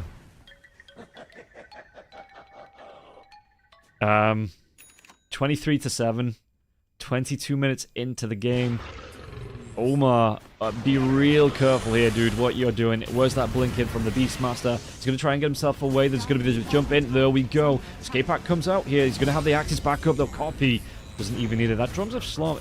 What's the damage on that? It's like 80. Is it? That's It's 80 per hit. So the faster it's going, well, I mean, yeah, that's yeah, it's a lot of damage. Dire's it's middle pretty tower bonkers. has fallen. Everyone dead and look at Tide with the Ravage not used. Yeah, the biggest issue When for people me. are getting picked off one by one, there's kind of no place to ravage. Yeah. I don't like, I mean, again, I'm a 2K scrub, so it's not like my opinion really matters, but I don't like Tides that don't go for a 4-staff or a blink in the first couple of items. Like, Pipe, I get if you're going to try and... Oh, the jump coming in. Sumail. Ain't no way he's getting away from that. Why is Eki still use the Christmas tree? Dire's top tower is I under don't know, it's always Christmas in his heart. Dire's top tower is fallen. That's like there's a CS player who, even though it's not Christmas, has a Christmas tree just blinking while he's playing next to it. Yeah, he likes the aesthetic. Don't Christmas shame. Dire's top tower is Rincy under attack. died. And Dark Lord, he just continues going on. 16 charges now onto the Desolator. Dire's EKB is the next turret has item been queued up for killed. him. Radiant has a hard high ground fight. Oh god. Yeah, It's just kill after kill if across the the heroes map. were alive. Tame the Beast comes through, but you just need the axes. You just need the Drums of Slum going here. And Copy gets it. Yeah, doesn't even need to throw the axes out. Lasso, drag back. Eki's going to be onto that high ground now. Can he get himself away safely? The Avalanche comes in. Copy's going to be able to get the BKB into the Raw now. Sumail, do they have the control to get Sumail down? He's going to be... Yes, he is dead. So the answer is yes, it might be a hard high ground to push if there's anyone alive to defend the high ground.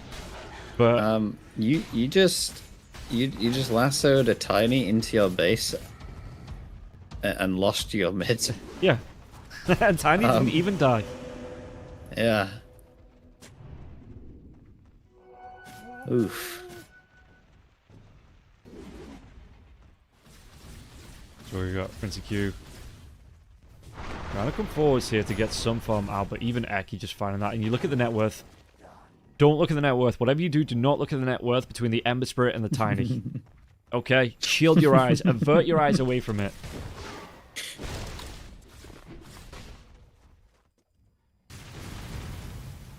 Yeah, Pipsqueak +4 has existed in one form or another for quite a while.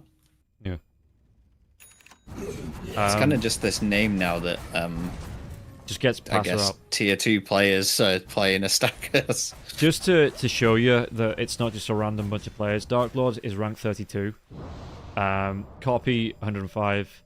Ike 7th as a support player. Eki 50. And Yayo is not ranked. Well, that was a little bit of anticlimactic. Thanks, Yayo. I see not ranked. Radiant are He's probably just not played ranked in a while.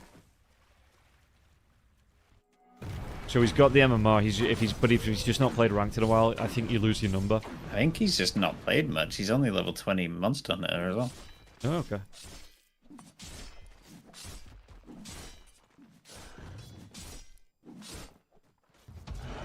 Speaking of copy, BKB, Ags, Nullifier, Blink. This dude, he's just rocking the net worth chart. Is anybody coming back to defend? Is the question. Price recalibration. Yeah, that could be it. That's exactly what I did. Only I'm not. Yeah, that's why I'm unranked right now too. Dire's top Yeah. tower is under attack. Level 20 at 25 minutes. And yeah, 21, level 21 coming up with the Beastmaster here. Noob's got to be a little bit careful. Radiant's middle TP's, tower is it's just the under Power attack. Ranger TP all the way back to base. Coming in for the defense. They just can't let this base break because once Pipsqueak are in this high ground, it's going to be so hard to, root them back out. I'm not saying Pipsqueak plus 4 are pests, but, the analogy kind of stands. The comparison kind of stands. This is not the inventory you want for your Ember Spirit. Bottle, Spirit Vessel, BKB. 27 minutes into the game. And the shard. Let's not ignore the shard. Yeah, the shard. Yeah. Did they take a Tormentor? Or did he buy this? I think he bought it. Why? I don't know. It's just what Ember Spirits do at the minute.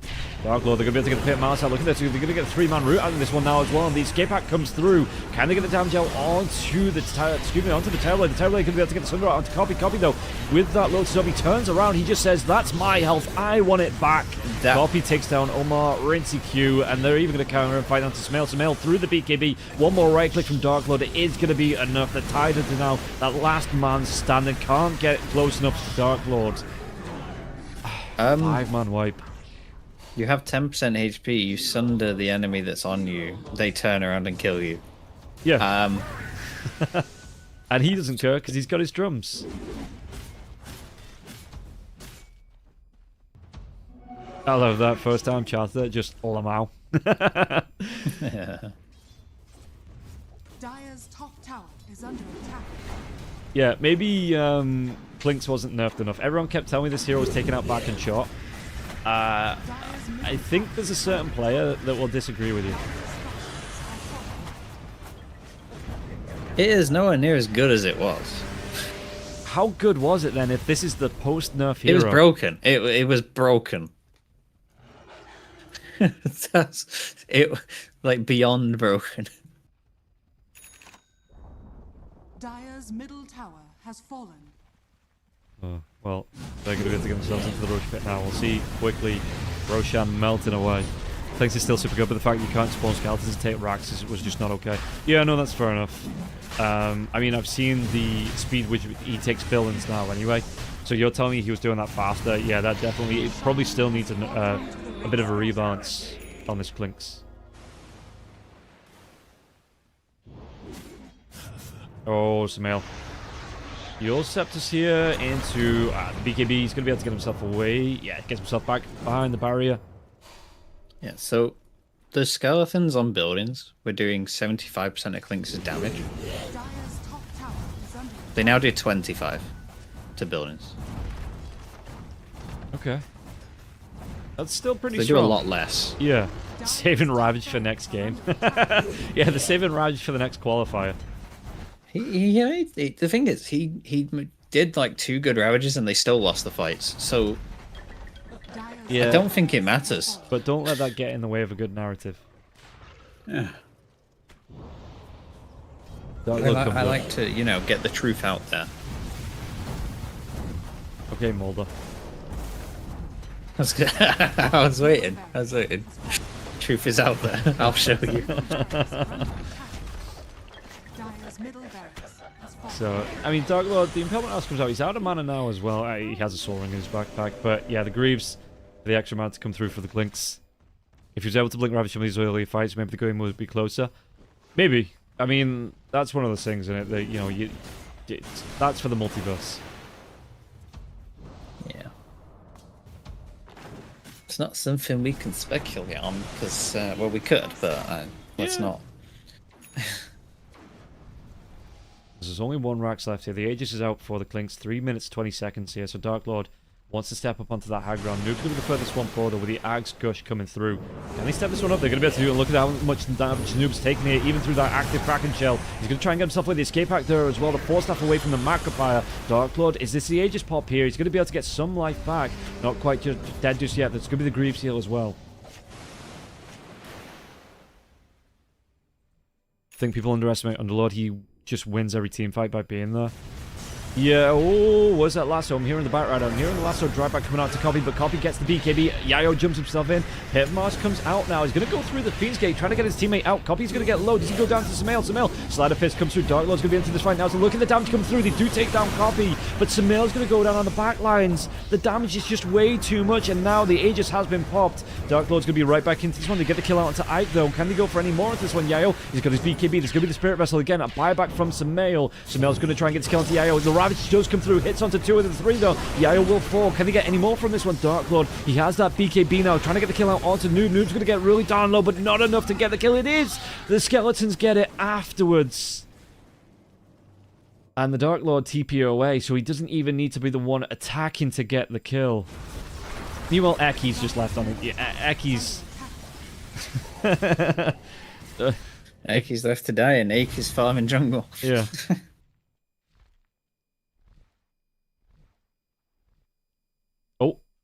Oh, don't tell me. No. No. No. This happened yesterday. Yeah. Fucking Valve pushing the... Hopefully the lobby's still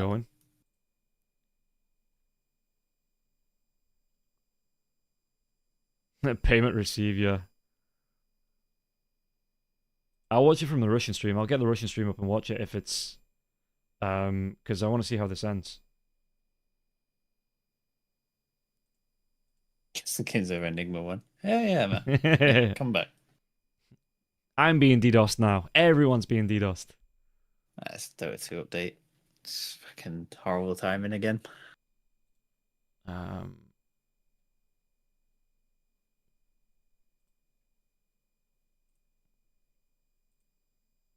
It's ended.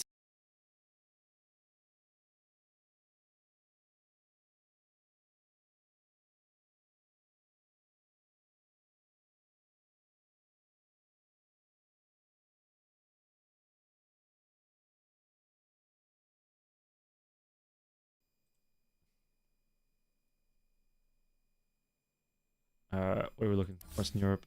Yeah, lobby not found. Okay. Nobody snitch on me. Oh shit, it's over on there too. Yeah. Oh. It's Well, unfortunately, Valve have broken it once again. So if you were looking to see the end of the game, it's not happening. I can only apologize. The Dota update fucked us. So it is over. Nigma. If it helps. Go on. We only missed 6 minutes. Oh, well, it still would have been nice to see the 6 minutes first, though. Yeah, Nigma did lose, so that is going to be it for the game. Thank you very much for tuning in. We're going to be doing the rest of the bracket tomorrow, so if you enjoyed the cast at least, even though Nigma's not going to be playing, you can always follow along the Twitch channel. I'll be going live again at 9 o'clock. I actually don't know what time that lower bracket starts. Lower bracket starts at 12 p.m. GMT, so I get a bit of a lie-in. Yeah, it's going to be Strong Boys versus Pipsqueak. So again, if you've joined the cast, anyone that's dropped subs as well, thank you very much. I really do appreciate it.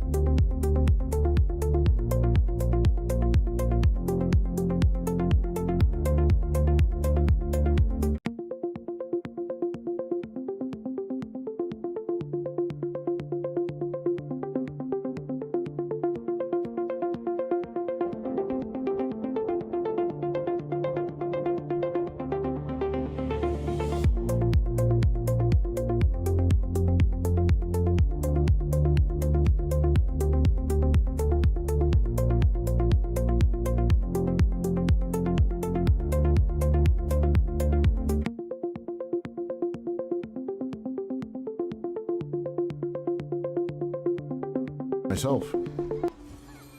Dire's middle tower. Well, this blessing being turned into a butterfly would not be lasting either on the Clinks. Finding kills and making these rotations are not an easy task.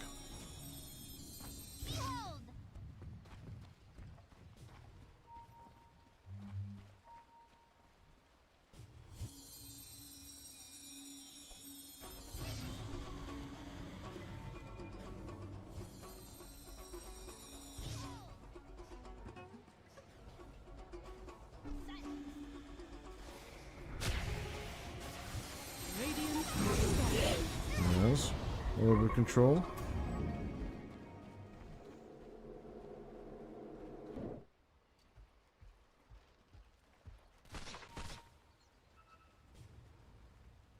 Right, man, smoke up. Now a little join in.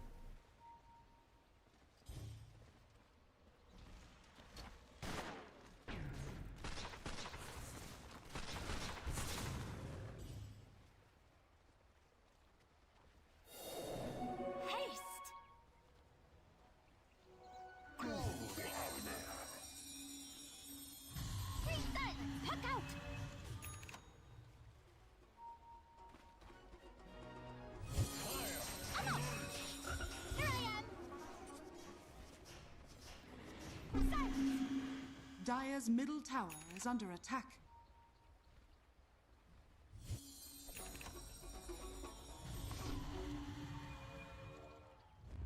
Radiant Be are blinked up scanning. and ready, Antares. This next Roshan fight might just decide everything in this game. Both games so far. But a little bit of a drag fiesta, right? 40 kills in the previous game. A little bit more in this one. Dire are scanning. 46 overall, right? But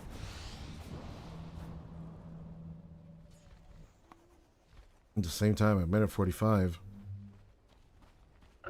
One lane being open on one side of the map and two on the other. It's kind of wonky. Lane clear on the mid, on Taurus. They just strum along to the beat.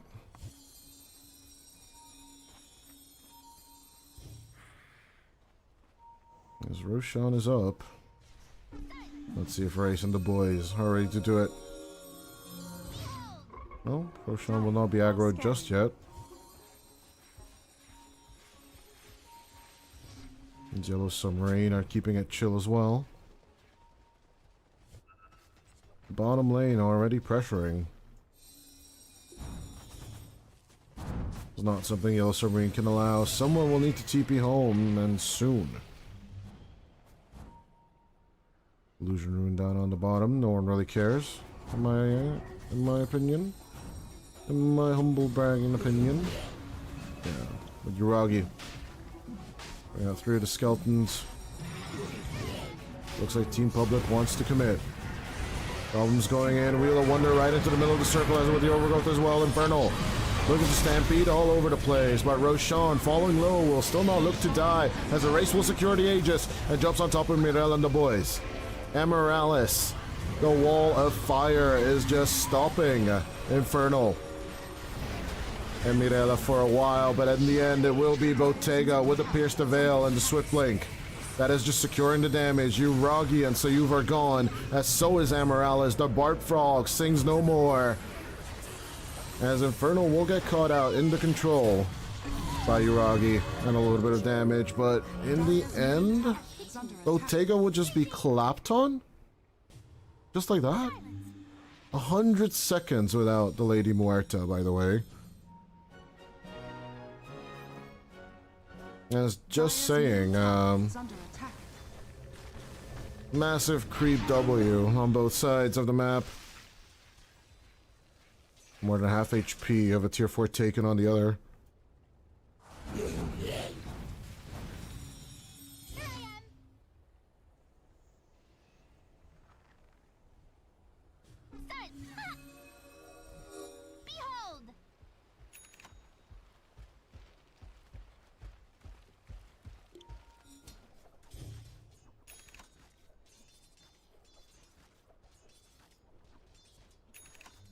The quiet after that Roche fight is just deafening.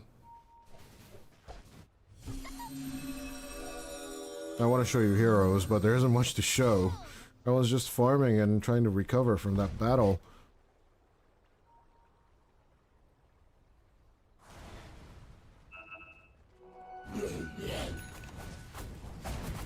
As overall, and even in terms of damage numbers.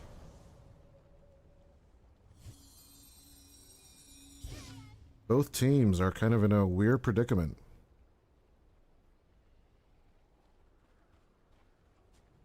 Bottega, delaying that pierce the veil as long as possible seems to be the right idea into the fight, but will your teammates survive long enough to actually utilize this? Regeneration. There's Uragi. And closer to the BKB, more than likely it will need to be bought on top of the blessing though. Dire's middle tower is under attack.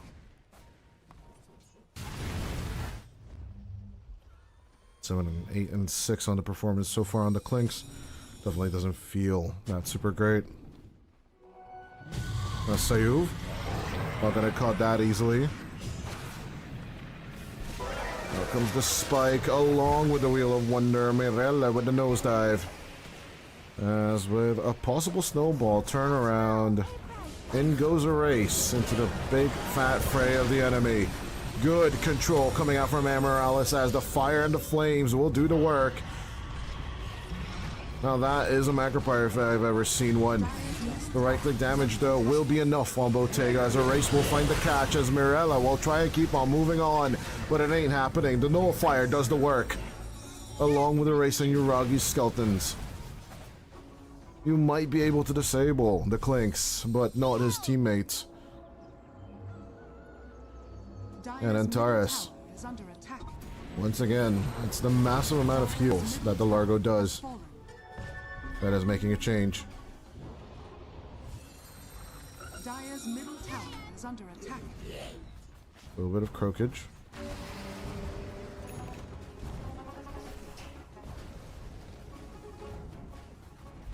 Antares is playing the song of his people. The race will move on forward onto the tier 4s with the threat.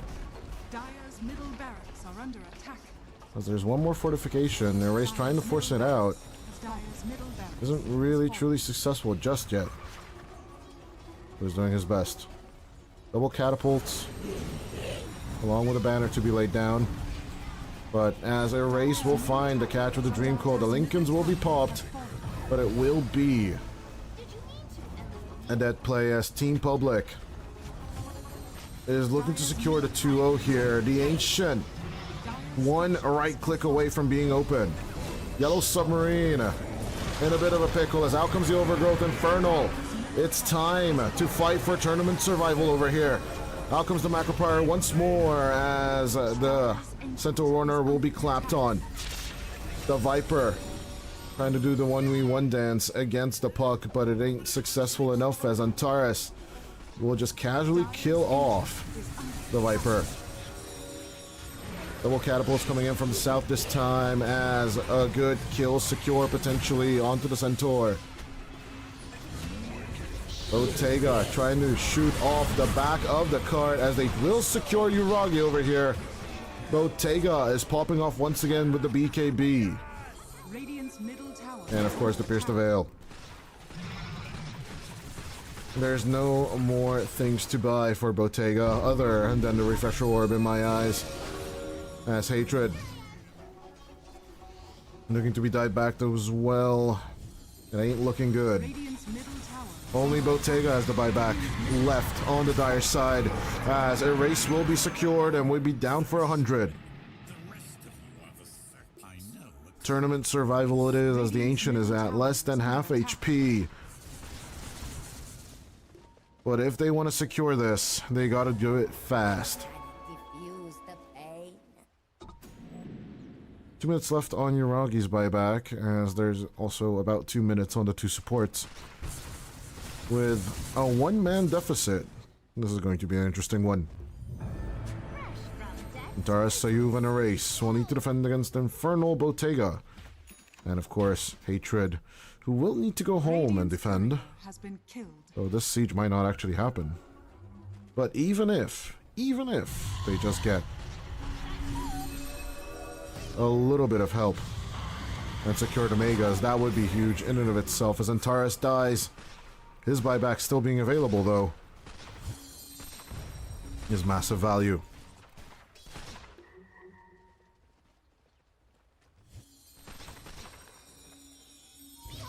Bottega with the Swift Link. As it creeps in weight from the top, there is no backdoor to play with. Mirella joining in on the fun. As of course, Antares will need to commit the buyback. 20 seconds until the Clinks is online. Team Public, are you going to be losing the clutch 2-0 after a massive Roche Pit fight? It might just be that they lose Megas only for now, but it will be a massive overgrowth once again that helps out. Antares clearing off with the Lotus as a race will be left to die. The save onto Sayuv isn't really seeming to be the fair play, but at the same time, super creeps are hitting from the bottom. One more tier 4 to go through though on the side of Yellow Submarine. Let's see, Antares trying to go for the secure. As the Ancient has 2k HP, out comes Amaryllis and is trying to help with the Bark Frog as much as possible. Base race out the wazoo, has 1,600 HP left on the Radiant Ancient. 1,600 on the other one as well. Amaryllis, it's up to the fire-breathing dragon and the Bark Frog to actually finish this off. It's not happening though, as Bottega dies, will come back with a buyback. Will not be finishing the TP though. Antares and Amaryllis will delay the ending of the game, as they do secure Megas on Yellow Submarine. They want to keep going for a game number 3, but Public will sacrifice everything to delay that. Oh, what a game number 2. And we're getting a third one of this, I hope. At this point, at least. What a TP, bro. That is stupid. That is just dumb. What is going on? Radiant are scanning. Ah, beautiful. That's what I call some tier whatever Dota. When I got entered at TI, he said like, what kind of Dota do I cast? I say, trash Dota. This is not actually true. Radiant Oh, when you get games like this, that's for sure. But yeah, Team Public definitely on the back foot. Mirella straight diving into the base as much as possible. Carded is Bottega, and he will go with the Pierce Deville BKB. As soon as he deletes Yuragi, that will be the end of the play. And Yellow Submarine will secure game number 2 all to themselves, despite the shenanigans, despite the delay. It will be a 1-1.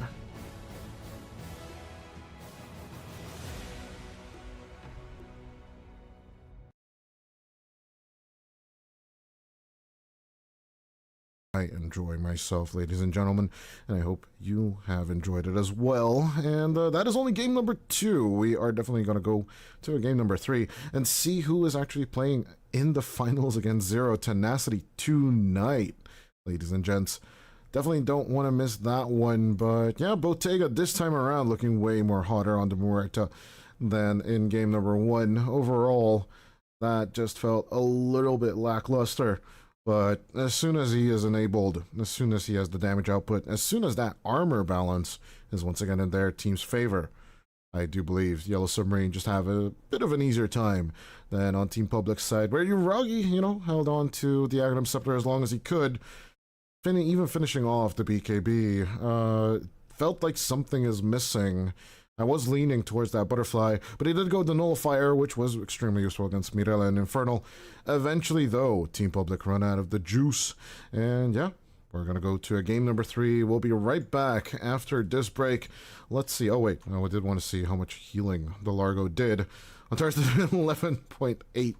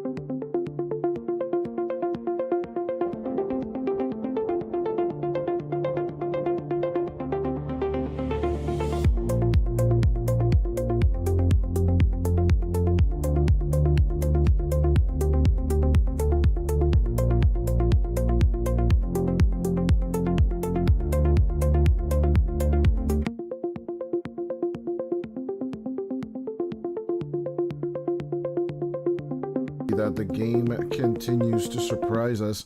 And despite OG actually saying that Largo has had a 58% win rate in Pro Dota, it has yet to win a single match today here at European Pro League. Radiant team pick Dire And yeah, team no, interesting on the statistics. It has a 49% win rate in pubs, but 58% win rate in pro matches. I've yet to see it, and now it's going to be banned as well. So I guess the Bart Frog does not work out for Team Public, and they're like, nah, screw it. We don't want it anyway. And of course, Submarine did ban it out before the second phase. And with the Jakiro and the Nyx Assassin, still believe bullying the Underlord is fairly easy so far. Nyx is great against the Caudal as well. And it's not the last thing ever against the Storm Spirit either. Carapace walking into Remnants is a thing. That's something to keep in mind for sure if you are Yellow Submarine. But evening up the series is just not enough. You gotta win it. You gotta be in it to win it. Actually face off 0 Tenacity. And yeah, the question is interesting as well, if we're gonna get it. And yes, finally there's that Uragi Ursa that I enjoy so much. It don't know if it's as effective against the Underlord as it is against the Centaur or the Tide, but 10 seconds I think it should be remaining. fine, personally. Quite okay with this so far. Team ban. As Bottega is going to be losing out on the Muerta this time around. Question does remain. What hero he's going to go for in that Dire case. team ban. As the Tide will be taken away. No hunt this time around.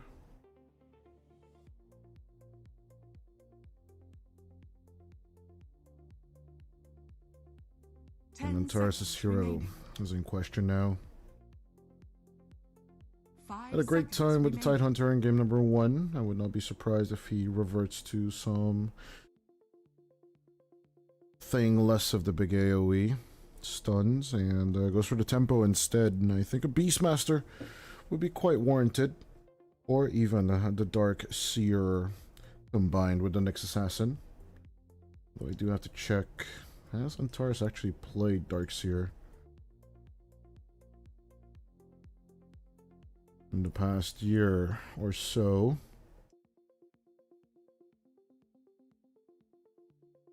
Open up his player page. Go, go, go, go, go.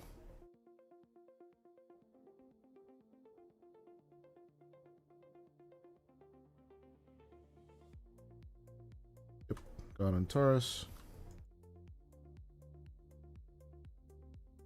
I'm stepping up to playing the offlane has been quite the journey for sure.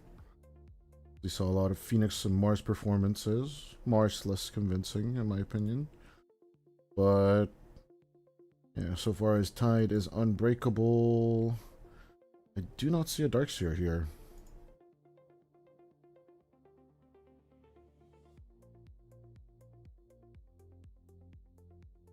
But yeah, the other options he has is the Axe, but playing the Axe into the unknown doesn't seem like a sure idea in my eyes. And it is Team Public that is picking first after the ban phase. Slark gets taken care of.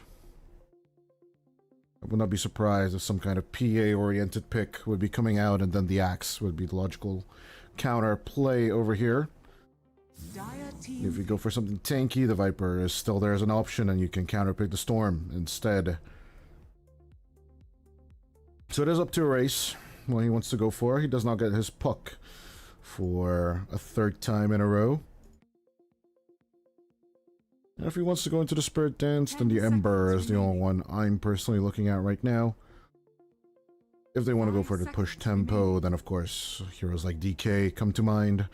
But jumping into the thick of this, there isn't really much of a save beyond the Jakiro coming and covering you with the Ice Path. So it might not be the best choice to go for the full commit. They go for the Doom instead on Antares, which I'm pretty sure bit of an invoker or any kind of dumb strategy to turn 10 Uragi. seconds remaining. All eyes on the XOG 5 seconds remaining. member on this Ursa. And I will be curious to see what Bottega will come in as an answer into the Doom and such. Morphling definitely off the table now. I would not be surprised if the Muerta still shows its ugly head. Because Stonegaze is just high value here. They go for the Wind Ranger on Bottega as the position 1. I am not a fan of this. And many longtime viewers will know that I'm just a Wind Ranger hater. But yeah. Meanwhile, strategy very, very dominant in South America. In Europe, more likely than not, there's always someone that will buy the Rod of Atos and basically shut down the gameplay of this Wind Ranger overall. Despite the invis, permanent invis given to you when you get the Wind Run and the Aghanim Scepter combined, it just doesn't seem to be enough. And I don't know if the kiting power of Yellow Submarine is going to be enough against Team Public. I'm leaning towards the nay side, and I am gonna go for Team Public actually winning the series overall. They did a really convincing performance in game number 1. Game number 2, they don't really find their stride and tempo, but if Uragi and Erase dictate the play over here, this should be an easy W. But the question is, am I just talking about my ass, or is this going to actually be that 2-1 for Team Public that we've anticipated? Or is it just going to be a shutdown by Yellow Submarine? Second series in a row, by the way, for Yellow Submarine. Keep that in mind. Team Public are still the more rested team, and we've been through 2 gruesome 50-minute plus games. And, yeah. At the end of the day, it's all about that endurance. And it's going to be a good question if Yellow Submarine are still up for the game.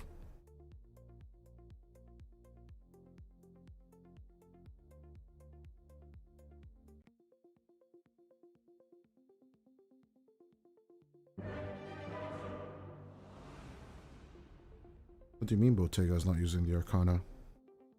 What do you mean they're not using the Arcana? Ew. Ew. The disgusting original model? With the Wind Ranger hair? How dare you. How dare you, Bottega. Prepare for battle. Look at this puke-inducing low polymer head that is just floating above the Monster Hunter armor. Ew. Disgusted. Spam shame on Bottega. Everyone in chat, join me in ridiculing this character. But my horse says nay, and so do I. This question of going for kill shot as well on the carry. I don't even know. Was it HFN or Dodd who I saw this first from? That was like such a weird strategy, and then it eventually worked, and then other teams started implementing the Wind Ranger carry into their roster. 30 seconds to battle. But to be fair, Focus Fire is kind of an OP spell. It just, you know, OP as in overall puke. This is what the acronym stands for. Told you a storm was coming. But no. This is just, I'm just blaming all of this analysis on being friends with Sir Action Slacks, and I regret that friendship every day when I look in the mirror. The battle begins. I've been avoiding mirrors for the past 6 months now. But yeah, we get into this game number 3, as both teams do decide that a peaceful approach to a Wind Ranger game is the way to start off the play here. And definitely a distance keeper against the Doom. So the double melee versus the double ranged, this lane should be crushed by Yellow Submarine. But just cause the fact that they chose Wind Ranger, I am still on the side of Team Public. Although they are disgusting enough to pick up the Ursa, which is also a personal hated hero of mine, but not as hated as the Troll or the Wind, so... Radiant's courier has been Or the Weaver. Actually, now that I think about it, I hit all the heroes in this game. Which is absolutely not true either. I don't know. I'm just rambling and rambling on until something happens on this game, because definitely one of the more passive laning stages is Firestorm into Breathe Fire, into Firestorm, into Breathe Fire, into Liquid Fire, into Liquid Frost, into an Illuminate, where BO5 is actually going to be the one getting the first blood on the bottom lane on Sayu. No idea how he got the angle, but Sayu was all the way over there. Didn't really think he was in any kind of danger, with the laning stage being the more important part, but Antares will use that to his advantage as he pulls lane all the way back in front of his tier 1 tower. Actions have consequences, after all.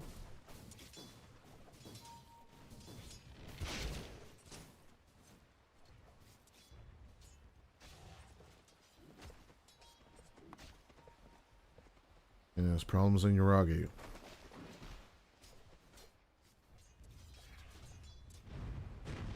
Not really having the best of starts, once again pushing out the lane, but when Uragi was on the DK, they didn't really mind this position, so I don't think that's going to change anytime soon. Look at that right-click damage, bro. Look at it. Nice. Once again, Infernal. Getting a little bit of damage, Infernal. Not coming into Firestorm. Interesting.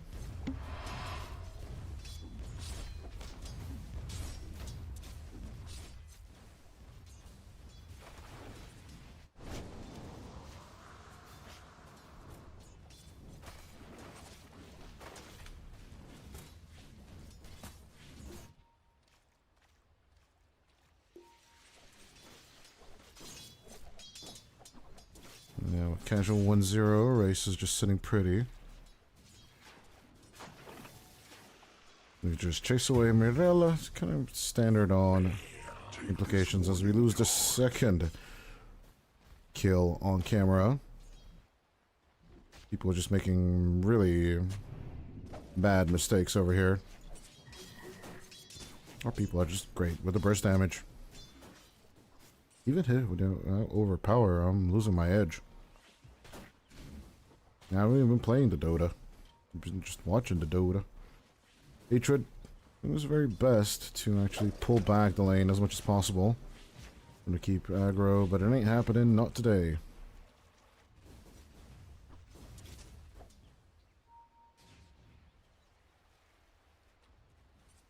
Nice little pullback from Antares. He does go for the double devour in this situation.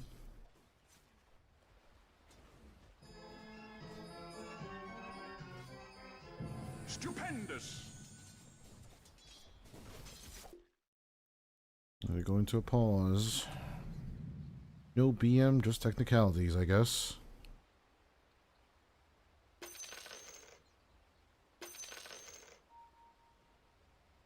Who would have thought Gandalf could ride on a griffin? My horses neigh, And so do I.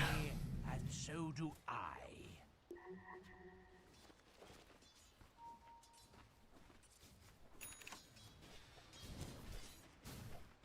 Radiant are scanning. Good catch onto Antares. There's the kill onto the Doom. He said there's the kill onto the Doom. Thank you, BO5. Bullseye. Oh, wait, no, I couldn't. Actually, someone following instructions. Abandon that thought.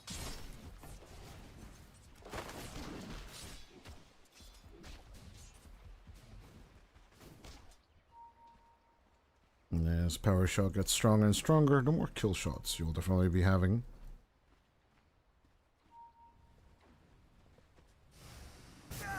There it goes.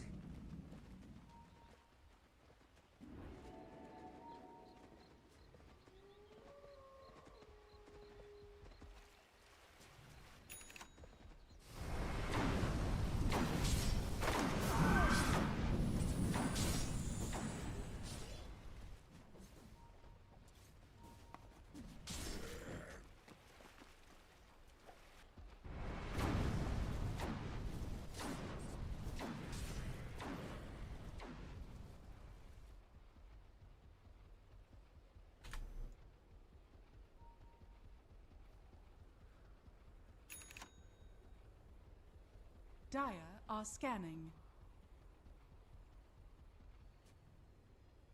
We're actually surviving the encounter. Sayu going deep.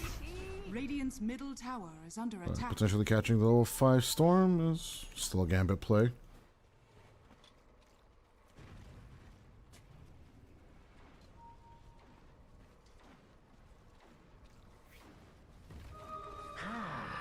Yeah, lane stage broken up as 6 minutes in. We already have Infernal rotating into the mid lane. Erase coming around the bend. Infernal losing the creep wave as protection. Is under attack. As Erase is just tanking up for the catapult. The tier 1 falls down to less than half HP.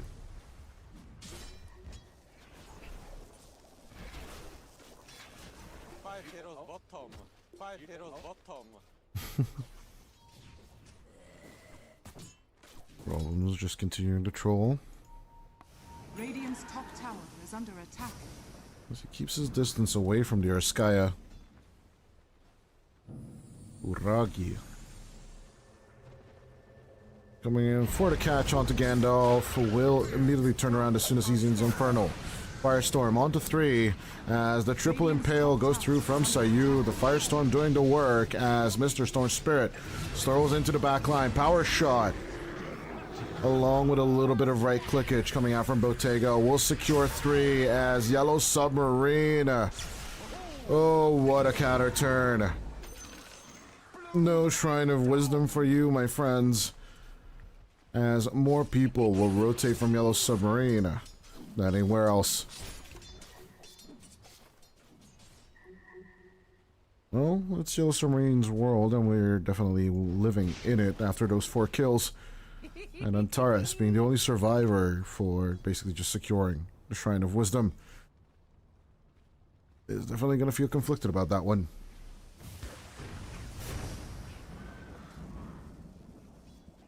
Not the best move, I shall say, but, you know, Marilla just securing level 6 and enjoying the slideshow with the ball lightning was definitely the way to go.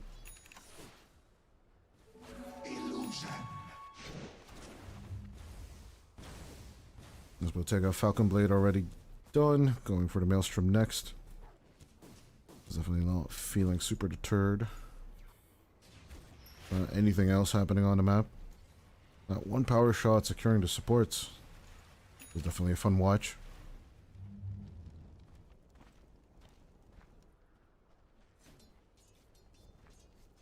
Radiant are scanning. Taurus about to finish his phase boots. At least something. Radiant's top tower is under attack.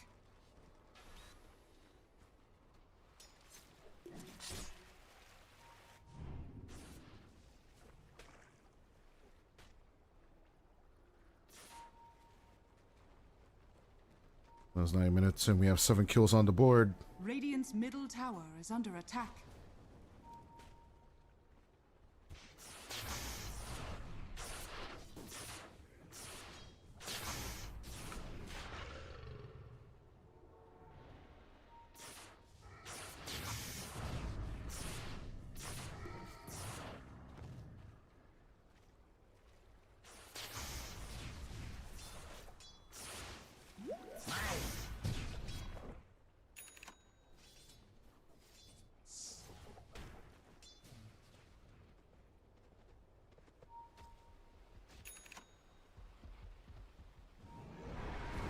Ten minutes into play.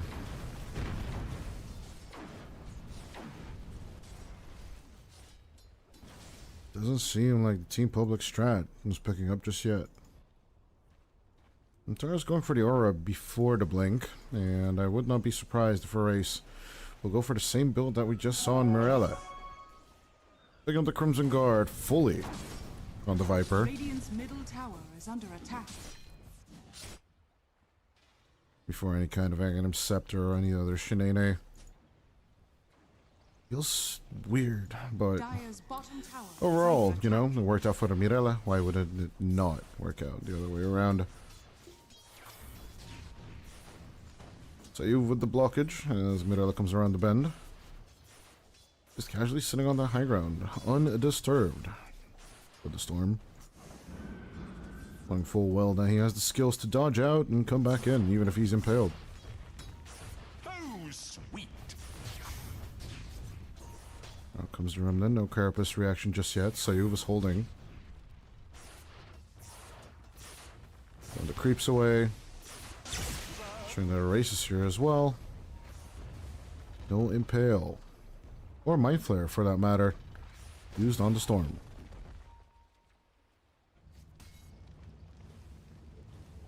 Radiant's bottom tower Toro's taking is his under sweet ass time. Dire's top tower is under attack. Radiant Maybe are just to scanning. play with miners on top of everything. As Bottega and Infernal are securing the top lane. Bottom lane isn't as Dire's pressured, top tower for has sure. fallen.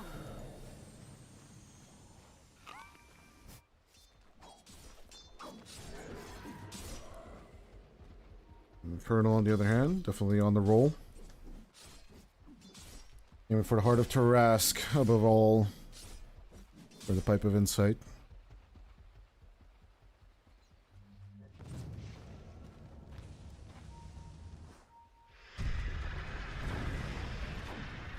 Not done.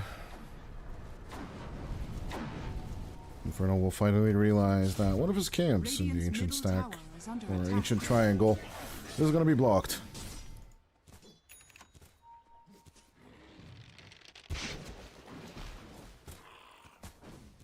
Bottega getting closer and closer to that Maelstrom. Dire are scanning.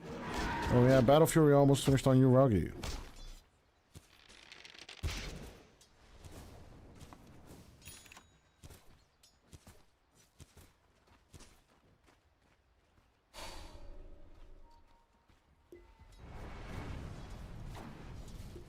Dire's bottom 7 tower minutes is into under play, attack. once again, the lack of action is putting hundreds and thousands of people to sleep.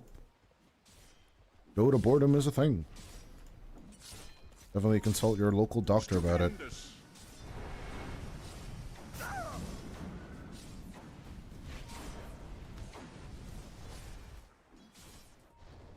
But for those of you that are not in the initiated path of playing Dotes, or just watching it on stream, this is pretty much standard practice. It's an arms race on both sides, as a race is more than likely going to be passive until acquiring the Crimson Guard. Same thing will be true until the Pipe of Insight is online on Taurus. Maybe, just maybe then, a few deep dives onto Bottega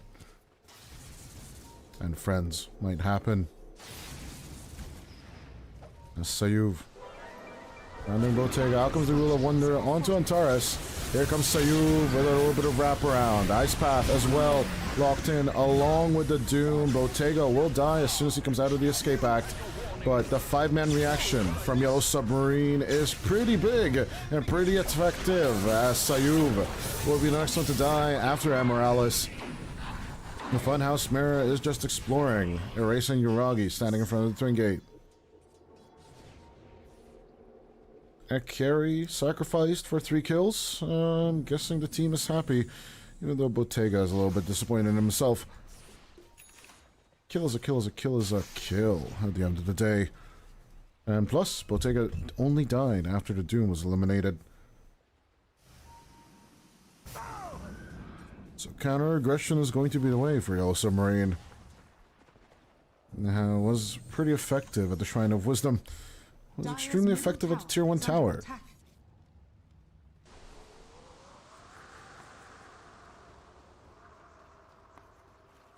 As I still find this Wind Ranger extremely appalling.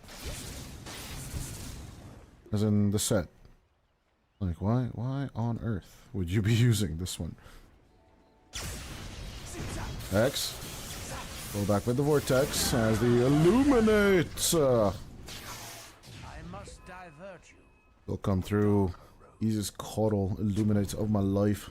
Dire's bottom tower is under My attack. horse says nay, and sword to I. This, especially this Griffin. That ain't a horse. But it should be my mount says nay, and so Dire's do middle I. tower is It under should be attack. accurate to everything. Clearly, Problems is not riding a horse here.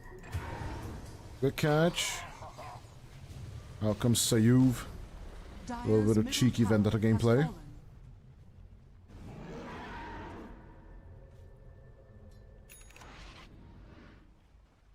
As Yuragi getting closer and closer to the blink, Dire's middle tower is under which attack. kind of indicates to me we are not about to get 17-minute Roshan just yet. Dire are scanning. Committing to this would be quite the endeavor, as Emeraldus dies again. Wheel of Wonder used on the Jakiro. Dire's middle tower is They are controlling the top area, but Mirele, or actually Erase, Radiant's is calling that they need to bottom tower is keep under protecting the attack. jungle, at least until the Crimson Guard and the Pipe are online. And with those finished, are they willing to take a fight yet or not? Radiant's bottom tower With the is under Doom being attack. available, I think Mirele can get caught, Bottega can get caught. As long as they get any of the pause 1s or the pause 2s, Sayuv will be seen by the power shot. Bottega on the chase. With Focus Fire being available, he does have a Sentry Ward for this. Even with the Carapace, he will just commit to the kill.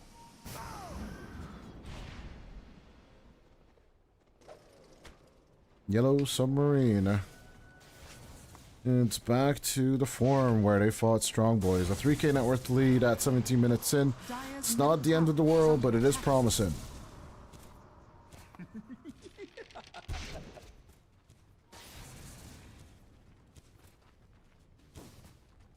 Radiant are scanning. Radiant's bottom tower is under attack. Radiant structures are fortified.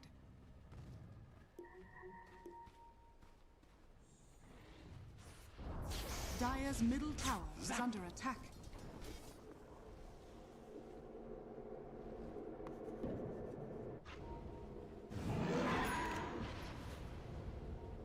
Radiant's top tower is under attack.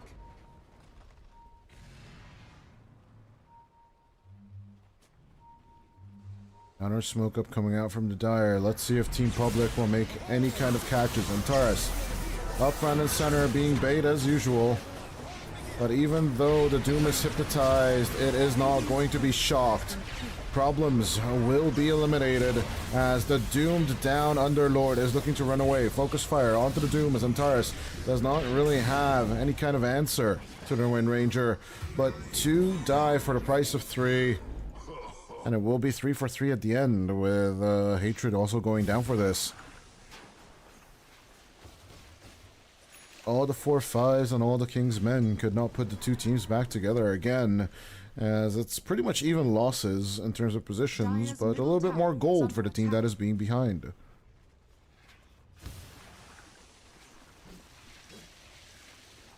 A nice, awkward, quirky engagement where both teams absolutely ignore the power rune in the room, but at the same time, you know, in the heat of the moment, mistakes will be made. So he finds the DD, he just immediately picks it up. And we'll see if they go for another rotation.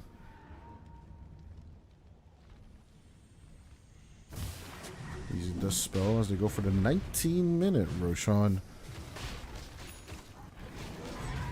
This time with the pipe and the Crimson Guard actually being online.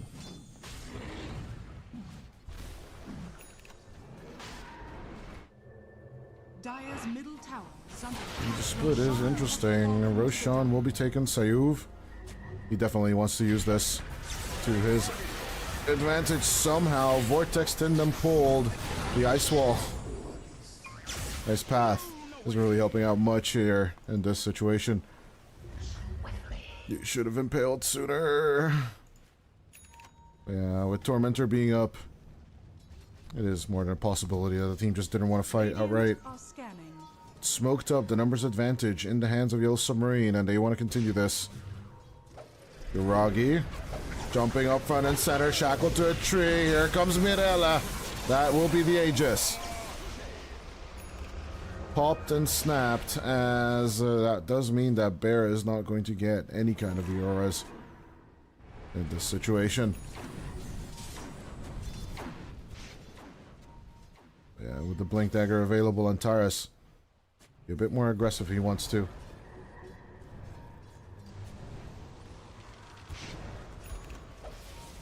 As Tormentor is secured, the power shot will not be lucky enough, but the ball lightning might just be. Sayu caught out as the mix, as that will be a distraction enough so that the rest of the team can escape. Don't let the kill score fool you. Smart sentence for those of you that remember the Kiev Major.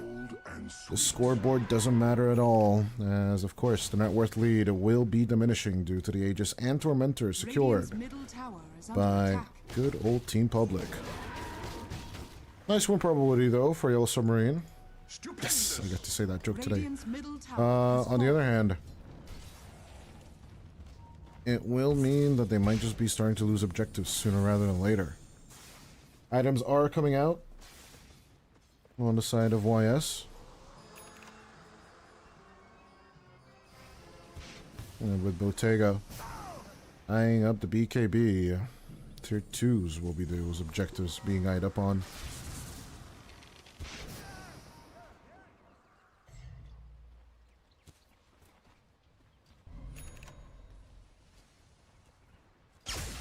Lincoln Sphere. Already. Interesting. Protecting yourself against Doom is important. I will agree.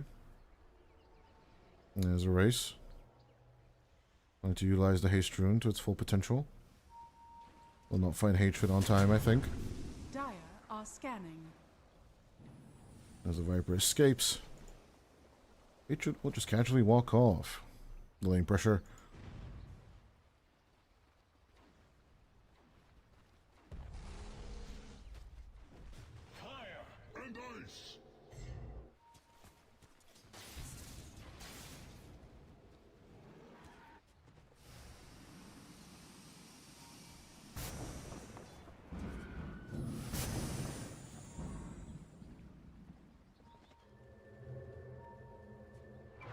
Well,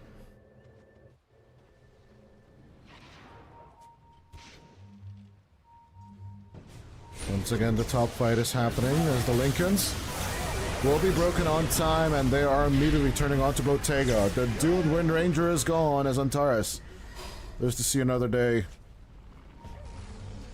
Let's see if the engagement can continue, as with the Infernal and the Impale, Uragi will finally get a bite of that Underlord, and it will be a double kill for the bear. To be fair, him and Bottega are kind of close in the farming patterns, and the output as well.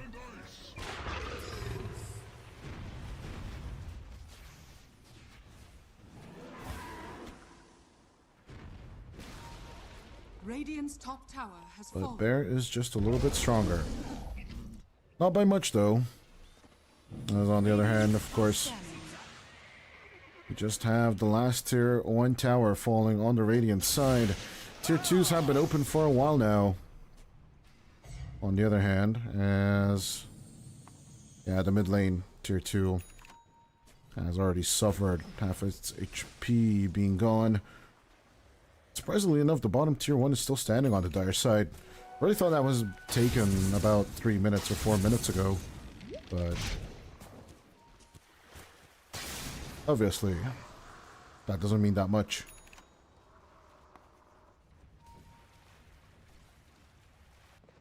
Mid-LM problems on the hunt. As Spirit Form expires, problems will be backing off now. Cry about it.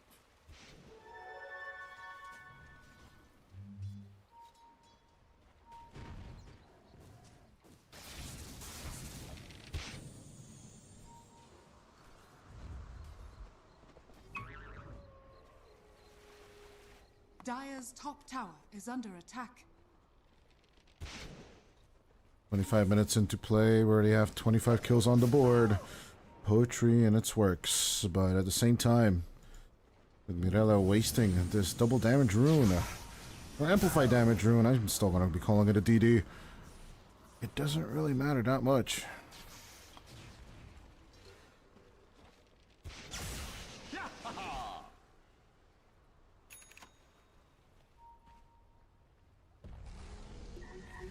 Smoked up. Nice little pullback. Good carapace turnaround as the doomed and BKB Storm Spirit is looking to escape. They do manage to make the turnaround on to the next assassin, but what did it cost? A mid laner and possibly 2 supports as Hatred will try and go back for the Vipage, but they lose Gandalf. Problems is gone. And the Zerg rush of Team Public will keep soaring and roaring across this map. Focus Fire? Focus Fire. Ice Path going out. Out comes the Pit of Malice as well as Uragi looking to join up on to the Wind Ranger as much as possible. Out comes the Yules to try and delay the Pooh Bear as much as possible, but the BKB is there as well. Antares will be managing to pop out that Lincoln Sphere with the Purge, but Infernal Blade lock-in on Infernal. Dire's bottom tower is under attack. Onto Hatred, sorry. Infernal will manage to actually escape in that tree hidey hole. Antares does not manage to see him there. Dire's bottom tower has been denied. As the race eventually denies the last tier 1 objective of the game. Getting on to the tier 2s though is the true question here. Which team will win the tier 2 race? Is that what it's boiling down to? Infernal. While going for a bit more crowd control with the Aghanim Scepter. I'm really not sure if they have enough auras for this. GG Boots is calling my name, especially if my name is Problems. But he is looking for a Yule Scepter of his own. They want to control the bear in the narrative as much as possible. And what better way to control a raging bear than to raise it into the sky with a tornado staff or something.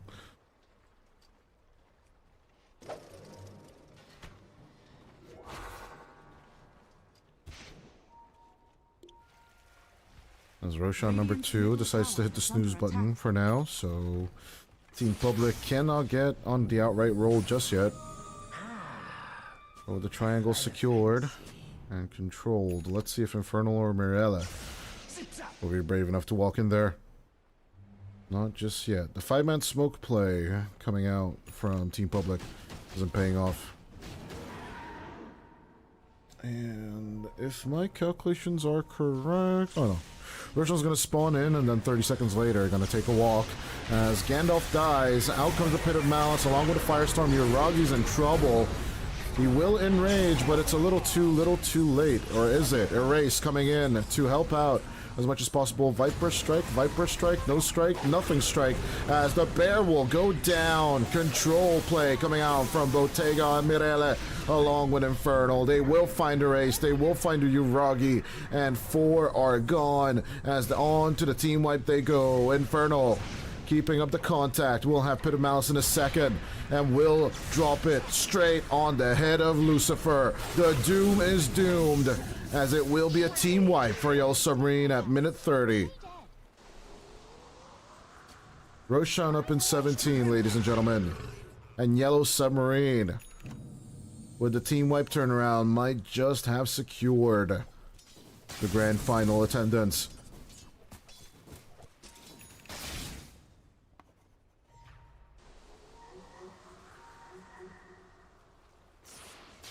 Roshan happy to receive visitors, although these visitors are kind of vicious and aggressive, wanting his banner and Aegis.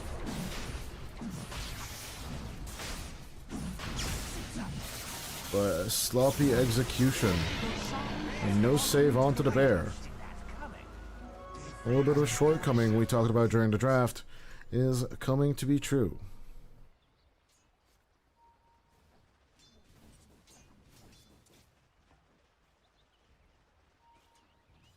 The only thing that can cover the bear being aggroed on is the ice path, but Amaryllis is just not in a good position to lay it down. And the chase, it was just clean, straightforward onto the bear. Supports were just dunked on, pretty much. Radiant are scanning. Sayuv.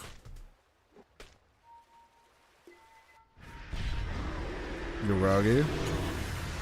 Looking to disengage. We'll commit the BKB and enrage for this.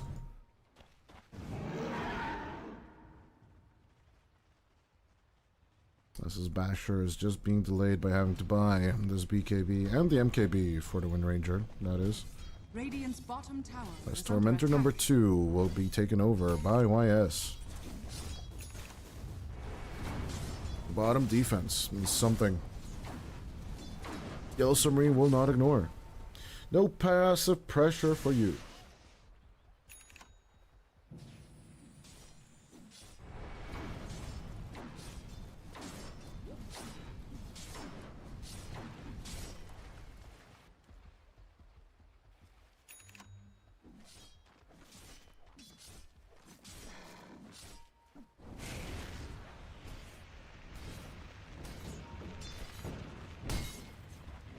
"35 kills on the board at 32 minutes in. The boys are looking to speed up this game.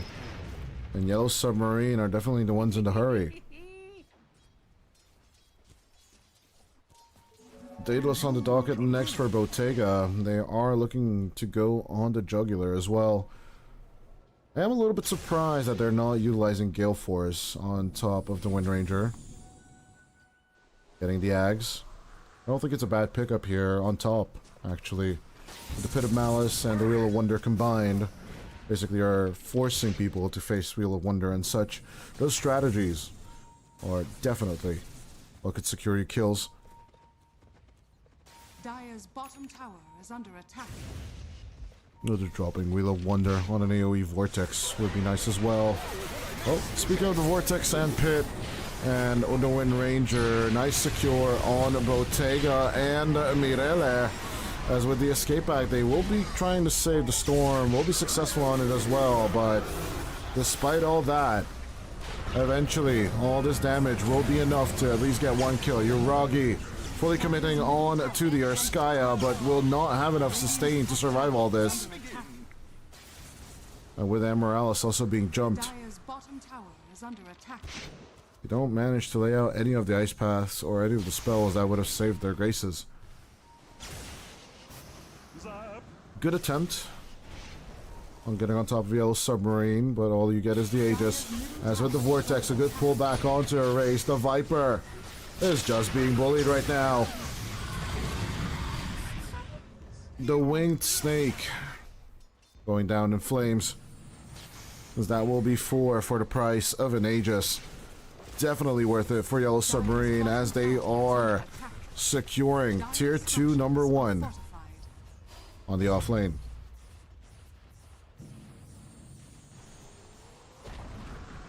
Dire's bottom tower has fallen.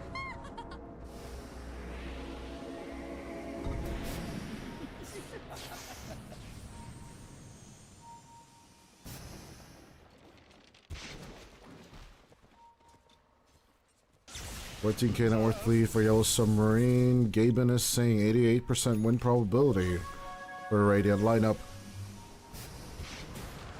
They've just let the Wind Ranger get too strong, as Sayuv can't even sneak over enemy lines to establish a little bit of vision to gather some information either. Dire's middle tower has fallen. Mirela and Bottega shutting down tier 2 number 2, this time on the mid lane.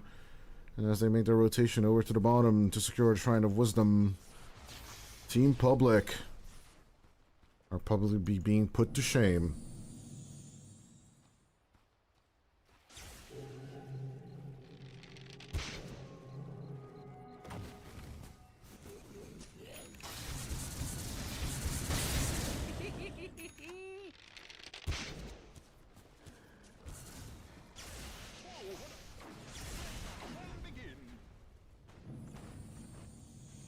Yes, 40 kills in the span of 35 minutes. The pressure is definitely on.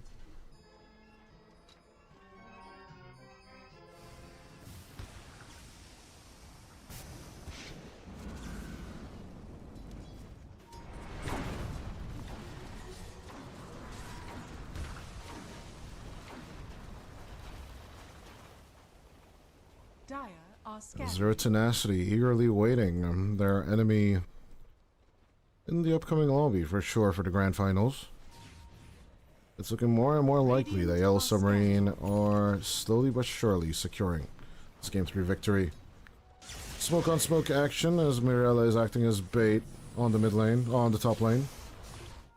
As for the mid lane, actually, the original reason we're starting making callouts was the Arcane Rune being picked up by the Dire lineup. But it's a bottom lane gathering as a race makes its appearance onto the top lane. No one is biting on this bait.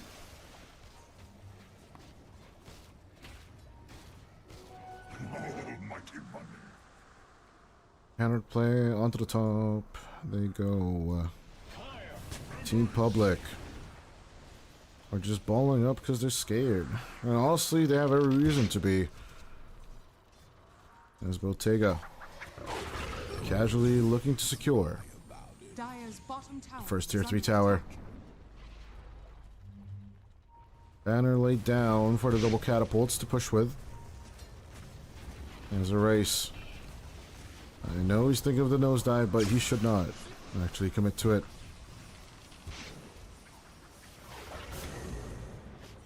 Double Lincoln Spheres onto position 1 and 2. They're definitely going to be protecting anyone who is up front and center in this situation. And Bottega actually taking on this mantle. It's pretty big. Well, it seems to me that Infernal also wants to join in on the fun. Putting on the Lincoln Sphere. Hatred. They will accept the break of the smokes. There's Bottega. With the Invis President, the Wind Ranger is trying to help out as much as possible. In comes Infernal with the pick. As they're the down pit number 2. Erased, looking to escape as Antares will not manage to drop the Doom on anyone. 72 seconds without him. He does have the buyback to join in on the fun, but Erase will be surviving Sayuv at least, but he will be erased himself as they are paying the living crap out of the Viper. The two-headed dragon is pretty much ignored as Mirella will slide in for the kill. 4 die again as Yellow Submarine. They might have been a little tired in game number 1, but they are shaking off the rust after game number 2 and are just shining bright beacons of Dota in game number 3. Outplaying, outpositioning the living crap out of Team Public. Dire's middle barracks. Dire's middle barracks. Mirele.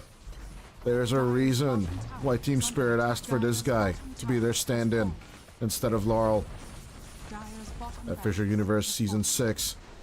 Dire's bottom And they are hard delivering once again.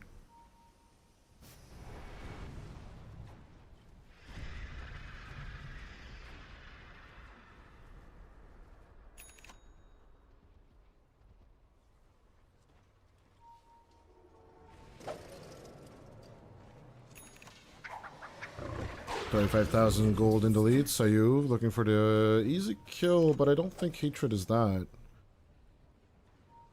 He's even happy to just check if Roshan is up and ready, but it ain't. As Hatred. Could be an easy secure. Out goes the Vendetta, but with the Aeon Disc. Mr. Ringmaster is looking to escape, but here comes the Cavalry, along with the Wheel of Wonder, Infernal. They are looking for the bear. Oh, and this bear is just tamed too much. Easy focus fire secure from Bottega. As the Wind Ranger is once again OP as hell. Dire's top tower is under attack. Oh, sacrificing Hatred for all of this. Finally a hit with the Doom, but Antares. They're just demonstrating why the Doom in general is just not the game winner of this patch, as Sayuv will go down. Antares' Doom will expire. Bottega on the run. Perfect bit of malice as Mirele will just pull back the Viper along its tail. Tier 3, number 3 gone. Dire's top barracks are under attack. And it looks like GG is about to be called. Nirele calling them to say uncle. Now have regulars. As GG is called by Uragi. Zero Tenacity will be playing Yellow Submarine in the Grand Finals. Coming up soon.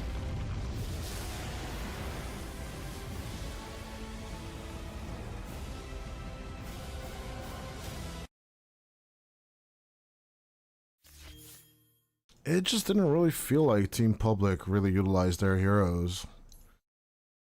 Once again, they had a little bit of advantage at that minute. This time it was actually a bit later than I expected. Really thought that at minute 20, they had something going on with, you know, securing Roshan a little bit earlier, and then they could basically make a move or two, but eventually Yellow Submarine with the crowd control, despite you having the auras of Crimson Guard and Pipe of Insight, it just didn't really seem like Team Public really wanted to fight.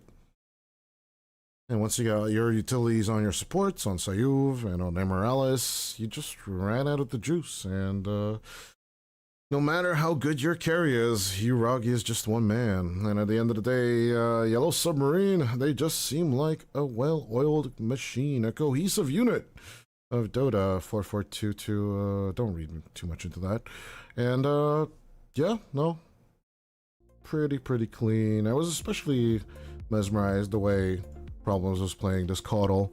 Didn't really call it out much, but him just basically just supplying mana to the Storm Spirit, right? That is standard approach to Keeper of the Light position 4. And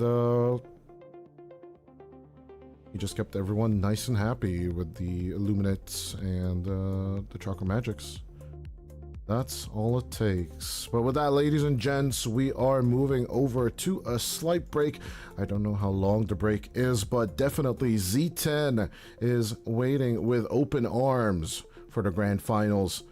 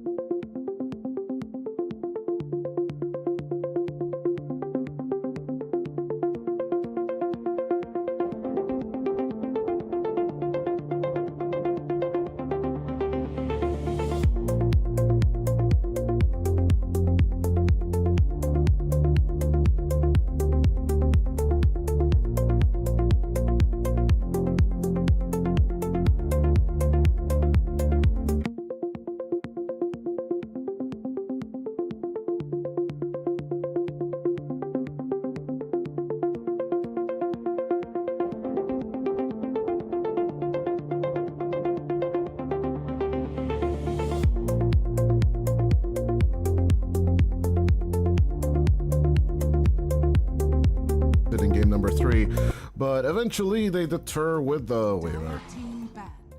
I hate this hero. Radiant I'm already not team interested in this game. Can you cast this solo? I've got things to do. You know what? If my game wasn't dropping frames and freaking out, I definitely would. But it's good, kind of good thing that you're here. I'm a Sure, little I'll run worried. production. You just do play-by-play. That's fine. No, jokes aside, it does look like Zero Tenacity have something in their mind right now. Dire team As with the Underlord and the Enigma band, the tide kind of remains, but against all that Yellow Submarine have offered right now, are you scared picking a tide here, or are you just go timing for this one? I think, dude, I don't know if a tide really 10 fixes seconds your remaining. problems, right? When you have Largo Brewmaster, 5 seconds the big remaining. combo is those Brewlings are going to do a lot of damage and they're never gonna die. Largo loves being next to people, and when you're next to like 8 people, his abilities become that much more potent. So he's also got the lick for a lot of what the Jakiro wants to do, a purge for some of the poison attack as well from the Viper. It's a really nice combo here. You look at like a Tide Hunter for Zero Tenacity, one Ravage is not going to stop Yellow Submarine from running at you, and you also have to catch Storm in that Ravage. It's very easy for Storm to zip out of Ravage range and then just, recoup some mana, go back in when they need to. So yeah, when I'm looking at heroes for Yellow Submarine right now, obviously you need a carry. I think you just need some sort of tower damage pressure. Obviously Clinks is not in the pool right now. Terrorblade, I think, actually has a lot of merit in this game. It's just more stuff to throw at the opponents. Doesn't care about anybody on Radiant team ZT. They're gonna go for Wind instead. I'm gonna go Pretty back to the common Wind. hero. Interesting. You guys have this a lot in America. Why is this so prevalent for you guys? But every time it comes out for us, it's rather niche. But Bottega has played it 4 times so far and has yet to lose a game with this. 10 seconds remaining. Choose Okay, your Centaur, pretty standard. Why the hell not, picks up that Helm to Dome and just goes ham. Plate, are you here, my friend? Yeah, I'm here. So why is this so damn popular? Why is the Wind Ranger so damn This- popular? Especially in the the Wind? Americas. Yeah. Because when you buy a BKB and you buy an Ags. Aghanim Scepter, It's just you stupid. literally don't die. It's stupid. Also, your ultimate is like I'm gonna kill you button, and there's nothing you can do to stop me. Like, Wind can just click on Viper or Weaver, and what's really nice about the ultimate on Wind is that even if Weaver uses the time lapse, it doesn't break the focus fire from Wind. So you can keep hitting them at that full attack speed, right? So it's like Dream is going to have to be really cautious getting picked off. Weaver's not the kind of hero that wants to get bursted from 100 to 0 really quickly. And when you're faced with the Storm Spear, when you're faced with the Wind Ranger, you get shackled and then there's a Mjolnir hitting you, you're probably dead. If the Storm Spirit gets on top of you and there's like a Brewmaster ulti running at you, you're probably dead. Just a reason why I like the Centaur. Nice save, you can go play Aghanim Scepter, save from the Wind. If the Wind focus fires the target, you blink, cart them, and then the Wind can't hit anybody anymore because you're untargetable. It's a pretty nice anti-Wind hero, and you can never focus fire the Centaur because Retaliate exists. So interesting to see how that's going to pan out for them. Prepare for battle. Yeah, should definitely be a fun game, but I don't know. It's just 2 heroes I don't like. I don't even know what to predict in this case. I'm legit gonna say that, because especially when it comes to Bottega, like, he has the Arcana set because he's wearing the hair, but he has it on the base model. What kind of heresy is this? Why do you do this? Why do players do this? Why do Why don't you do it? No, it's an ugly hero model. Why would I do it? Why don't you do it? It's disgusting. It's okay. You buy the TI-10 Battle Pass, you get the Wind Ranger set, and then you do this? Oh, to be fair, I think there have been recent times where you could get the Arcana as well, but still. Disgusting. Disgusting. I think. so. Wait, hold up. A little Yeah, bit more yeah. set talk. It's only the Wraith King and the Quap set that are still exclusives, right, from TI10, and then of course there's the IO set as well. This is Dota fashion. This is more important than the game. What are you talking about? What do you know? Remember? Dude, why would I care about that? True. I'm broke. I can't So buy am any of these I. things Like, if why I do you think we're wanted to. casters? Like, holy hell. Of course I'm broke too. Yeah. Yeah. We're broke buddies. That's how it is. Who asked for side? Who wanted the? Do you remember who what the I coin? What think first pick was chosen first, and then Z10 asked for Radiant, so it might have been... There was Tenacity asking for Radiant? Why? I'm curious with how the pick bans have been changed, right? They did update how the bans work now, and I feel like first pick has a lot more merit than second pick right now, just because at that 18 pick you can ban 2 heroes immediately after. It kind of has a lot more value than it used to. Oh, after 18 you ban, it's back and forth, so it's AB as far as I remember. Yeah, but you still get to ban. Oh, my gosh, Dream. Dream is dead bottom. Holy hell! You see why I hate the Weaver now? Yeah, I mean, I'm not. It's double bug lane in this bottom lane, so you know, Dota Underlords fans here get get a little bit of You know, I mean, value in this bottom lane. basically you're telling me Infernal and Hatred are playing Helldivers right now on the bottom lane? True. They're just Terminated destroying. Why haven't we played more of that game? It's so annoying. You started, Crash started, I haven't touched that game in a long Malibu time. started. Everyone got to like level 20, 30, and then everyone just stopped. I'm like, what the hell? I So didn't even good. play the. I didn't play the. There was like an Invasion on Terra update. I didn't play that. Yeah, which we call Super Earth. So you're not knowing Yes, that its sorry. true name is already undemocratic, and you should now face the wall. So no, Send me to battle. I'll prove my democracy. I'm by far like basically the deepest in the game out of the caster collective, right? And Yeah, that's fair. played like 2 missions with Slacks, and then he's like, "Nah, it's not for me." I'm like, "What the hell? What do you mean?" This, you know, that's kind of. It's not for me, is what Mirel is thinking about this middle lane. He's got 1 last hit. The Viper has been throwing this poor Storm Spirit out of the lane. You can see that anytime Storm wants to walk in, Rorik A-clicks Morel with the poison attack. He doesn't even 1, care about CS, 2. he's just using his HP to get him away from the lane, so... Yeah, it's just basically He keeping has it as up. many last hits as he does denies. I think he's missed 2, 3 CS this whole lane. Like from both a denies and last hits. Okay, he's about to lose a couple more now, but like up until that point, he was almost flawless. And it just goes to show All of you these- work is just on a different level than a race, just a little bit. But As must be. I mean, it's not even just this mid lane. All of the lanes for the Radiant right now, their CSing is very high, like very high efficiency, 16, 16, 15, and hold up, you know, hold up. Possible catch on Hatred will be an execution from Dream. Yeah, back to your point. The massive outplay right now.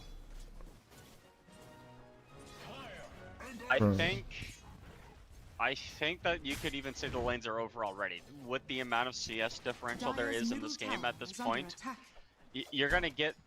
The problem is you're gonna get like level 5s, level 6s on these heroes before Wisdom Shrines come, and then you can invade the enemy Wisdom Shrine. If the Radiant get both Wisdom Shrines from this current game state, I would say like maybe 65-70% chance of them winning the game, irrespective of draft. Like they're just outplaying everybody from Yellow Submarine in this landing stage right now. Oh no, problems just dispelling with the catchy lick, but then again, you know, Botega's just constantly on fire due to the dual breath. Radiant structures Nefrit are just coming in with a slow kill, like let me at him. Oh no, Moose now with the liquid fire. There's just no escape. Holy moly. Despite being licked nicely by Problems, it's just not enough. You said level 5? I don't know. I'm dyscalculant. Maybe the players are too. They're just deep diving problems on Bottega right now. Yeah, stop up top, and that's another kill. Problems is having problems. He's living up to his namesake here. But he's the one supposed to be causing them. He's not supposed to be in them. Or suffering them. Well, one thing that needs to be said, you know, like the defending Yellow Submarine to some extent, right? This is their 3rd series in a row, so if they are running out of juice, I am not faulting them at all. They have had a really, really good run. They eliminated Monkey Business of all teams, right? So yeah. They have definitely been, like, you know, it's definitely warranted that they're on the podium. And surviving Team Public with Uragi on it as well, it's not an easy feat, but at the very same time, you know, it's like, just look at Morel. Look at what Moose is doing to Morel right now. He's borderline dead. Oh, he didn't get hit by the damage on the dual breath, so he's just gonna get ran at. Infernal. You do secure Desire, but Nefrit, he's just casually disengaging. Oh, I got licky tongued. Great. Oh, but you might just be dying here. Bottega. Execution. Look at the kill shot. Dire's middle tower is under attack. Well, at least it's a 3-on-3 for now, but the mid lane is... Yeah. That's not good, is it? No. Dire's middle tower has Losing fallen. your middle tower at 6 minutes. So, very important marker. You do not want to lose your middle tower to that tier 5 catapult. When that happens... Oh my gosh, they put a ward down so they can spot Dream. What the hell, man? This is so Hold abusive. up, Infernal might just die here. Infernal is not gonna die here. No, Morel is just being bullied right now. He's being read like a book, brother. As you mentioned, the 7-minute Shrine of Wisdom invasion is coming. Work is coming from the north as Dream and Desire are going to crawl into your DMs. They are literally the heroes your girlfriend not to worry about. As out comes the Viper Strike onto Infernal. The escape act is helping a little, but the rodents and the slithering work is just sitting in your Shrine of Wisdom. Eventually, they're just swapping places. They will give away the shrine, but can they get the 3 kills? Dream coming in with the swarm as Bottega is trying to shake off the bugs. Will be successful on that. Shackle onto the Weaver. They will kill off Dream as Desire will also die. Moves, it's up to him to at least get the Morel kill. He will be successful on that, but with Bottega and problems on his heels, the 2-headed dragon will go in for one last dual breath, but it won't be enough. Unfortunately, I think honestly the biggest thing that got that loss there for TZ was they brought the creep wave over when they rotated in, and that was just giving perfect vision for that team fight. There was a ward placed on the high ground for the Radiant, but it wasn't put on the right side of the map, and you know, obviously you rotated literally every hero from Yellow Submarine to that Wisdom Shrine. They do end up defending it. Largo gets it, and that's enough. Yeah, 3-4-3 on the kill side, of course, and you know, Nefrit securing their own. I'm just trying to utilize the Stampede to its best. The Clown Fiesta continues at minute 9, I guess. But with Infernal only being level 5, he is still extremely incorrigible. Although they could just move on to... himself. Could just go to Bottega. Kill the Wind Ranger. May the bullying commence, right? I mean, the bullying is not gonna... Bullying hasn't stopped is the problem, I think, here. Yeah, but Bottega being forced in mid... So, you know, for example, Bottega just finished that Falcon Blade, and, you know, I'm looking at Weaver diving underneath the tier 1 tower bottom to get a kill onto Infernal once again with the help of the Jakiro. Liquid Fire just to make it hurt a little more. As Dream is easily securing the kill. Yep. Viper Strike heard, escape act used, and will the Ringmaster make it out alive? Actually will. Damn. Escape act goated against Viper, confirmed. Not like we didn't know that, but you know, it's good to see it in action. I will say another toxin is really nice for Dire's invading enemy bottom jungle, tower is under the attack. enemy triangle, and I like this rotation here that they've made on TZ. They give Desire that middle experience. They know there's no kill threat because there's no tier 1 tower for the Dire's enemy. bottom tower They're has just gonna fallen. put Viper in the jungle. He can farm there very fast. You know, getting level 6 on your Nyx Assassin opens up a lot of opportunity for you to get these pickoffs as the game progresses.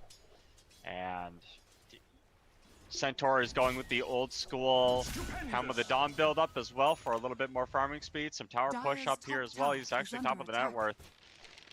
Very different to what the Brewmaster's doing right now. Brewmaster's still not even level 6, and Dire's top tower Centaur has fallen. over halfway towards level 9 from this current level. So this is just, you know, compounding problem after problem. And I don't think it's gonna really stop anytime soon. Yeah, more than likely, Yellow Submarine are already putting this game into the grave and are thinking of game number 2, right? This is when I you mean, need to mentally reset. No game is over at 10 minutes. It's very hard. It happens. It's very hard. You and I both know that truly happens. Although Dream, once again with the swarm, good catch on BO5 and problems. The Wind Ranger surrounded, and the deep dive commences with the Stampede going down. Desire is still keeping contact. Mind Flare is available as with the time lapse. Dream is keeping up with the pace. Problems up in the air as he will be ripped to shreds. And behind the tier 2 lines, Infernal does have Primal Split, but what are he gonna do all alone? Yeah, he's just going Hanamitis. He's like, well, if we live long enough for me to get some value out of this, I guess it's gonna be good for us. But yeah, they don't have any. I love where the Radiant are playing right now. They're just playing the map completely shoved in as deep as possible. They're splitting up. They're playing under their vision when they're playing aggressive, so they know where the enemies are going to be coming from. Oh my lord, that ward is doing so much work. It's so annoying. Yeah. That ward from Moose was probably the single highest value ward we've seen, and this is a very nice warding spot. It just kind of gives you vision over a lot of people. And it's not very de-wardable either. Like, that's not a spot that people will put a sentry ward or put a sentry ward in that area. So in your own games, think about that spot. Yeah, they do have top fully controlled. Mirella's being eyed up right now. Nefrit does have the blink. They will make a jump for it, as with the Viper Strike and the Ice Path. They do catch with one, but not with the other two. At the same time, the cavalry's arriving. Yellow Submarine want to react to this. No Stampede for 2 more seconds. But Nefrit trying to keep up vision as Desire will find the storm. As it will be shut down. All the plans of Yellow Submarine just vanish into nothingness. Such a smart play from the Radiant. They absorb that smoke. When you smoke up as 5, especially this early on, you need to get at least a core kill out of it. And it's time that the Wind wasn't spending farming, right? The Wind 5100 net worth actually was doing pretty well, but now Dream Weaver's not a hero that can farm as fast as a Wind Ranger. You know, Shikuchi's decent and all, but it's no power shot. So Good catch onto Mirella. There's a storm trying to walk it off, but yeah, we'll need a little bit of Pavis assistance. And this is not the quote-unquote correct storm build either. This is actually a legacy storm build. The build that a lot of storms have been doing nowadays, you still get the soul ring, but you go Guardian Greaves on storm. Makes it a lot harder to catch you because you have that dispel, and it gives you a lot more mana just in part to the soul ring as well. But the treads and the Kaya is not the quote-unquote modern build up, but it might be that Morel is thinking to himself, I kind of need the extra stats from treads, otherwise I'm just going to get blown up in a few seconds. So we're going old school build on this game. With the Ice Path, moves are just protecting themselves. The Illusion Room will help a little, but eventually Mirella, it's looking like he's popping off just a little bit with the storm. Ball lightning to escape the swarm, and Problems is helping. He's helping. Yeah, I mean, nice. You Blew up an Illusion hero. Room. I mean, it's something. Yeah. Taking Illusion Room from Storm is pretty value, though. I will say that's pretty nice. Though losing your life when you're this far ahead is, even as a support, is a little Yeah. not good. It hurts my soul, dying. Most of the time, support deaths don't matter, even in winning games like this. But I think in this situation, giving Galvanized stacks to a Storm when they're this far behind is like one of the ways that they can start coming back into the game a little bit. So It's still 400 gold, so... yeah, for solo XP as well. You get like a level off of that, you know. Super value, super value. Is that like target talk or something like that? I don't know. I'm not American. Neither are you. Oh, Desire broke the smoke. Good with the control. The Vendetta cockroach is getting out of there, or is he?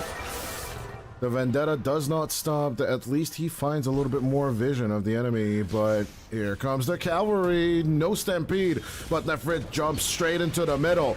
Desire has never left, as out comes the Macropire. Mirel will just be blown to smithereens as Hatred still trying to run away. Bottega will find the kill shot onto Desire, but as Nefrit stomps the other Centaur as well, no licking will be enough from problems to save him.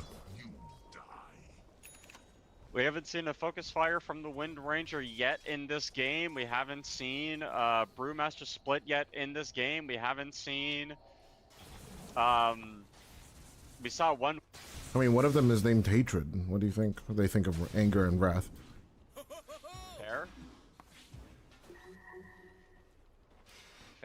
Fair enough. That's a really big kill though, and that is the reason. That is a very good reason why this is a good win game. That Viper, if this was any other carry in the game, in my opinion, would have lived there. But because of the wind, you don't get affected by the attack speed slow on the bath poison, the caustic bath. So, you know, you're able to hit him full value. No blade mail on Viper this game, I think, is very weird in my opinion. There's a lot of damage that you want to reflect to the storm and the wind. No blade mail on Centaur, he's going for a pipe instead. Again, a little weird in my opinion. If you just went blade mails, probably you kill them all, but I guess they felt like they needed a little bit more utility. Wanted to go for auras. Kind of tells me they want to ball up a little bit more early on and then, you know, take all these tier 2 towers. They have such a lead, you know, it is probably going to work. But again, if you lose one team fight going for all of these auras, there's some potential to come back, but it's not very easy to do. It's very hard. Much easier said than done.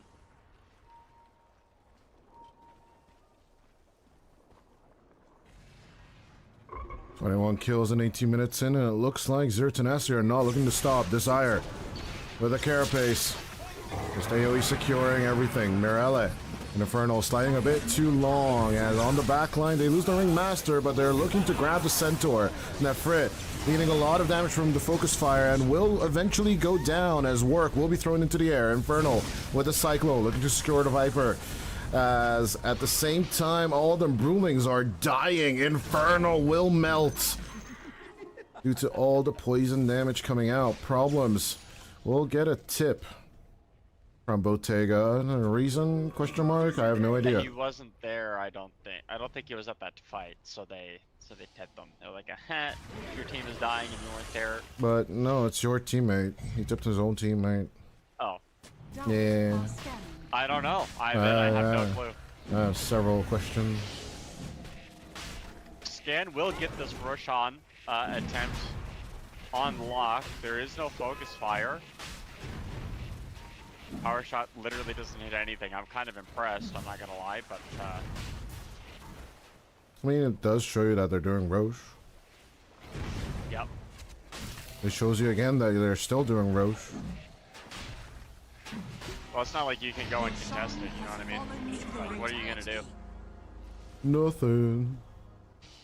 Maybe die. As Bottega gonna be clipped by the Vendetta along with the Viper Strike. We'll get a little bit of a save with the escape back, but the broken, battered Wind Ranger is forced to run for their life.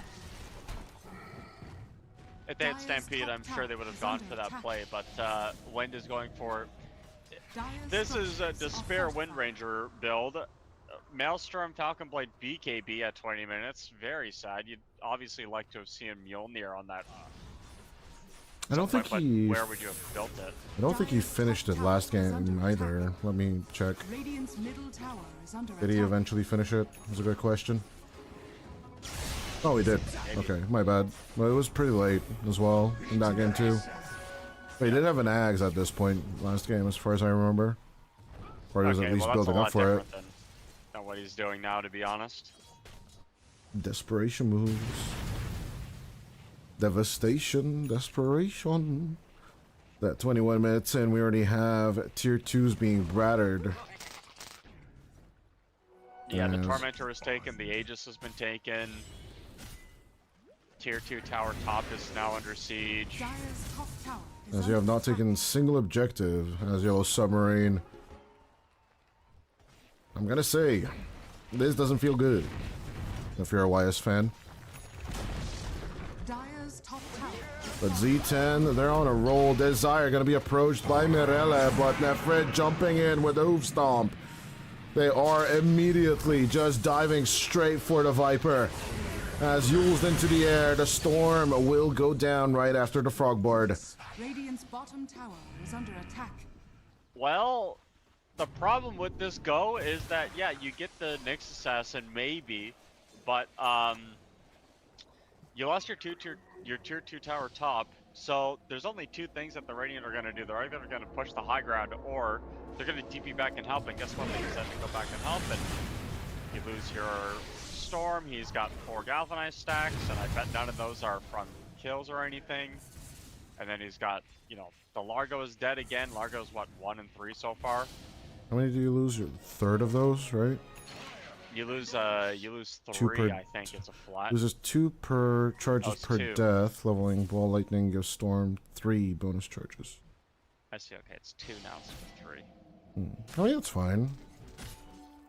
But still, Hey, he's got right. 4.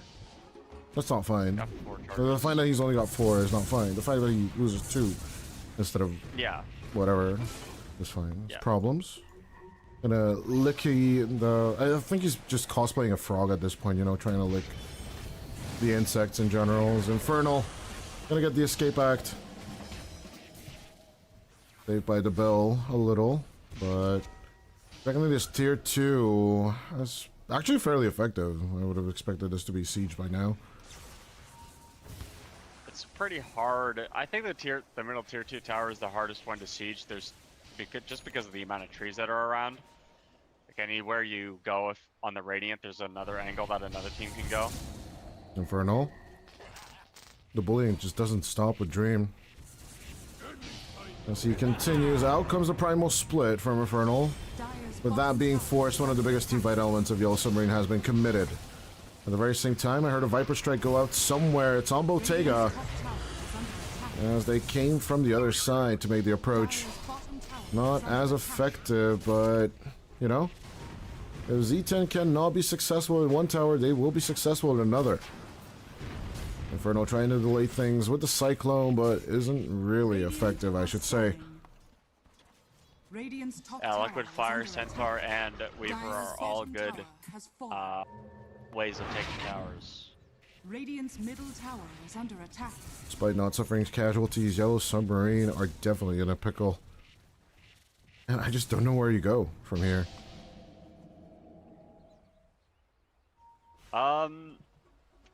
I think you know they got the pick off on Viper earlier on mid. That was pretty cool. Problems. Good jump, Nefret. A nice little licky tongue coming out from Problems, saving his mid laner and sacrificing, singing the songs of his people. Problems will die. At the same time, Mirele almost gonna get caught out by Desire, but the Impale is just a little spike. One spike too short. Actually make the kill. Hey, you forced Stampede and you forced Nyx ulti, so that is, Radiant's you know, bottom something. tower is under attack. Aghanim said they're finished on Brewmaster now. What does this even do? Gains 1 max in current level. Oh, I mean, it's nice so he for doesn't die to Primal Weaver Split. anymore. Does he though? Doesn't he though? No. I think he caster cursed him. Yeah. I'm blaming that on you. Yeah. I meant like in the ultimate. He doesn't. Yeah, die. yeah. Yeah, not in that in that situation. Nothing. He was that. Yeah, stuff. No, you just cast your curse. It's fine. It's fine. I did, yeah. Surprised Weaver doesn't have the shard yet, to be honest. That Shikuchi extra attack is kind of nutty. It's always so skipped by carries. Like, they always get it at like minute 30 for some reason. I talked with Low Skill about this, but he's saying that like until then, it's just not really worth it. Like, once you clear out camps by just Shikuchiing on them, that's when it's worth it for him. But until then, it's just unvalued as Desire. Going to go down along with Moose, question mark. He does use a massive Lotus just to survive his problems on Mirele. They're just going to bomb down onto the Jakiro, but it's not enough to save Bottega. Mirele still trying to run away with Hatred, and Stampede will be committed. So that Dream and Nefrit can collapse on this sandwich. Warwick coming in with the play as with Dot Tool. Yeah, the double edge. That hurts. Yeah, you kill the subs and that's nice and all, but it did use your BKB, it used your Storm Spirit, they didn't get out. Weaver is, you know... So much feels bad this game. There's so many things that feel bad. Yeah, there's a lot that needs to happen here. There's no, you know, if you had the Brewmaster there, maybe you can turn something around, but again, like the fact that it took that long, that many resources to kill just the subs, and one of them is a Nyx Assassin. Like, Nyx Assassin is not a tanky support hero, guys. This guy is very easily killable. Like, this is kind of ridiculous. I just find it hilarious how every time Mirella gets a kill, like, you know, and then just dies, those 2 charges just go back to 4. Yep. He's been stuck on 4 for such a long time on the Storm. He doesn't even get 0.1, like a 1.0 mana regen from all the kills he's done so far. He's a BKB on Storm Spirit. I think he's been, you know, using all of his mana to get away from situations. Now he's going to kill people. No, he's going to try with the Parasma, but let's just see. Primal Split will be commit for this, as they will raise work into the air. Static Remnant along with all the party, but the BKBs are just not enough. Coming out from Zero Tenacity, they're being raised in the air one by one, as Desire moves. Need to be a bit more reactive, but it doesn't look like Submarine won't want to continue the chase. Yeah, I'm surprised the Radiant didn't take that fight. I feel like you could have just dropped the ward down as you were running away on that outpost and then, you know, see what happens. But yeah, the Viper gets left alone on an island, dies. Oh no. Bottega is scanned. But Infernal's found. They know they're split. Out comes the Ice Path. But the true target is definitely Bottega. Desire with the find. There it is. Maybe it went a little bit too early, but... Oh. Never mind, they didn't go early enough. Brutal. Brutal. Yeah. It's a very slow, very methodical game. Even though the position has been dominant for Radiant, they haven't really felt the pressure or the need to really go up onto that high ground. They know they're getting more map. You know, they're the more experienced team per se, right? So all they gotta do is just wait for the bedtime of Yellow Submarine. And they just win the Dota against these kids. Wait for their bedtimes.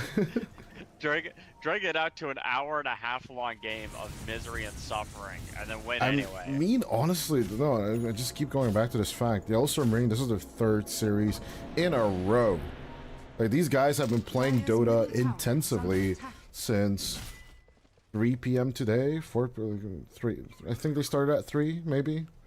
That's just 7 hours of professional game. It's not the la-di-da. Oh, guys, I'm gonna order a pizza, so let's just sit around before we go pubbing again. You know, this is intense Dota gameplay. Yeah. This is when you need to do laundry between drafts or during drafts. You know, like DPC days.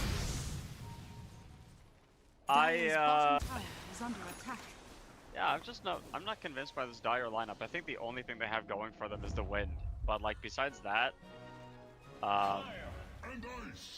things are just not popping off. Well, you can't lose your Brewmaster lane as hard as they did. Brewmaster and the Largo need to kind of pair up and really take over the game. But if you look at Largo's items, you'll see that he's literally a pause 6 or 7. Like he doesn't have a single item yet. Why are you pointing out my itemization being a pause 6 itemization? It just hurts Dude, my it's feelings. 30 minutes in. It's 30 minutes and he has an arc. I usually have this build at minute 60. What are you talking about? That's a creep, man. It's worse than a creep. Yeah, it happens. Isn't it? Frit will be approached. In comes Infernal with the primal split. But as this Dream is trying to make the approach onto the back, Desire hits the double impale on Problems and Hatred. As Dream will be approached, the time lapse will be committed back in front of Bottega. The Centaur Warrunner leaves behind the Weaver as one by one Z10, they're losing numbers here.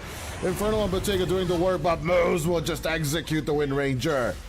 Stop running and start dying as Mirele will be impaled at the end of the day by Desire.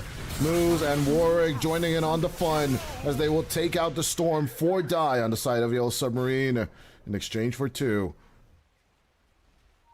Yeah, we saw the focus fire hitting the Weaver after the ultimate was used. The time lapse came into effect in that team fight. Got hit with the stun from the Brewmaster, the rock thrown, and then obviously the Shackle Shot came in after and wasn't able to survive the focus fire there from Wind. And you can see Wind now so much more gold in their pocket. They even had more before they got killed. So they have 2 2,000 jumps gold now. away from the Aghanim Scepter makes it a lot harder for you to kill the Wind. Are fortified. They just got another gem off of that, and Zero Tenacity. The bully train has no stops. Radiant. Well, I mean, I feel like it should, you know, take a break every now and then. This has been quite ridiculous. Nope. Make them pay for existing as work. I will say, as the game progresses, Yellow Submarine will scale better, just because Viper and Centaur are not heroes that really like to take the game past like 45 minutes. That's kind of the number I'm looking at the top of the watch. If you can get to that point, Wind will carry 1v5, and Storm will get enough mana regen that you're not really dying to an Excess and 1-tap every time. So that's kind of what I'm thinking of. That's what I'm looking for. I just need Bottega to pick up this Aghanim Scepter and start killing at least 2 people per fight. Brew? Brew? He has no idea. Nope. Now he does. And the Scout fuels him up. Make it last for nada. And they will be executing the Panda. Not in endangered species anymore, so it's not illegal. Are they really not endangered anymore? I think they were from severely endangered due to pouching and shit. They fell to a less endangered species level. Thanks to the work of the CCP. But yeah, pandas do be doing the dirty. I heard it here first. They're no longer classified as endangered. I was right. I was right about something. It's not Dota related, so it's not relevant, but you know. Yeah, well, I mean, there is a panda in this game. Take the small wins. It's a big win. Desire. No. Stop. Stop. Stop. Leave her alone. Leave Morel alone. Poor guy. He's at least at 7 galvanized stack now. He's almost doubled the amount of stacks since minute 26. He did it. But yeah, high ground is a toughie in any game, especially when it comes to Dota. Yep. Let's see if Warwick and Dream can finally make this dream of a tier 3 falling happen. It will be successful on at least one tower. Can they keep going? Dream? Okay, use time lapsed? What? Okay. Interesting. Maybe they were just trying to bait, you know, like maybe if they come at you, you can just reverse stampede and cart. That's a lot of harass. I mean, oh, Weaver's going Lincolns. I do not like this. I don't like Lincolns on Weavers at all. I think this is an outdated build. Just go BKB instead or something, brother. You still need your shard as well. It's like 35 minutes. You should have your shard at this point. You've got Daedalus plus Mjolnir. It could focus out an active from one of the enemies, right? Maybe like the Licky Tongue from Problems, and then basically, you know, then they would need to commit the Focus Fire after, so... Yeah, but, you know, you're always going to be shackled before you get focus fired, so it doesn't... Well, then Shackle will break the Lincolns, and then you get Focus Fired, I guess. Yeah, you know what I mean? So it's like, what are we doing here? What are we really doing here, buddy? Come on. It'd be just like spherical objects. Stop. Oh, no, you're actually right. Keep bullying the guy. He's been doing a lot of bullying himself. Yeah, this is a little bit of a nightmare scenario for Radiant. You kind of wanted the No, game Desire. to be over earlier on. Oh, gosh. No, don't do it. Just leave the boy be. He doesn't have a vendetta, though. There's a sentry ward, though, so he will get spotted off of this. He knows. Yep. You see him. Well, Desire also has a gem, so he should be able to see it. And then he's like, oh, shit. I walked by it. Lol. I love the gem purchase on Desire in this game state. Anything to get the opponents from seeing anything around the map is definitely the right call to make. Blind them. I think gem is just such a mean item to buy, especially when you're in the advantage. I feel like it's not bought enough, especially like when you're anything below 5k MMR. You really should be buying gems. Yeah. I'm just scared of giving 900 gold away to the enemy, you know? Yeah, Every just don't time. die, Smile. Oh my gosh. Dream, easiest catch of their lives, Weaver will be gone. That is just the Aegis. At the same time, in comes the Wheel of Wonder to hypnotize Dream. Weaver will be pulled inside the cart, but the cart, along with the Weaves, will be put into the sky. Dream cannot use the time-lapse here, or he will be in the low HP category. Once again, he will be in the back of the play, shackled to a tree, or actually just a creep. Infernal will try and keep up the contact as Meryl will try to jump in, but moves with the Yules is just basically deterring them away from the Weaver. Massive escape from Dream as Warwick will jump in. They will execute Mirella after Bottega. And Warwick and Nefrit, the saviors of the Ant. They will gloriously walk onto the high ground. That was get down, Mr. President, the fight. Every single spell Yellow Submarine had, they popped it on top of this Weaver just to get them killed off. They knew that the time lapse wasn't gonna really be enough, but it ended up that the cart came in with the save. You know, I didn't realize that when you tornadoed the Centaur with the cart, the person in the cart can't do anything. Oh, that's the same thing that happens when you disrupt the Centaur while he's doing the cart. It's so funny. The cart T is just stuck. It's ridiculously hilarious. I mean, that last team fight is just all the credit goes to the Centaur War Runner, keeping this Weaver alive. Got a clutch stun, also 2-man impale by Desire to stop the focus fire from getting the last little bit of damage on the Weaver. It can't do anything. Literally, no BKBs, no hopes, man. Bottega. It's just that easy. There was the break, but he did not commit the focus just yet. Buyback from problems, one lane of racks left. But there's no Aegis. I think there's going to be some amount of respect. Coming out from Z10, yeah, more than likely. Infernal Wool is yet to use his double primal split. I'm actually happy that there's now only 3 of Brewmaster once again with the primal split.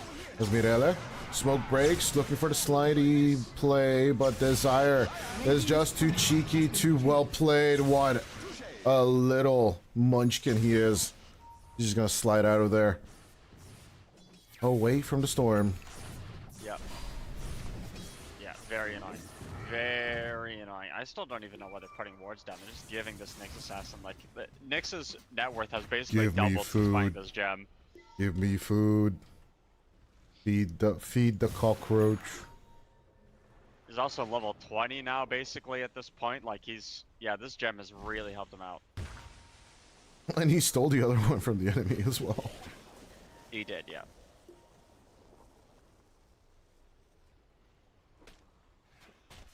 It's like, I dare you to buy the next one. Please. Please. Send me more food.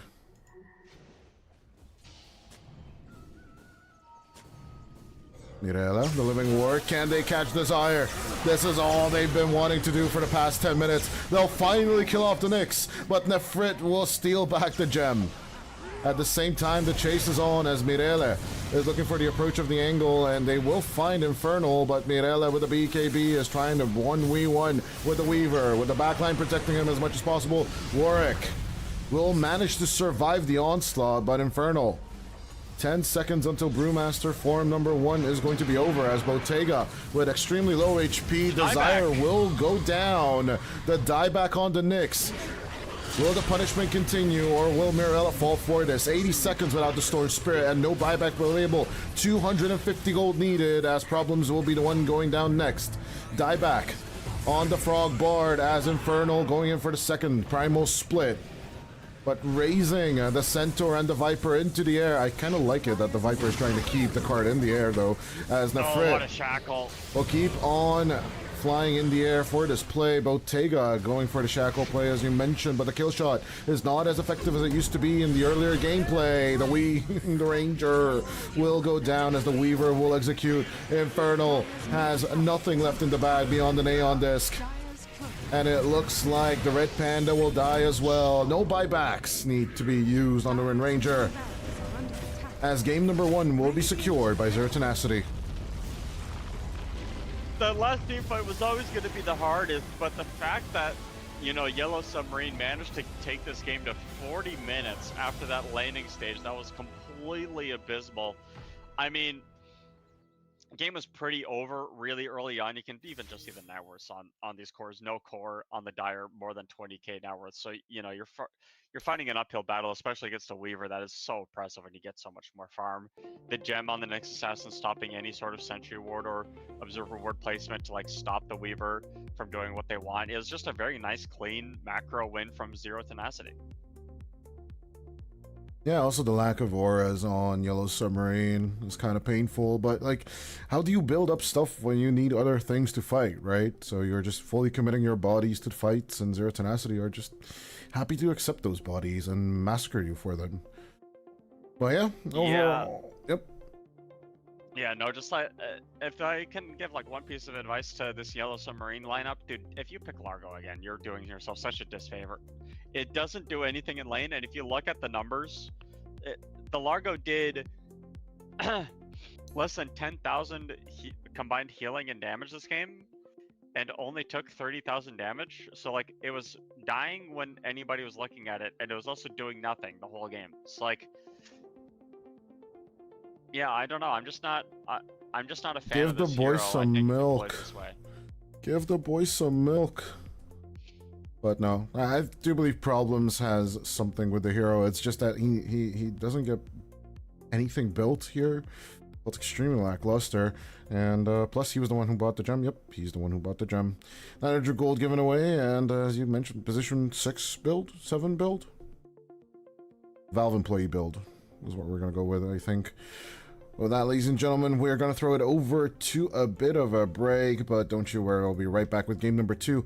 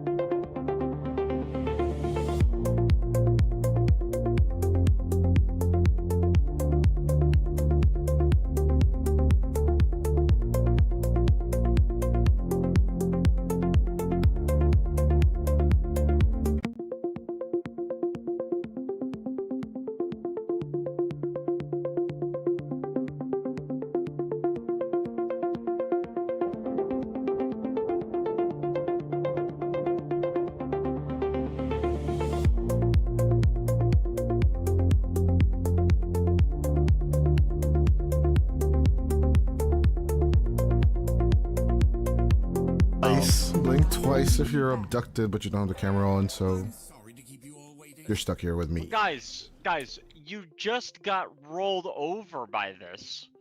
The only difference is that you're not laning Storm into Viper, you're laning Storm into Ember Spirit now.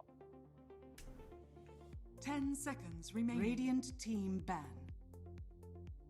Dire team ban. You're not gonna, believe me, they're not gonna ban Centaur either. They're not gonna ban it. No, there's no need, honestly.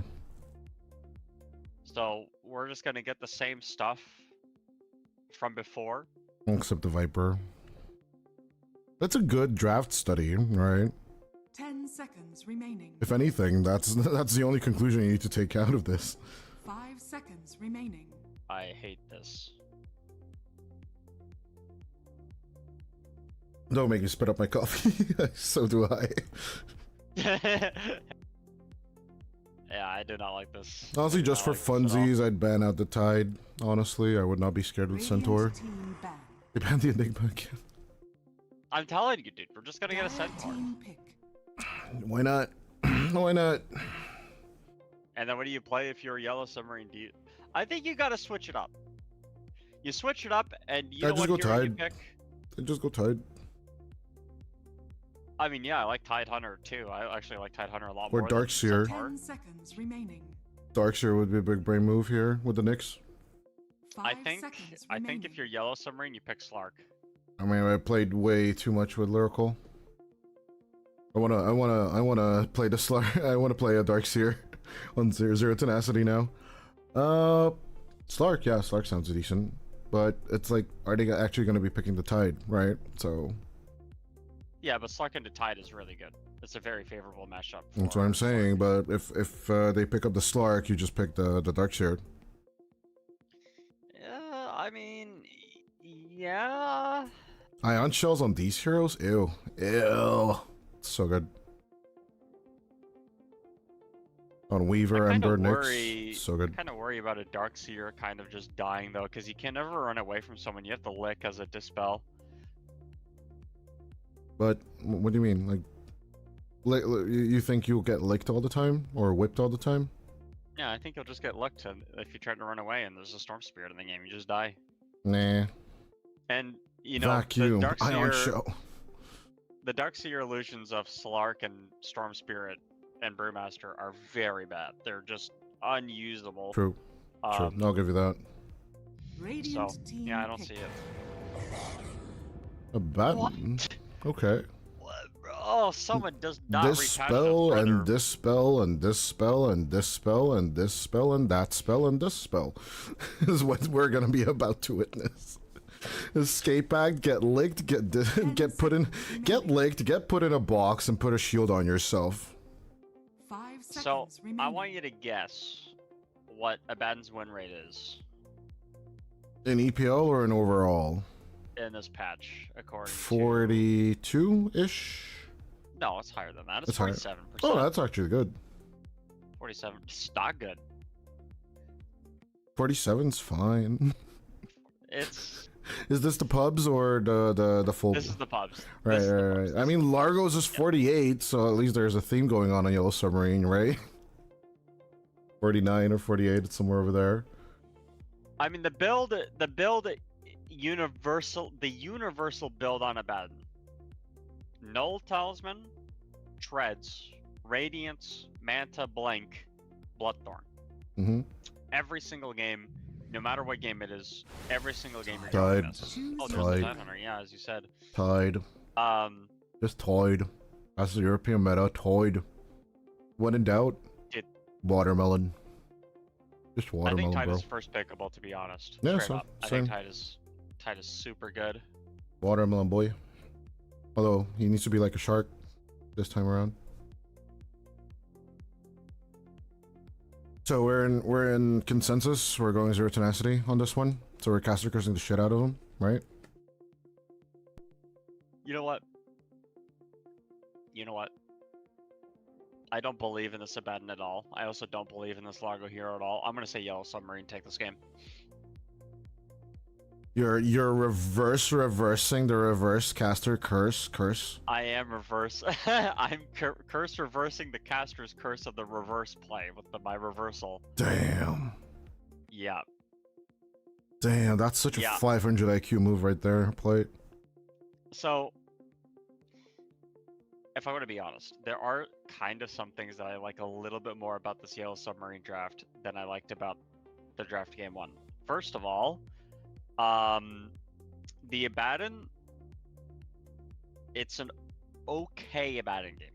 It's okay. You can't get bursted from 100 to 0, which is exactly what Zero's Tenacity want to do, right? They want to like all in a person with Macro Pyre, with Nyx Assassin ulti. Weaver wants to outlast you with time lapse. You get ravaged, and Abaddon is very good at playing into these lineups that you can just kind of purge off a couple of things and then get your ulti, get back to full health, and keep on going. Especially with the quickening, right? The quickening did get a little nerf, but besides that, it's still a-okay. I think really the only big nerf that Abaddon felt or got was the fact that your Curse of Avernus no longer applies to illusions. It's a really big change that I think just like made the hero. Your pushing power is it's non-existent. Yeah, it's a lot worse now. A lot worse now. But on the good news, the itemization, the natural itemization of Abaddon is very good for this game. Bloodthorn is very good against both the Weaver and the Ember Spirit. Minta Style is really good against the Ember Spirit and the Jakiro. Being able to blink during your ultimate after a bunch of spells are being committed and they normally would want to lock you in place is also really good. Yeah, I think it's a utility carry in my opinion. Like it's someone that can 1v5 if you get later on, but even early it does have some utility if you need to. But the biggest, if Yellow Submarine are gonna win, say it with me, don't lose lanes. Laning stage is boring. I know, but it was But more boring it's playing a 40-minute game. boring. That's true. Playing a 40-minute game that you're down 5k gold in at 7 minutes. That's very boring. Nah, I'd rather lose the laning stage. Be behind 5k every day. Yeah? No. Aren't I you lied. Archon? No, I'm uncalibrated trash as I should be. What do you mean? Okay, my bad. And that it will Sorry, stay didn't that mean way. to flame the Archons in the chat. My bad, guys. Man. People have been like raising the average MMR level for like such a long time, but it's due to the average. They have been. Like the inflation BS, but honestly, like I still think the average is still around 2.3, 2.2. I'm not gonna lie. Been around that level of Dota for my entire Dota 2 career, and I'm just not motivated to ranked at all. I don't know. Yeah, fair. I need to play Helldivers. I need to start Democracy. You know what? Democracy is more important than Dota 2. I can give you that. True. Super Democracy especially. Is Desire is desiring to get the hell out away from hatred. Nice. Good with the pre-sentry placement, you know? You read that Desire would be coming in. That is good counter ward synergy for anyone who plays position 5. Definitely jot that one down into the landing stage booklet. And ignore the cries and tantrums of your carry in a situation like this, because Bottega is doing the exact right approach in response to all this. Look at Hatred doing all the work. And that's the landing stage right there. Look at this. This is beautiful. I'm looking at it. It makes me want to cry. Hey, I mean, you don't have to cry on stream. It's okay. I do it all the I'm time. here for you. That's what that noise was. My bad, Chief. Right. I thought I'm not gonna make that joke. That's really mean. Now your casting style makes sense, right? I know you. I know me. What the hell is going on though? They're really separating the lane now. Yeah, too much at this point. This landing stage up top is Tide Hunter just dominating because you're a Tide Hunter. Though I will say the creep pulling has really helped to batten up quite a bit actually. Able to get a couple of neutral hit kills, get a couple of the extra creeps from the lanes. 13 CS. This is already a way better start to the game than game 1. Like, not even close to night and day. Completely and utterly different in almost every capacity. So I will give really Yellow Submarine this. The past 3 games before this series, right? Most of the laning stage didn't look as clean, right? This is possibly out of the 4 games is actually out of the 5 games, right? This is game number 5 for them in a row. Yeah. At EPL Championship. So if we're counting all the games, right, then this would be game number 7 for them. This is actually the cleanest laning stage they've had, except for Infernal, who's been suffering on this Brewmaster in the previous game and is continuing to suffer for now. Oh, this is what happens when you get first picked your Brewmaster, you know what I mean? He is also not a level 30 Brewmaster, so I don't know, I mean, maybe he's spamming it in pubs, or maybe they feel really confident in it, maybe they, really like the hero, but... Maybe he canceled the Dota Plus subscription. Why did that word get me tongue-tied? Because he's about to die, right? Yeah, that's possibly it. Subscription. Subscription is a song? What are you talking about? No, tongue-tied. Tongue-tied. No, that's a song? What kind of music song names are people coming up with? You don't know Tongue-tied? It's such a good song. Are you kidding me? I'm actually kind of offended. Okay, send it over. Let me listen. But first I need to watch Hatred die for First Blood as Warwick does secure it with a sleight of fisting and Desire setting it up for him. Nice slight. That was like max range slight, by the way. That was very clean from Warwick. Warwick? Warwick. It's not York, because it's not a Y, so it's Warwick. No, it's Warwick. I understand. If it would be 2 O's, then it would be Woo-Rick. That's right. And if it would not have the C and it would have the E at the end, it would be Warreich. It would be Warrice. Warrice? Would you pronounce it rice or right? No. That would be with a C, not with a K. I said take out the C and add an E to the end. Oh. Let's say take out the K and add an E to the end. But yeah, if we would take out the K and add an E to the end, then you would be right. So, W-O-R-I-K-E. K-I-E. Warreich. Yeah, I guess. Warreich, yeah. As Nefrit, surviving a lot of punishment thanks to the double levels in Crack and Shell, but even that shell is not uncrackable.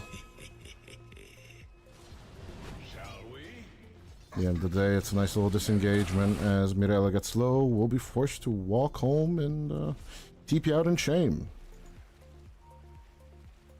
I like this double support rotation from the Radiant.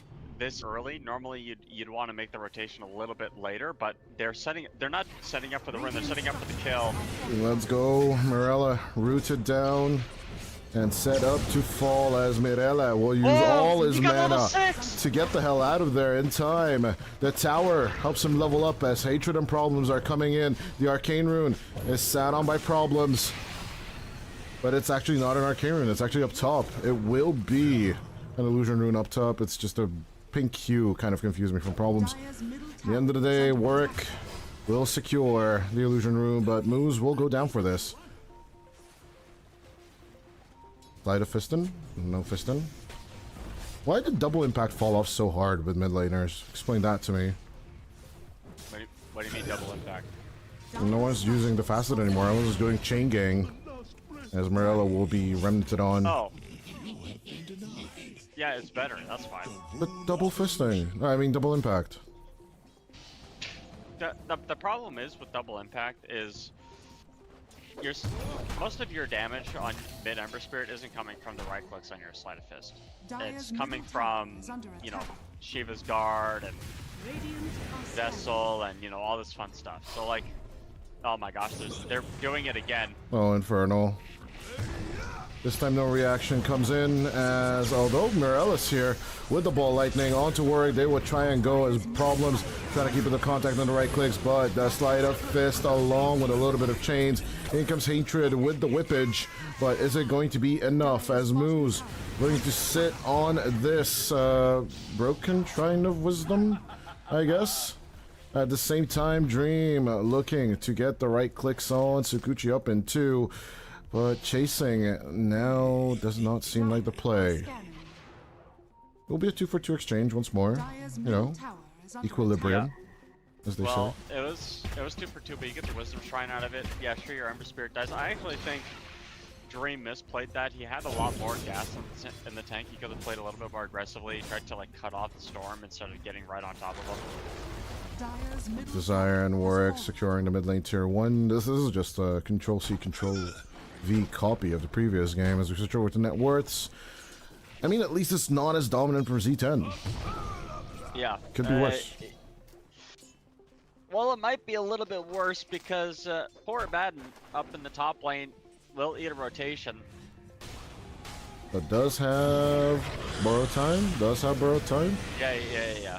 Does have borrow time? They're gonna Ravage. Okay. No more borrowed time. Aphotic Shield still available. But the cavalry is not coming. Not today, friend. Not today.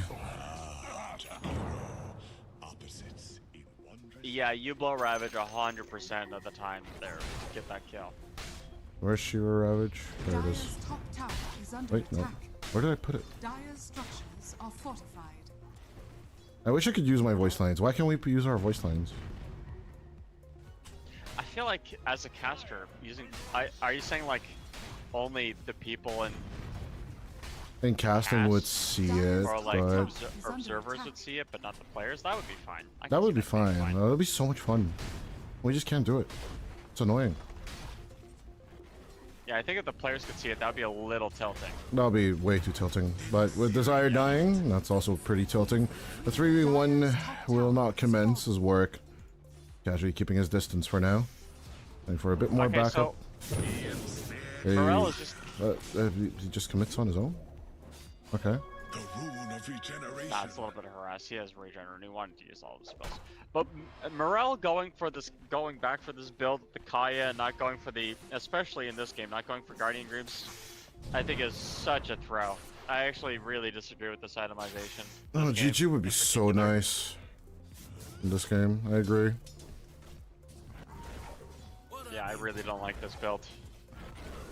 GG definitely feels like a mid item now, doesn't it? Which one? Guardian Greaves. In general, it just feels like a mid item now. Yeah, it doesn't. Yeah, I mean, it's just because like its impact really falls off. I feel, especially with some of the changes they made. Agreed. Yeah. No more armor. I do miss that. There's Infernal. We'll be forced to use this Primal Split over here. Keeping 2 bears up front. We'll Cyclone up with the Storm one. That Ember is being pelted. He actually has to be careful. Oh no, Infernal, you messed up. You messed up now.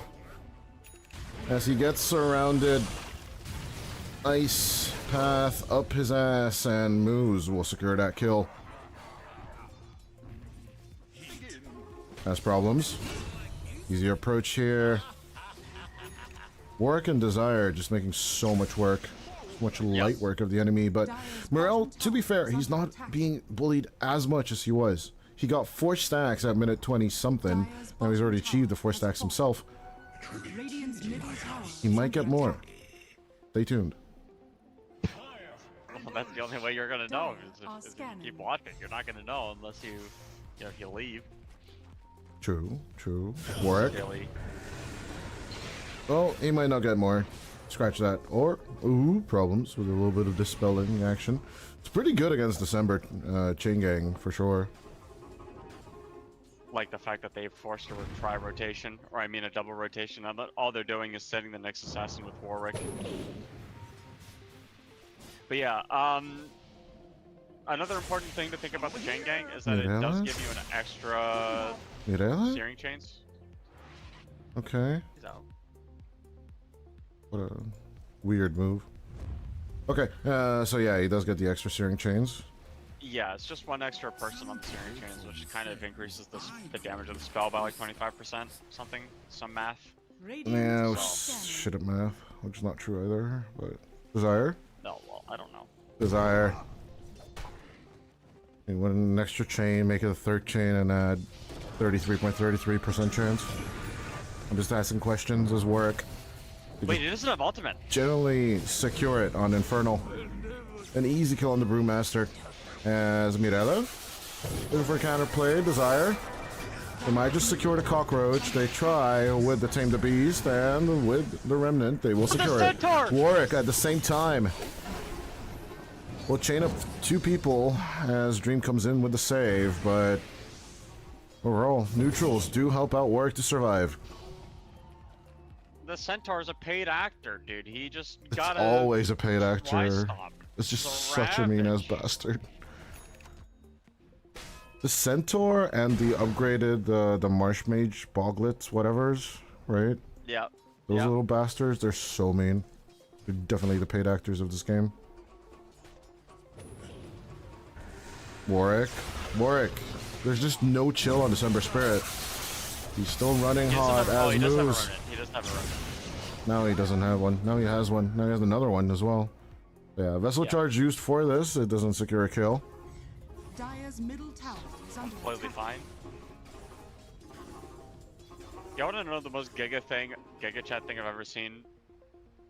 Lay it on me. Level 1. I've never seen anything like this before. There's an alchemist that is a position 4 alch, bought a first item urn. His support smoked him into the Roche pit, and he tried to get himself killed to get urn charges level 1 from the death. That is such a 9 class kind of move. And then the enemy team went into the Roche pit to just kind of look, and they found him in there at like 1 HP. No. They killed him. No. It's one of the funniest things I've ever seen in my life. It was so No. Sadness.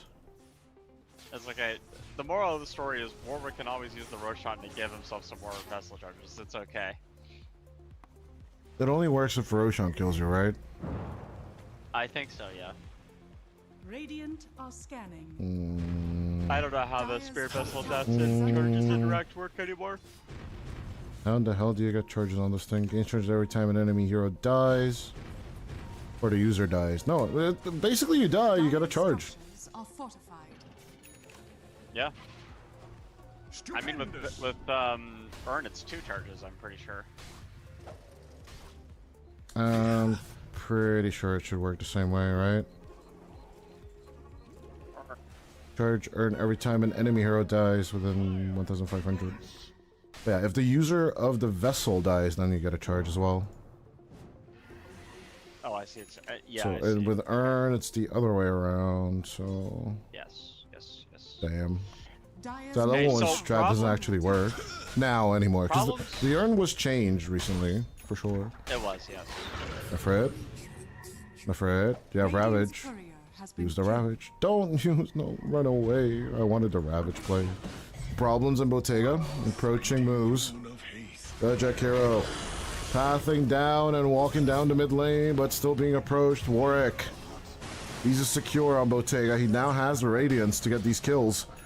As it's a 1v1 between Nefrit and Bottega. They do have a Ravage still, but they're unwilling to use it. Borrow time. Expend for this, as Nefrit is just not willing to use his ultimate until they have Mirella by his side. Infernal coming in with the Brewlings as well as Desire trying to pop off on the Storm. It's not going to happen as Mirella will survive the whole engagement. Dream sliding through as some people sliding her DM. Beautiful time lapse pullback from the Weaver as Warwick and Moose could make a little bit of work happen. Out comes the Ice Path along with the Macropyre. Escape back for the Abaddon as Bottega actually gets to the Macropyre's other side. Infernal at the same time rejoining himself. The Brewmaster will get a little bit of help with the Aphotic. And at the same time, problems causing a little bit of problems. Licky Tongue onto Infernal. Another set of a shield as Moose locks on 2. Once more with the Ice Path. Dream with a little bit of chaotic play in this fight. Dream will go in with the Sakuchi and they will find Mirel. Dire's top tower 2 kills for the price of 1, I believe. But at the same time, Problems still someone going to be die, approached. please. Another kill onto Problems. That will be 3 for the price of 2. That was a long fight. That was that was literally the 1v at 17 minutes. 24,000 damage dealt, and 5 people died. 5 people died at 17 minutes with Dire's bottom tower 24,000 damage was dealt. That is so insane. Actually, Largo was just sitting there like Playing the song of his people. healing on cooldown. Dun, I'm dun, pretty dun, sure he dun, used dun. more than all of his mana that team fight to just heal people. You gotta kill that guy, man. He's just too strong. Problems causing problems for Zero Tenacity. And let's see how long he can keep it up. As the amplified damage room will be taken by Desire. That Frit does not have Ravage for another 30. So... I will also say, Dream only lived that team fight. 1, because his time-lapse got off cooldown at the literal perfect second. He didn't use it before because it wasn't available. And 2, Storm missed an uphill overcharge right click Radiant's on bottom Weaver when tower he was is at like under 50 HP. Would have killed him if it had landed. And also Storm would have lived. He would have been able to get out with the TP, so... But Oh! Dream and Morel Work went said for no. an Orchid over Okay, Kaya. I like it. Silencing up Work or silencing up Dream, both are extremely valuable. Radiant And there are no standing. dispels on the Z10 side just yet.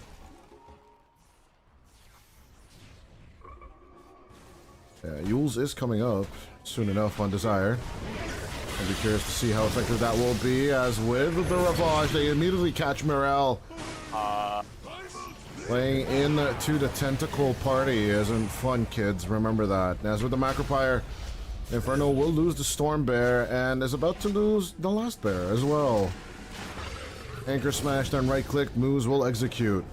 The Brewmaster as on they go, onto Hatred as well. Ringmaster gone as they secure double the amount of murder as the enemy murdering team.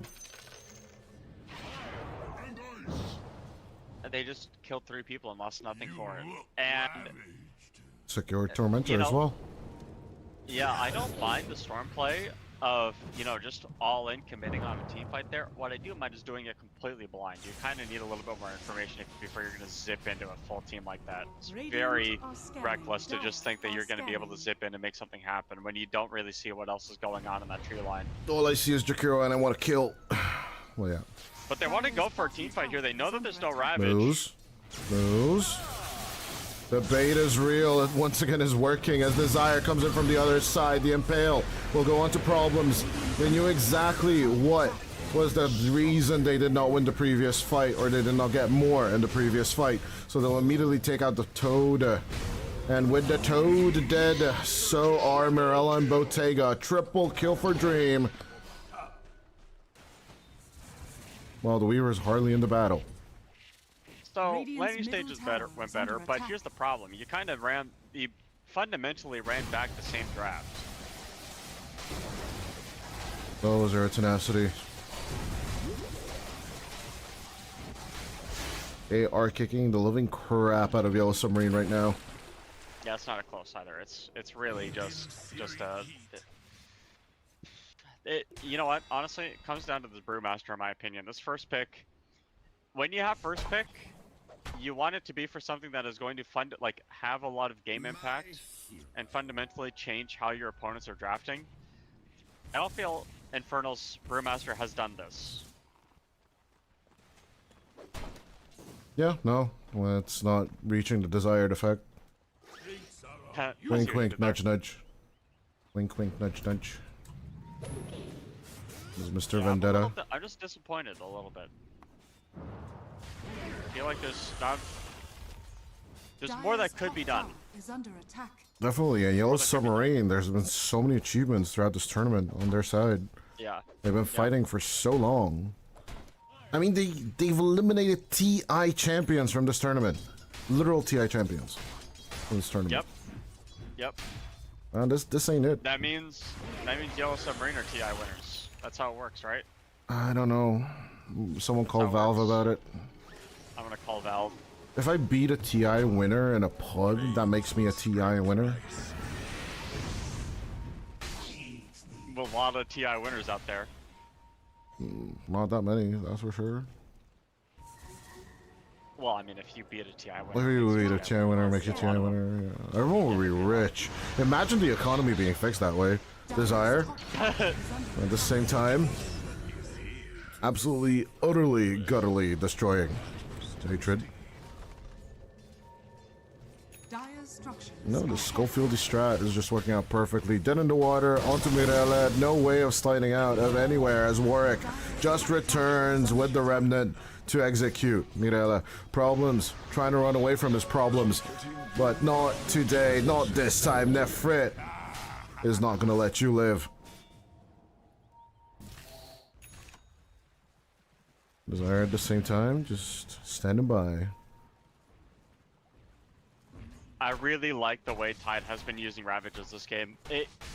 He's just killing. He's using it to kill people, man. It's a spell in Dota 2. How many times do we see people hold on to ultimates, like waiting for like a perfect 5-man Ravage, or waiting for, you know, the blink reveal Giga play, right? Like sometimes you just gotta rip it to kill 2 or 3 people, and that's enough, right? Like No, I definitely agree. Nefrit's aggression is a great fresh air, right? Even in professional matches and tier 1s, right? This is a professional match, duh. But even in other tournaments, right? We just see the constant hold of the black hole and the Ravage, and you're absolutely on point on this one. Dire's middle tower is under attack. it's just so much easier to play Dota 2 when you have confidence that your position 3 is gonna rip a spell. Let me just dead in the water the Storm Spirit and then just press Ravage as soon as someone joins in. Perfect. But Dream joining onto problems. They don't even care about Morel. Who cares about Morel? Get that toad!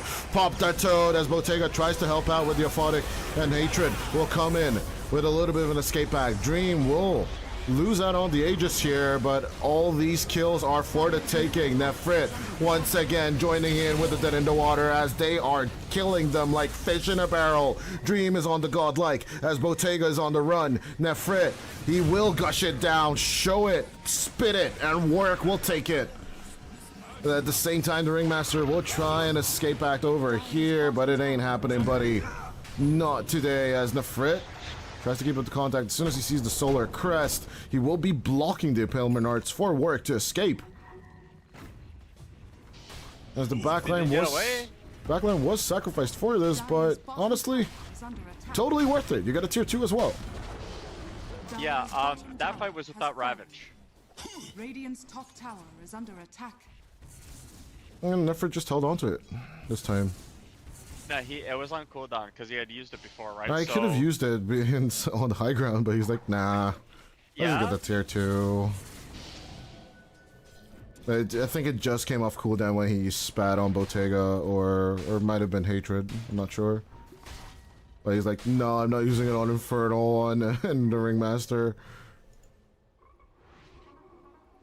No, Desire, stop, man. No, this is bullying at this point. They're gonna Ravage This again. is just bullying at this point. No. Why? The mercy is just gone from Zero Tenacity's heart. 25 kills in 26 minutes. They're just killing everyone. Minute by minute, move by move. Yellow Submarine are just crumbling right in front of our eyes. As Infernal is just surviving thanks to a Solar Crest. As Bottega forgets to turn off the Radiance in time. Eventually we'll go for it, but even with the Aphotic pop, it's just pain after pain after pain. Nefrit still has a Ravage, mind ya, but with the Wheel of Wonder, Desire will be killed off. Infernal trying to keep up the contact with the Tide, but Mr. Hunter is just feeling okay. Infernal with a wraparound. Pulls back the Earth Spirit. Panda. Earth Bruling. With the Cyclone. It's not more of a setup, it's just a bit of a nuisance. No gem on Nyx Assassin. That's okay. Get a new one. Take it from the enemy. As onto Infernal they will go. Rooted and held on to Dream. Executing Hatred, and they will just focus back on the Brewmaster. Dire's middle tower has And this, that was the third tier 2 tower to fall at minute 28. Yep. And they find morale as well with the Nyx Assassin. Why? Such a bad Storm game, man. Horrid. Yeah, I mean, are scanning. you know, you can't really. Dire's structures are fortified. I don't know what you thought was gonna be different. No idea, but I do know that Botega's about to die again. He's got ulti. Don't worry about it. Look at this. Yep, sure. Dire's middle tower is under attack. Actually, surprise. That's a miracle right there. Dire's middle tower has fallen. I really thought There is Moose was just gonna lay out the ice path, or they're just gonna fully commit with the Ravage again. Dire's middle barracks has fallen. I mean, you lost your melee, so you may as well have lost your middle, your Rax mid. To be honest, I feel like the range Rax isn't really Dire's that bottom important. tower is under attack. There's an Aghanim Scepter on Ember Spirit now. Dire Longest range of Remnant sliding into history of Dota. has fallen. Yep. Those problems that Mirella are once again trying to escape from the high ground, but you know, you can't escape Alcatraz as Warwick. They're the wardens of your prism. And Moose. Maybe the ice path will go to the side, but it doesn't really matter. Problem still dead. Back to the high ground they go. I would be so surprised if they didn't call GG here, to be honest. I feel like this is not... You maybe have one more team fight, but how are you going to team fight into Ravage? A Shield Ruined Ember Spirit. Dire's structures are Weaver has a BKB now. That's fresh off the... You know, fresh off the press. Nyx Assassin has been terrorizing any of your comeback potential. Not that many targeting spells, to be honest, in this game, so... Dire's bottom barracks Absolutely agree with the decision on Dream. And Warwick just casually holding on to the lane until the super creeps arrive. The super creeps arrive, I'm sorry. Dire's bottom barracks Out comes the Gush, Bottega. Clearing off the negative armor, but... Hoping the Abaddon ain't helping that much.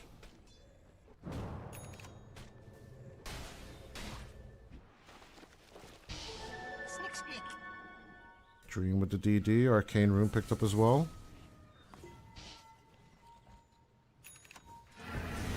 Bringing up in front and come in as moves. Never refuse gold given.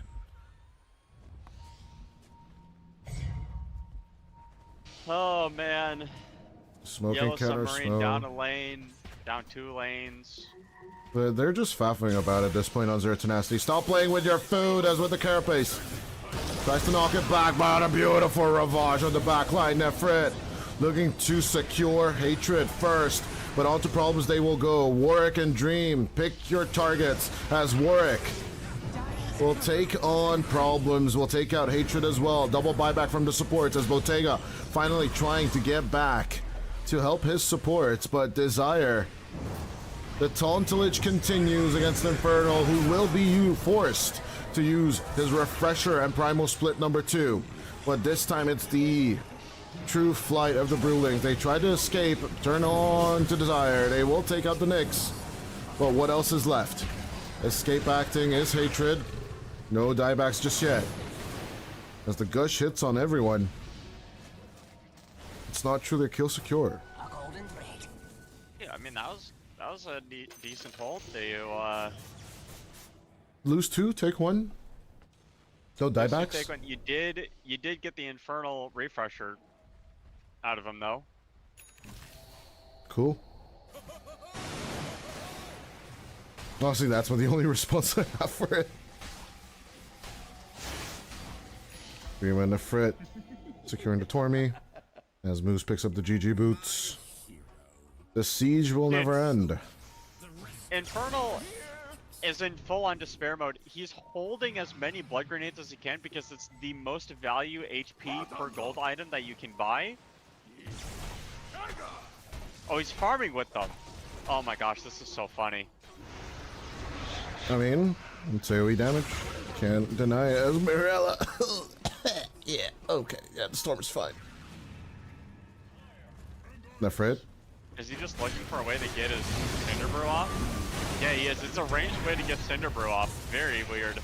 Well, it's not the first time I've seen it, personally. I think even Fade or Monkeys plays this. As at the same time, Oh my god. Ortega is just gonna be crushed. Post-burrow time, there's nothing left in the tank for him as Infernal. Well, those blood grenades didn't help this time, and Morel will tap out the GG, as Mega Creeps will not be achieved. It did take an extra 3 minutes, but eventually, Zero Tenacity will get the 2-0 lead in this best of 5. 9 minutes earlier than game 1. Bad trajectory, Yeah, that's that for was sure.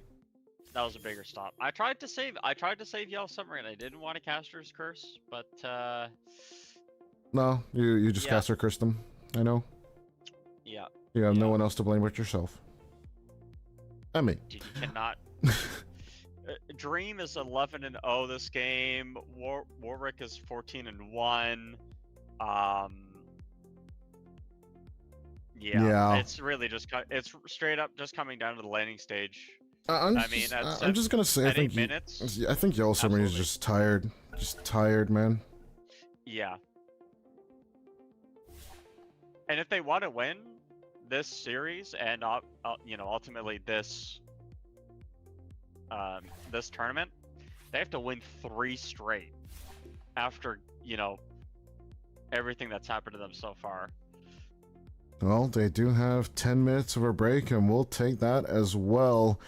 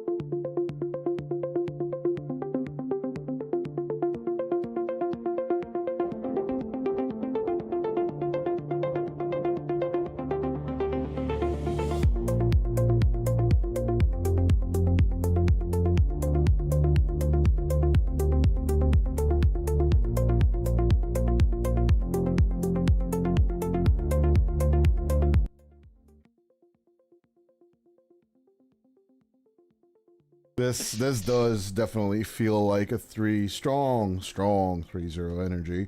But yeah, well, let's see. I mean, Yellow Submarine are just adamant about their picks. They like their Brew, they like their Ring, they like their Storm. And will anything be different in a best of 5? You know, you have the opportunity to try it for the 3rd time. Yay!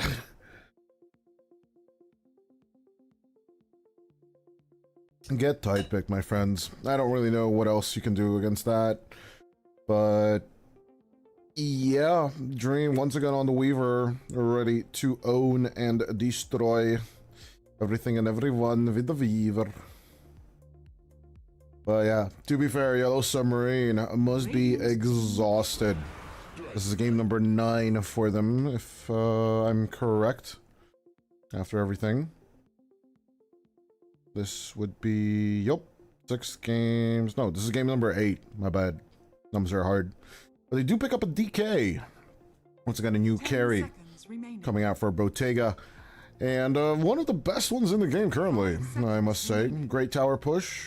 All around decent toolkit.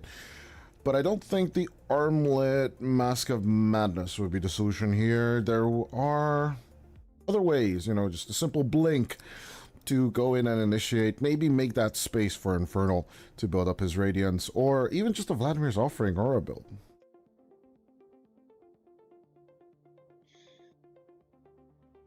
Thoughts and prayers? If I don't see a Tide Hunter by Zero Tenacity, I'm gonna question. I mean, it could be a Timber. Myself.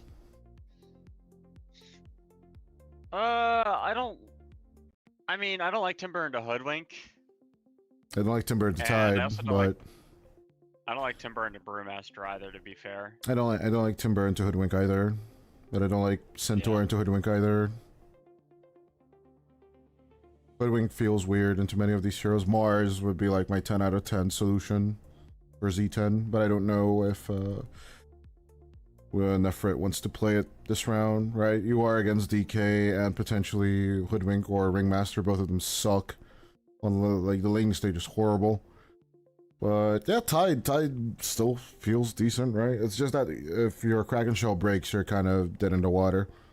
Pun intended.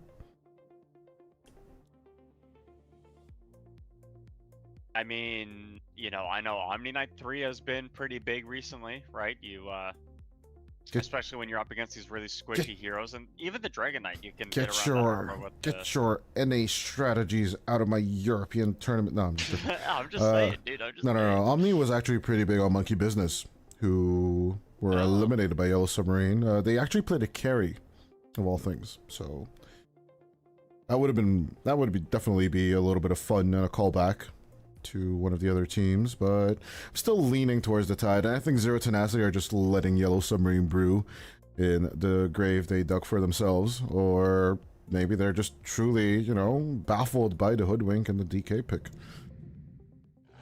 Yeah, Beastmaster. That's a Nefrit special right there. And let me just bust out the numbers for this one. Because, yeah, Nefrit played 59 Beastmaster games in the past year out of his 484 games played. Holy shit, that's a lot of games played professionally. And yep, 35 to 24 is the stats he has on it. So definitely going to be a special here from Nefrit. Let's see if it will truly secure the lane against Mirella. Beastmaster instead. Hold the phone. Are you seeing what I'm seeing? What? Bottega picked up the Storm, and Mirella picked up the DK. Are they lane switching? Is this a carry Storm Spirit? Please no. Please no. Please no. Okay. I mean, let them cook. Okay. Here's the good thing. This is probably the first time Yellow Submarine are going to get a dominant matchup against Zero Tenacity, because Dragon Knight ruins Ember Spirit. It's not even close. What about Storm Beast? Storm gets ruined in that matchup. It's not even close. That's what I'm saying. It's actually really bad. That's what I'm saying. Demonstratively terrible. What is this lane swapping thing? Are they duping me? They're duping us. They're definitely duping us. I think it's morale mid. I think they're gonna put morale in the mid lane, and they're gonna try to lane the Dragonite against the Ember Spirit, and then they're gonna, you know, let the storm. I mean, they're already tipping problems for their problems, so there might be problems on yellow submarine. Yeah, Morale's got the ward, so he's going mid. Dragonite wasn't super touched in the patch. True. The biggest thing about the Dragonite was his endgame scaling, like his endgame damage was reduced by like 30 or so, but that's not really a big issue. I think that the Dragonite, you know, is a hero that just Gets damage. gets damage anyway. You buy Pumps it out. less than 30 damage doesn't really matter, to be honest. Pump up the TBH. jam, pump up the damage. Pump it all up. Pump it up. Pump it up. Got to pump it up. As everyone's nice and smoked and tucked in. And we are looking forward to a nice Scythe gameplay by most of the team on both sides, although Work and Dream are possible victims of Yellow Submarine if this continues. Dream. Get him. Get him! They do actually get him! But Dream. He's fine, he's got a Shukuchi. Chukuchi. We'll just skedaddle out of there. Aww. That would be huge if Yellow Submarine get this first blood, but instead they do secure 2 runes, and peace is still an option. In strength is victory. Yep.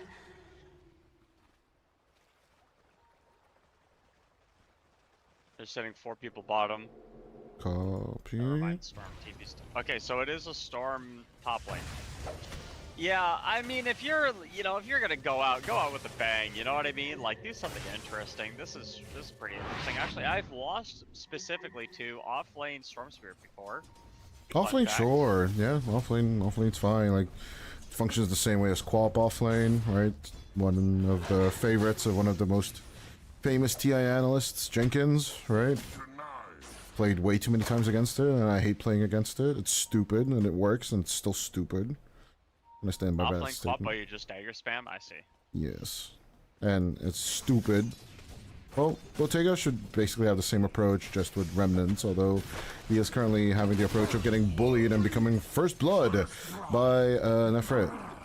So... Hey, yo, I remember when this really handsome and very, like, good-looking and just very smart caster said that Storm Spirit carry doesn't do anything to a Beastmaster in lane.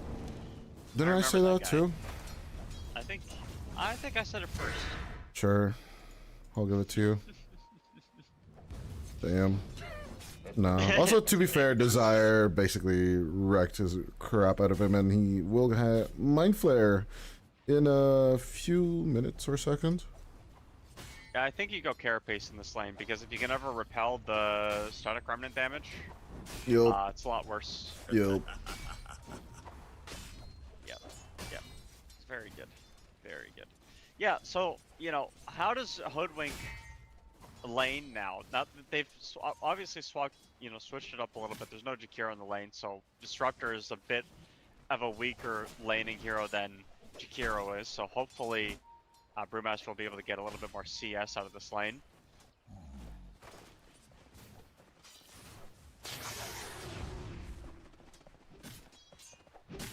There's the Frit.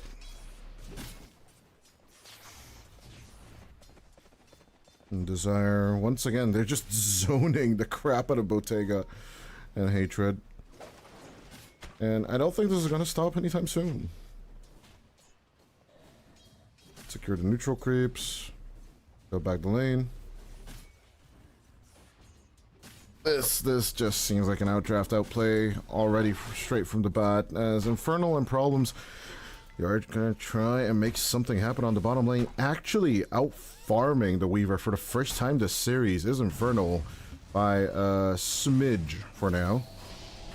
as problems will be approached by the swarm. Let's see if Moose want to keep up the play. And there's a glimpse back to be used onto the Infernal, as the right clicks will be enough so that at least both supports die. I actually like that trade a lot more for the Radiant. I always prefer it when you get a kill and your core gets solo XP. It's just kind of my preference in that situation. And oh my gosh, Nefrit is completely dominating this top lane. 18 and 10 to the 12. No, Moose, stop. BO5. Leave Mirel alone. Leave him alone. Why? Why is it the constant bullying of Mirel? Why is this whole series about just Mirel being eaten alive? Is it because he dared be the mid laner of Team Spirit that one time? Oh, poor guy. I just feel bad for him.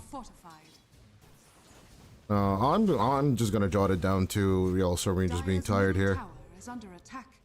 Yeah, I mean, this has been the storyline for them, right? How much Dota can you play in a day at the top, you know, your highest level? Yellow Submarine said yes. But yeah, they're just running out of juice right now. Is there Tenacity? They're now just bullying them. This is the mental damage gameplay. That's all they're going for. As Bottega gonna eat the carapace, double impale. Here we go, baby. Warwick. Well, not actually get the kill. Nefrit will steal it with the eagle. The eagle. As yeah. Actually, Nefrit does not let the bird actually get the kill. He even steals kills from himself now. Self-kill stealing is crazy. Self-steal killing. Yeah. Self-kill stealing.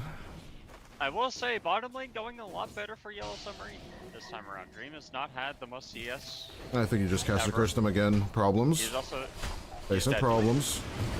Oh, I think Dream is dead, dude.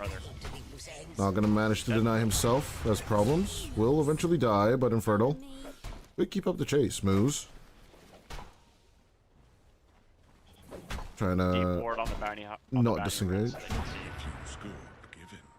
Yeah, Warwick could make the rotation over if he wanted to, but he doesn't want to help Moose. Wants Moose to die. As the glimpse. Oh, the crit! That was a lucky crit for sure for Infernal. But it will secure him to kill. The glimpse helps him too. The glimpse gets him back in the lane faster. Oh, despair mode. Despair. But, you know, honestly, not the worst start for Yellow Submarine. We are right back where we started in game number 1. 6 and 3. Yep. Although, to be fair, this was post Try to Wisdom. The last time we saw the scoreboard as Mirele surrounded by friends. Triple bushwhack will not happen. It's only a double as Mirele. Nice sidestep. I'm gonna try and catch that regen rune, but Problems will have no other choice than to pick it up himself. I mean, Morel has been doing really well in the last department, but you can see that this Radiant lineup, they know exactly, you know, they have the strategies and the plans. Hey, when the X0 is doing well, we go out and help them. When X0 is doing well, we leave this lane, right? Like, they're putting resources away from the Beastmaster to get level 6 sooner. He's got himself that Helmet Dom. You know, the Storm Spirit is level 4 still because he's had the Ringmaster babysitting the whole time. Nyx Assassin as well, you know, still level 4 himself. Interesting to see if there's going to be a contest for the Wisdom Shrine. I've never seen this one before. Every single game we Here see comes this. Dream and Moose once again, but Hatred coming over. Moose this time will secure it, no issue. Although Dream might be facing a little bit of issue. The Impalement Arts along with the Blood Grenade will lead to the Weaver dying. Can they get Moose as well? That would be the true value here. As for double Shrines of Wisdom, Mirel actually tipping the Disruptor for some unknown reason, but sure. I actually think that's super worth it. I know it might sound crazy, but like the support levels are 4 and 4 for the Dire, and level 5 on the Nyx Assassin, and level 5 on the Disruptor. Like getting level 6 first on subs is so important. I think Shrine of Wisdom being taken in general is just super worth it for supports. And yeah, overall, just getting those sacrifices on. But if you're losing Dream 2 times in a row, now that's a brutal play. And Infernal, have they been leading us on for the past 2 games? What the hell is going on? Where did this Brewmaster come from? Is under attack. I mean, it came from literally playing 2 games worth of practice Dire's on it. middle tower is under So he attack. now finds all the buttons to press the correct time and is now pressuring towers at minute 9. Are fortified. Yep. Impossible. Hey, this is the first He's time. he's This is he's the first time we're second seeing- in the network chart. Radiant's Yeah. bottom This tower never is under happened. He's attack. third. Oh no, he's second. Like what? He's fighting Warwick right now. Yeah. It's insane. Like he was usually like 2,500, 2,600 net worth at this point. Dire are scanning. Yep. Where did this guy come from? I want what he has. Well, he's Dire's got middle skill, tower buddy. is under attack. Okay, that's too difficult. Nefrit, at the same time, coming in with the play. Primal Roar onto the DK. It's not really doing much, though, as at the same time, Nefrit will be controlled. Problems, Hatred, and Infernal. They will find the control onto Warwick as the Sleight of Fist. It will slight a lot, but will it kill anything? As Nefrit, his little creep that could, the Warpine Raider would take out Hatred, but Warwick will need to be on the run. The Cinder Brew sliding on through as Dream is coming in with the Sakuchi. Onto Problems he goes. The right clicks are doing a lot of work with the help of the Swarm as Desire will be impaled, but at the very same time, the Dragon Tail is just not going to be enough. Surrounded by 3, Midel is in trouble as Infernal coming over with a little bit of Cinder Brew. Get drunk, brothers, as he does have a Thunderclap as well, but as he's losing his Dragon Knight, he needs to be on the run, or he wishes to be on the run. Infernal will be pulled back with a glimpse, will not be put away with the escape pack because there's no levels in it, as Hatred will be the next one to die. It is just a cascade of murder coming down from Zero Tenacity. They are just rinsing and repeating, although Dream caught out once again. The time lapse will be used to get the hell out of Dodge. A lot of resources committed for that team fight, and at the end of it all, it's still the Beastmaster. King of the Hill at this point is just able to, you know, stay alive throughout that. I thought the roar on the Dragon Knight was very ambitious. Ended up being that it was absolutely the correct decision to make, and They still lose moves, but at the end of the day, right, you get 3 more kills, so you win. Yeah. Well, You're the it's victor like, yeah, here. you get 3 kills. I think no, you lost your Disruptor at the start of that, right? Yeah, so it's 1 You for killed 3. The Ringmasters. It's 1 for 4. It's 1 for 4. That's Okay, for yeah, 2. you missed 1. Yeah. Fight recap, you missed 1. The Storm Spirit wasn't there. Why do we need to be accurate? Why isn't fight recap more accurate, huh? Well, you know, Valve is a very small indie development company. True. Kind of sell games on the side, you know. Ooh, they are making some kind of really cool console for a good price. Although, I don't know if the Storm Spirit is going to live long enough to see it. Dire's top tower At least is this under version of attack. Storm Spirit's not going to live long enough to see it. Did they announce the price of the Steam Machine? Nah, all I hear is just rumors over and over again. I see. Okay. Radiant's middle tower is I'm under a SRP attack. 6 hundo is what I would be guessing for, to be honest. Dire's top tower But is even under like 8 attack. hundo I would absolutely understand. Not gonna lie. If it's a good device, like people are gonna buy it, right? I think it's going to be upwards of 1,000. That's kind of where I'm at. Yeah, that's where a lot of people have been saying as well. I would definitely see that happening. But if you go over 1K, right, that's the place where people are like, hold up, I literally need to save for 3 months to get this thing. Yeah. And that's like a no-go for a lot of people. I will be saving up for 3 months if I need to get that thing. Because it's Steam Well, Machine. It is a Steam Machine. Hopefully it's got good specs. But we, you know. If oh my God, wait, that what? Steam Oh. Machine is not going to spew Steam, though, I'm returning that shit. I'm going to be so mad. Steam Machine with Steam Hey, I bought a Machine Steam that machine and, it's not, it doesn't produce say, any steam. it doesn't say what it says on the box. Like, give me back my money. I mean, during purchase, if it says like, you know, the machine does not produce steam, then there's the solution right there to problems like this, right? pretty shitty steam machine at that point, don't you think? That's pretty funny. Steam machine that doesn't produce steam? Like, what the fuck?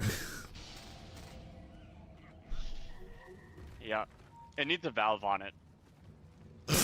Dire are scanning. Smoke up. Yellow Submarine want to get a little bit of tempo back into this game, but I really like this play from the Beastmaster. Just get this friggin' Penalty Overlord. Moves just drawing circles, really but in the strong. meantime, will be disrupted on the disruptor. As he goes down and the Kerr gets executed, Warwick is like, what are you doing here, my friends? An easy chase away with the Remnant. Boards But are set up. both sides are just standing by, ready for the engagement to happen. Yep. Yeah, it's just a drive-by support kill from Yellow Submarine at the end of the day. No Shrine of Wisdom, 14-minute will be pressured, this time from Zero Tenacity. As, of course, Nefrit took his Triceratops and his buddies back up to the top lane. There's a lot more pressure on Nerfit to actually, like, kind of take control of this game. He is the most farmed Dire's hero on the bottom map. tower is under attack. He's got an ancient creep that follows him around that nobody really can deal with at this point in the game. Maybe the Dragon Knight can do something to it, but that's going to take like 10 seconds or so. Dire's structures Top tower are gets fortified. taken. Oh, the Dire fortified at the very wrong time. That's unfortunate. Poop happens, that's for sure. Yeah. Let's see if they can take their first objective here at 15 minutes in on Yellow Submarine. Is under attack. Used to be uncontested, as we do have the TPs and Twin Gate rotations coming in. Get Infernal? Get Infernal. Primal Roar straight onto the Brewmaster. Primal Split is not happening due to Static Storm, and the escape act is too little too late. Hatred trying to run away, but will be ran on instead. A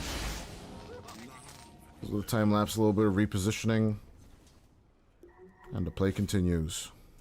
Yeah, Moose's only objective with Static Storm this game is to stop the Brew ulti, and I don't know what you need on this Brewmaster, but a negative step there's not it. You absolutely need a BKB on the Brewmaster this game if you want to start getting ultimates off, and I know it feels really bad, but like, Is under attack. you have to buy a 3,000 gold item to like be a hero or like cast spells. It's Dire's probably not the bottom best tower game for your is hero. fortified. Yeah, Yellow Submarine here. Again, on the back foot, they're losing a lot of tempo around the map right now. Yeah, sure, the gold lead is only 3k up. It's not as bad as it has been in past games, though.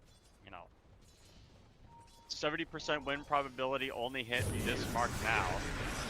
Dire's bottom tower Esmeralda jumping in deep, but the DK will just be sent back home, just like ET. The Wheel of Wonder controlling work pretty well, but the Ember is surviving. A slide out straight onto problems, but get away from your problems. Warwick is truly just escaping. At the very same time, moves will be controlled. Cyclone out onto the Nyx Assassin, as that Fred will be sat on. The Beastmaster and the Disruptor are gone, but Dream and can Nefrit's entourage cause enough problems so that when Nefrit, or Warwick, sorry, returns, he can help out to get a bit more control. Once again, the Dragon Tail jump in from Mirel. This time will be successful. Warwick is down. Ultra for Ultra Mirella.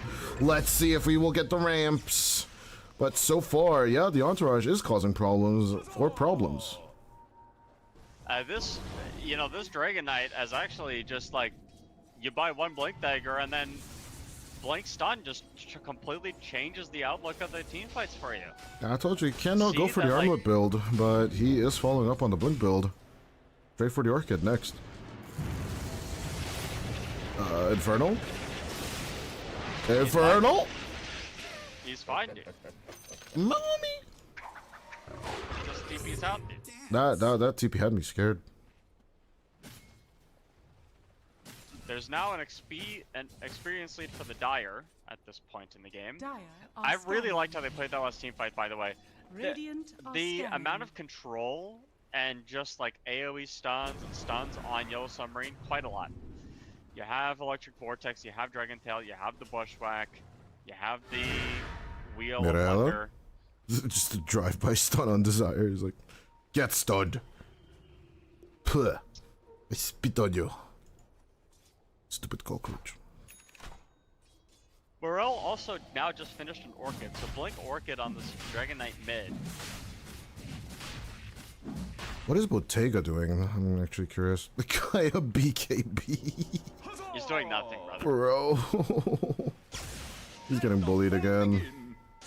Desire, you know, he just switched targets. He doesn't even actually want, like, you know, he just sees Storm Spirit as the Nyx and he's like, yes, that's mine. I'm getting that kill. I'm coming for that booty. Nefrit's getting piped. Honestly, low-key would have had another Blink Dagger on Nefrit. I think there's some initiation issues coming up for the Radiant right now. You don't have an like, how are you starting fights? What's your way of getting in? Yo, Submarine, Blink Dragon Tail on Dragon Knight. Like, amazing way to start team fights. Dire are scanning. Get on top of someone. Well, Zero Tenacity, it looks like the free push phase of the game is semi-over, at least for now. Yep. But they're still, you know, they're still farming the map a bit better than the Dire at this point. Even though they did lose that last team fight pretty handedly, I would say. Like, that was a convincing loss. How do they know he was up there? Easiest catch ever for work. How did they know? They know. I guess they were just scouting it out. Bottom tower No, I is think under there was a attack. wild axis or something right there. Dire's structures are fortified. Yeah. There's a wild Radiant's axis going up there. structures are fortified. And the other option would be a Oh kinetic. no, Bottega, dude! How many times have we seen Storm Spirit die up in this top lane in this very exact same spot? The Storm To the Spirit is same now the sacrificial lamb, basically, of Yellow Submarine. They're just like, we need to give them a kill. Something, you know, a peace offering. So they just Yeah, leave your us carry? alone. Your carry? Is it a carry? Well, that's your position one. Is it? I mean, you're not playing with it as it is, but sure. Evidence would suggest that Mirel is your carry. Dire's Or it middle will tower be is under for the next few minutes, but I still have no idea what poor Bottega's gonna do with this game, man. It's just a tragedy. Dire's middle tower has fallen. As they will be taking over their second, or actually the third tier 2 tower at this point. 21 minutes in, all tier 2 objectives are just gone for Yellow Submarine, and the pressure is on. This book's gonna get broken up immediately. I feel like you just Oh, have to Dream. bow out. Okay, Dream. He's got Let's see Aegis, if they though. will break the cancel blink Aegis. on Dragon Knight. They broke the Aegis. That is something, but Mirele, once again jumping onto the Ember. They are just right-clicking Warwick down as much as they could, but the Illusion Rune will be a nice turnaround as Bottega gonna get caught out. The Storm is downed. Hatred coming back with a buyback as Mirello will find Warwick. Once again, the Dragon Tail being the savior of the team fight. Infernal losing out on the Primal Split will try and make something happen on Nefrit, but Desire coming over with the Impale is just securing once again. Nefrit's Holy Triceratops is just doing the work as they are going to lead to a dieback on the Ringmaster and will take out Infernal as well. Double kill for Nefrit. Unfortunately, Weaver, when he time-lapsed, didn't get to full HP. He got to basically the same, just from the death that he got before the Aegis. That's why Weaver's not really the best Aegis carrier. If you get bursted down again immediately after you pop it, you kind of just end up dying immediately again, so. Dream? Going for the time lapse of 1 quarter HP once more, but they do secure it. Yep. Yep. Nice Tormentor, that's a lot of money. They obviously win that last team fight, that's a lot of money. Just very easy, very simple gameplay coming out here for TZ at this point, and I feel like there's not a whole lot Are you like a wrong with... big Artur fan? Why do you keep calling them TZ? Is that not what they're... No, they're ZT. 010. ZT, my bad. Okay. Are you TZ? RTZ. RTZ confirmed. nobody's- R2 rigging the tournament confirmed. It's all 3-2. I haven't seen anybody get clipped yet, so Sure. No, that's actually true, right? If people are start getting clipped yeah, intentionally, when then people start that's ending up on cliffs. the intentional RTZ tournament. To be fair, I still hold the record for the shortest game in EPL. 3.4 minutes of game time. Oh, what? Yeah, happened? Ogre Magi got triple cliff. Remember when there used to be a cliff next to the Radiant safe lane? And Ogre Magi got triple cliffed, and Courier died, and then he just GG rage quit out of the game. Tower is under attack. To be fair, it's understandable, right? I mean, like, getting Jenkins drafted, or Jenkins stratted on that cliff is just so annoying. Yeah, thank goodness. I'm there's no really happy it was cliffs around there removed. anymore. Oh my lord, I'm so happy Yeah. it got removed. It was just the most annoying cliff in the game. That's why you don't put that's why you don't have any cliffs around there anymore. Oh, Storm Spirit, you poor little guy. Bye, He doesn't have Bottega. BKB. Bye, Bottega. Oh! BKB used. Okay. Smart. Oh, no. No! Oh, he didn't dodge it! He didn't dodge it! Oh, come on, man. The bullying never ends. This work will be jumped on. Mirella will get a little bit of redemption. Spirits do die in fights like this, as Infernal is just going to be approached. Glimpse back on to the Dragon Knight, as with the Primal Roar, they are looking to secure Mirel. As the substitute mid laner of Team Spirit is about to die, he will find the angle. And, of course, Nefrit will not manage to axe up that cliff in time. Dire's Just middle die with the tower body. Infernal. Buddy. Come on.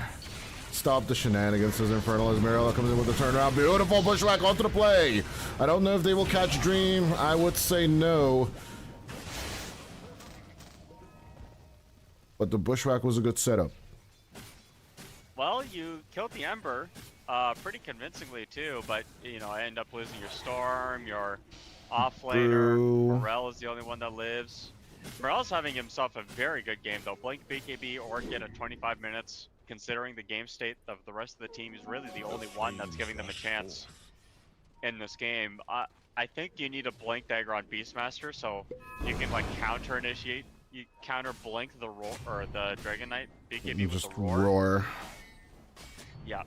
As Just the roar. cooldown, as the duration gets down to 6 seconds, roar lasts like 4 seconds. You can really just like negate most of that BKB duration and then just, you know. What do we think of Harvest Bottega's that build? time. Is this the way? I hate it. I don't know. Maybe it's a literal regional. Maybe it's a regional difference. I'd rather believe that a Yasha would be more useful here than a Sanj. I get it for the Primal Roar and such, but still. Or just a straight up Manta, I'd be happy with. I think if you're Storm, not having a Soul Ring is criminal because it's Soul Ring is free. Mana. Agreed. It's Agreed. literally just free mana. Instead of a second Null Talisman. Radiant You can are tell that this scanning. is not a hero that Bottega plays carry very much. I think if you're gonna play the carry, you just go with the literal same build as if you would play it mid. But again, maybe it's a regional difference that you don't build Guardian Greaves on Storm Dire's Spirits. top tower No, is under no, attack. we Right, like- definitely have that. We definitely have that. Oh, we do? We do. Okay, well then I don't know anything. Me neither. Caster dumb. Caster dumb. Caster noob. Caster question mark? To be fair, PT rotations basically keep you at full stats, right? So, if you can't farm a camp and while you're on your way to the next camp, you just keep spamming your PT, right? You just heal up and man up and whatever. But, like, you know, just remembering rotating that PT versus just having the Guardian Greaves and just being a massive impact in team fights. I'm a Guardian Greaves enjoyer. I will say that. One button pressing and just mass healing, mass mana regening your team is value. Yeah, absolutely. Huzzah!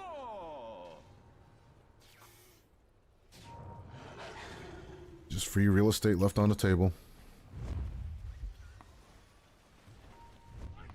Can I just say real quick? I'm very impressed with Morel this game in particular. I feel like this is a really good Dragon Knight game, and he's been doing a really good job finding the Ember Spirit and really making his life miserable. Vernal. We'll see if he can do it again. Well, let's see him try. As the smokes break, Infernal will manage to escape with the escape bag, but will not be pulled back due to the primal split.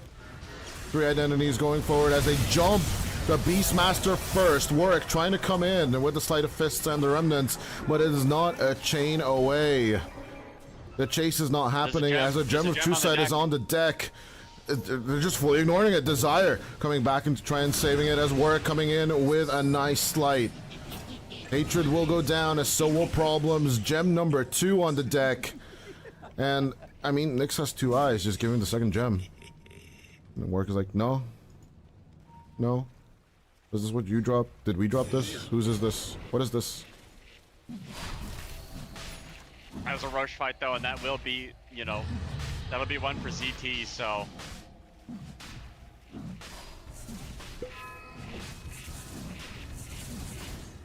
A complete lack of, they need more on Yellow Submarine. You need more from your team fight than just blank finding a target and killing them under Dragon Tail. Yeah, it's nice, but at some point, like, you need more done. I need a sharpshooter really used. Good job finding targets, and like, I need a sharpshooter used. I need Primal Split to Cyclone Cores into the air. I need Wheel of Wonder hitting 4 heroes at the same time. I want everything. It's just that, like, yeah, you're all-inning, right? Like, you're all-inning to get a kill, and then, oh no, Morel. Oh no, no, no, no, no, no, no, no, no, no, Run, my no, boy. no, no, no, no, no. Run. Run. He knows exactly what's about to happen. Will They it be need to get escape back? vision on him, dude. Where was your Goes glimpse? back on Infernal. They're using it on the Brewmaster instead. Silent stop. Controlled. Infernal will just be burst into bits as Nefrit dives on forward. We'll take care of Problems first. And they're just making a massacre out of all this. They've had all tier 2 towers taken for the past 10 minutes or so. But they're taking their sweet time with the siege. Where was the glimpse on the Dragon Knight? Why didn't you get, why? I feel like that's someone that you can you all in that guy. He's got a Bloodthorn finished up now. Were they scared of him? You need purges. You need to start buying like Lotus Orbs. You need at least 1 or 2 Lotus Orbs on your team. Maybe they read the BKB and they were like, nah, fam, don't do it. No. The box. Bye, Hatred. Get in the box. Stay in the box.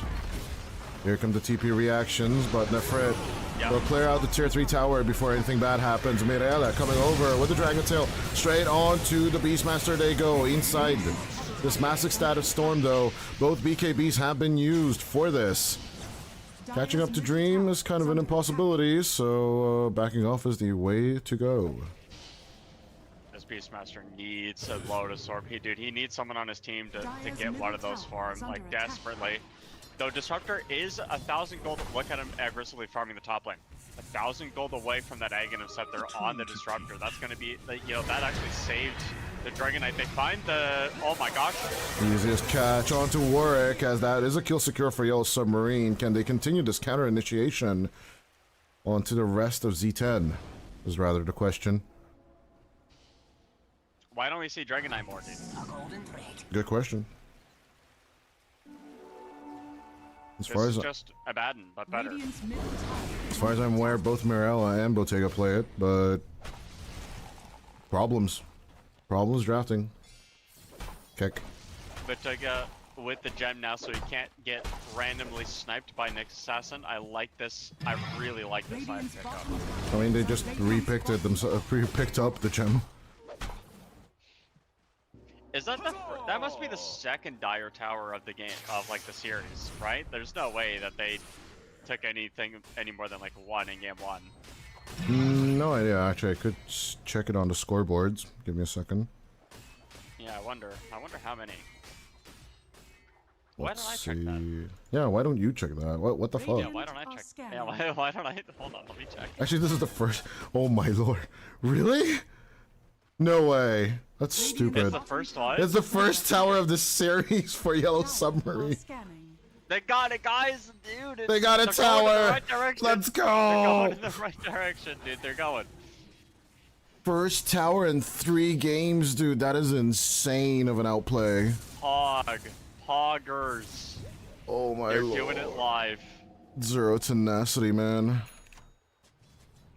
They've increased their tower take by 100%, but in just this one game. By infinity, dude. That is brutal, actually. Hey, maybe they can increase it by 2 infinity if they take the middle tower. Think about it. Oh lord. Oh lord. Don't Free tempt. pressure on Don't give me hope. Dire's top tower I'm not giving is you under nothing. attack. Okay, where's the Aegon himself there? Finished on Disruptor. Absolutely. He's got to hide. And they also see with the Nyx Assassin as well, they canceled the smoke play, but nobody was there in time. A bit of disengage and a bit of confusion from Z10. His work is calling for a wrap. It doesn't really look like people want to follow the call. Do I know what? I don't know anything. Do people at home understand how much mental fortitude and resilience it takes Nope. to play 7 games of Nope. Dota 2 at your highest level? Nope, it's clicking in lose, computer like, games. Your last 2? It's clicking in computer games, bro. It's not hard. Obviously, people don't know. Like, they haven't done it themselves. As easy kill on problems. Zero tenacity are taking every inch of space that they can get. No, the average person basically plays 2 or 3 pubs a day, right? And even that is just mentally draining everyone. Yeah. But to be fair, when it comes to Dota and competition, I think these guys can definitely crush 10-ish pubs a day, right? I think Thompson was a really good understudy of that. But when it comes to competitive Dota, right? So captain's mode, blah blah blah, drafting every game. I think like 4 or 5 should be the daily limit you could take, because it's just so mentally draining. So every time when it comes to the lower bracket, right? The lower bracket winner has never won TI. Just think about that. It's kind of insane that that's the case. Didn't OG win from the lower bracket No, one year? no. Both OG wins are from the upper bracket approach. Oh my gosh, really? No lower bracket team? No lower bracket team has ever won TI. What the heck? Yeah, it's brutal, but it just goes to show you, if you know the meta, if you know how to break the game, right? Or bend it to your will in that patch, or if it is favoring you super heavily, i.e. You pick Juggernaut and build Radiance on it, and you're just not having a good time. Now it becomes the meta next patch, right? Ame, Ame, right? No, Ame, no. Well, they buffed Juggernaut for Ame. They buffed Juggernaut for Ame, and now he's not picking it just for that spite, basically. But yeah. Sorry, you couldn't win TI, man. Here's a buff. Yeah, we eliminated Oblivion staff just because of that. Like, oh lord. Here's the consolation prize after your 3rd TI 2nd place, man. Mental damage, I shall say, as Desire will get caught. He does have Okay, a one more kill on Z10. One more kill on Z10, come on. Get the perfect scoreboard online. As they will Primal Roar to DK. BKB damned. Dream will try and keep connecting with the physical damage, but it's just not enough. Rotega trying to shake it off as they will get the DK perfect scoreboard on the board. 3, 2, 2, 1. And we shall keep on riding it. Desire, was this a dieback on Desire? This is a dieback on Desire, actually. Yellow Submarine will achieve one of those. As Warwick and Dream are looking to kill off all the Brewlings. Infernal keeps back the Earth Panda. That one cannot be caught, but he needs to hide it. He needs to hide it really well. As the Fritz There's sees not- it. You don't have any more damage. What the dude, the Dragon Knight lived for so long. Did you see how long that Dragon Knight lived for? What the heck was I watching, brother? I thought I was like. They just thought that guy refuse to was die. Omega then. Problems. Facing his problems. Does not have Bushwhack anymore though, but does get an escape back from Hatred. Funhouse Mirror for the funsies, but Warwick in with another slight. Good with a kill as the Primal Roar will be used on Infernal. Buyback coming out from Problems as the Squirrel Rat is coming back into the play. Problems throwing out the 8-quick shot. 24 seconds until the DK is back online. You just lack the damage right now, Yellow Submarine. And Zero Tenacity is That just teaching him the Dragon Knight. lesson. Dire's top tower Dude, this is Dragon under Knight is your attack. whole team on Yellow Submarine. He is literally the only reason why you're doing anything. And at this point, the Storm Spirit's back in terms of gold. He's 1 in 6, brother. Do something, Storm. Help the team, man. The team! You gotta like kill somebody. Do something Dire's important. top Giga chat it barracks up. are under attack. You're Dire's dying. top barracks Your team is needs fallen. you. Getting onto that backline though, ever seems so Dire's impossible. top barracks is Mirella fallen. will need to carry his whole team on his back. We'll go for the Manta Dire's build. middle tower is under attack. After all this, has the AC, has the BKB, has a Bloodthorn on top of everything, but they're sacrificing their tier 3 for this. On top of it all, they need 1,000 more worthwhile gold trade. on the DK to actually get the buyback online. What is the? I mean, dude, how are you gonna start this fight now? Like, you just have to all in. But the Weaver has a Lincoln Sphere, so you kind of have to like use everything on top of the Weaver. There's another Lincoln Sphere available. Everything in the tank. No, the Dragon Tail. Oh, it went out for nothing. The Static Storm is just locking in the DK. Bottega needs to go ham here.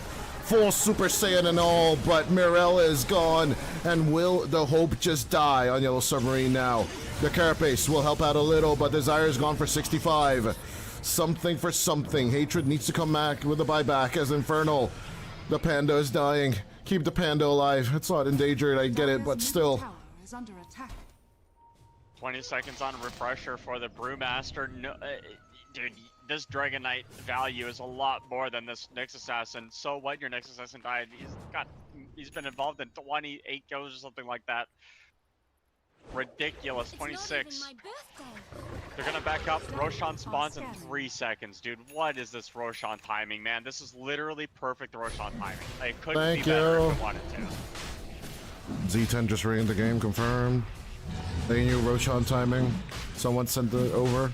Someone's PayPal is increasing. Something RZT. Radiant are scanning.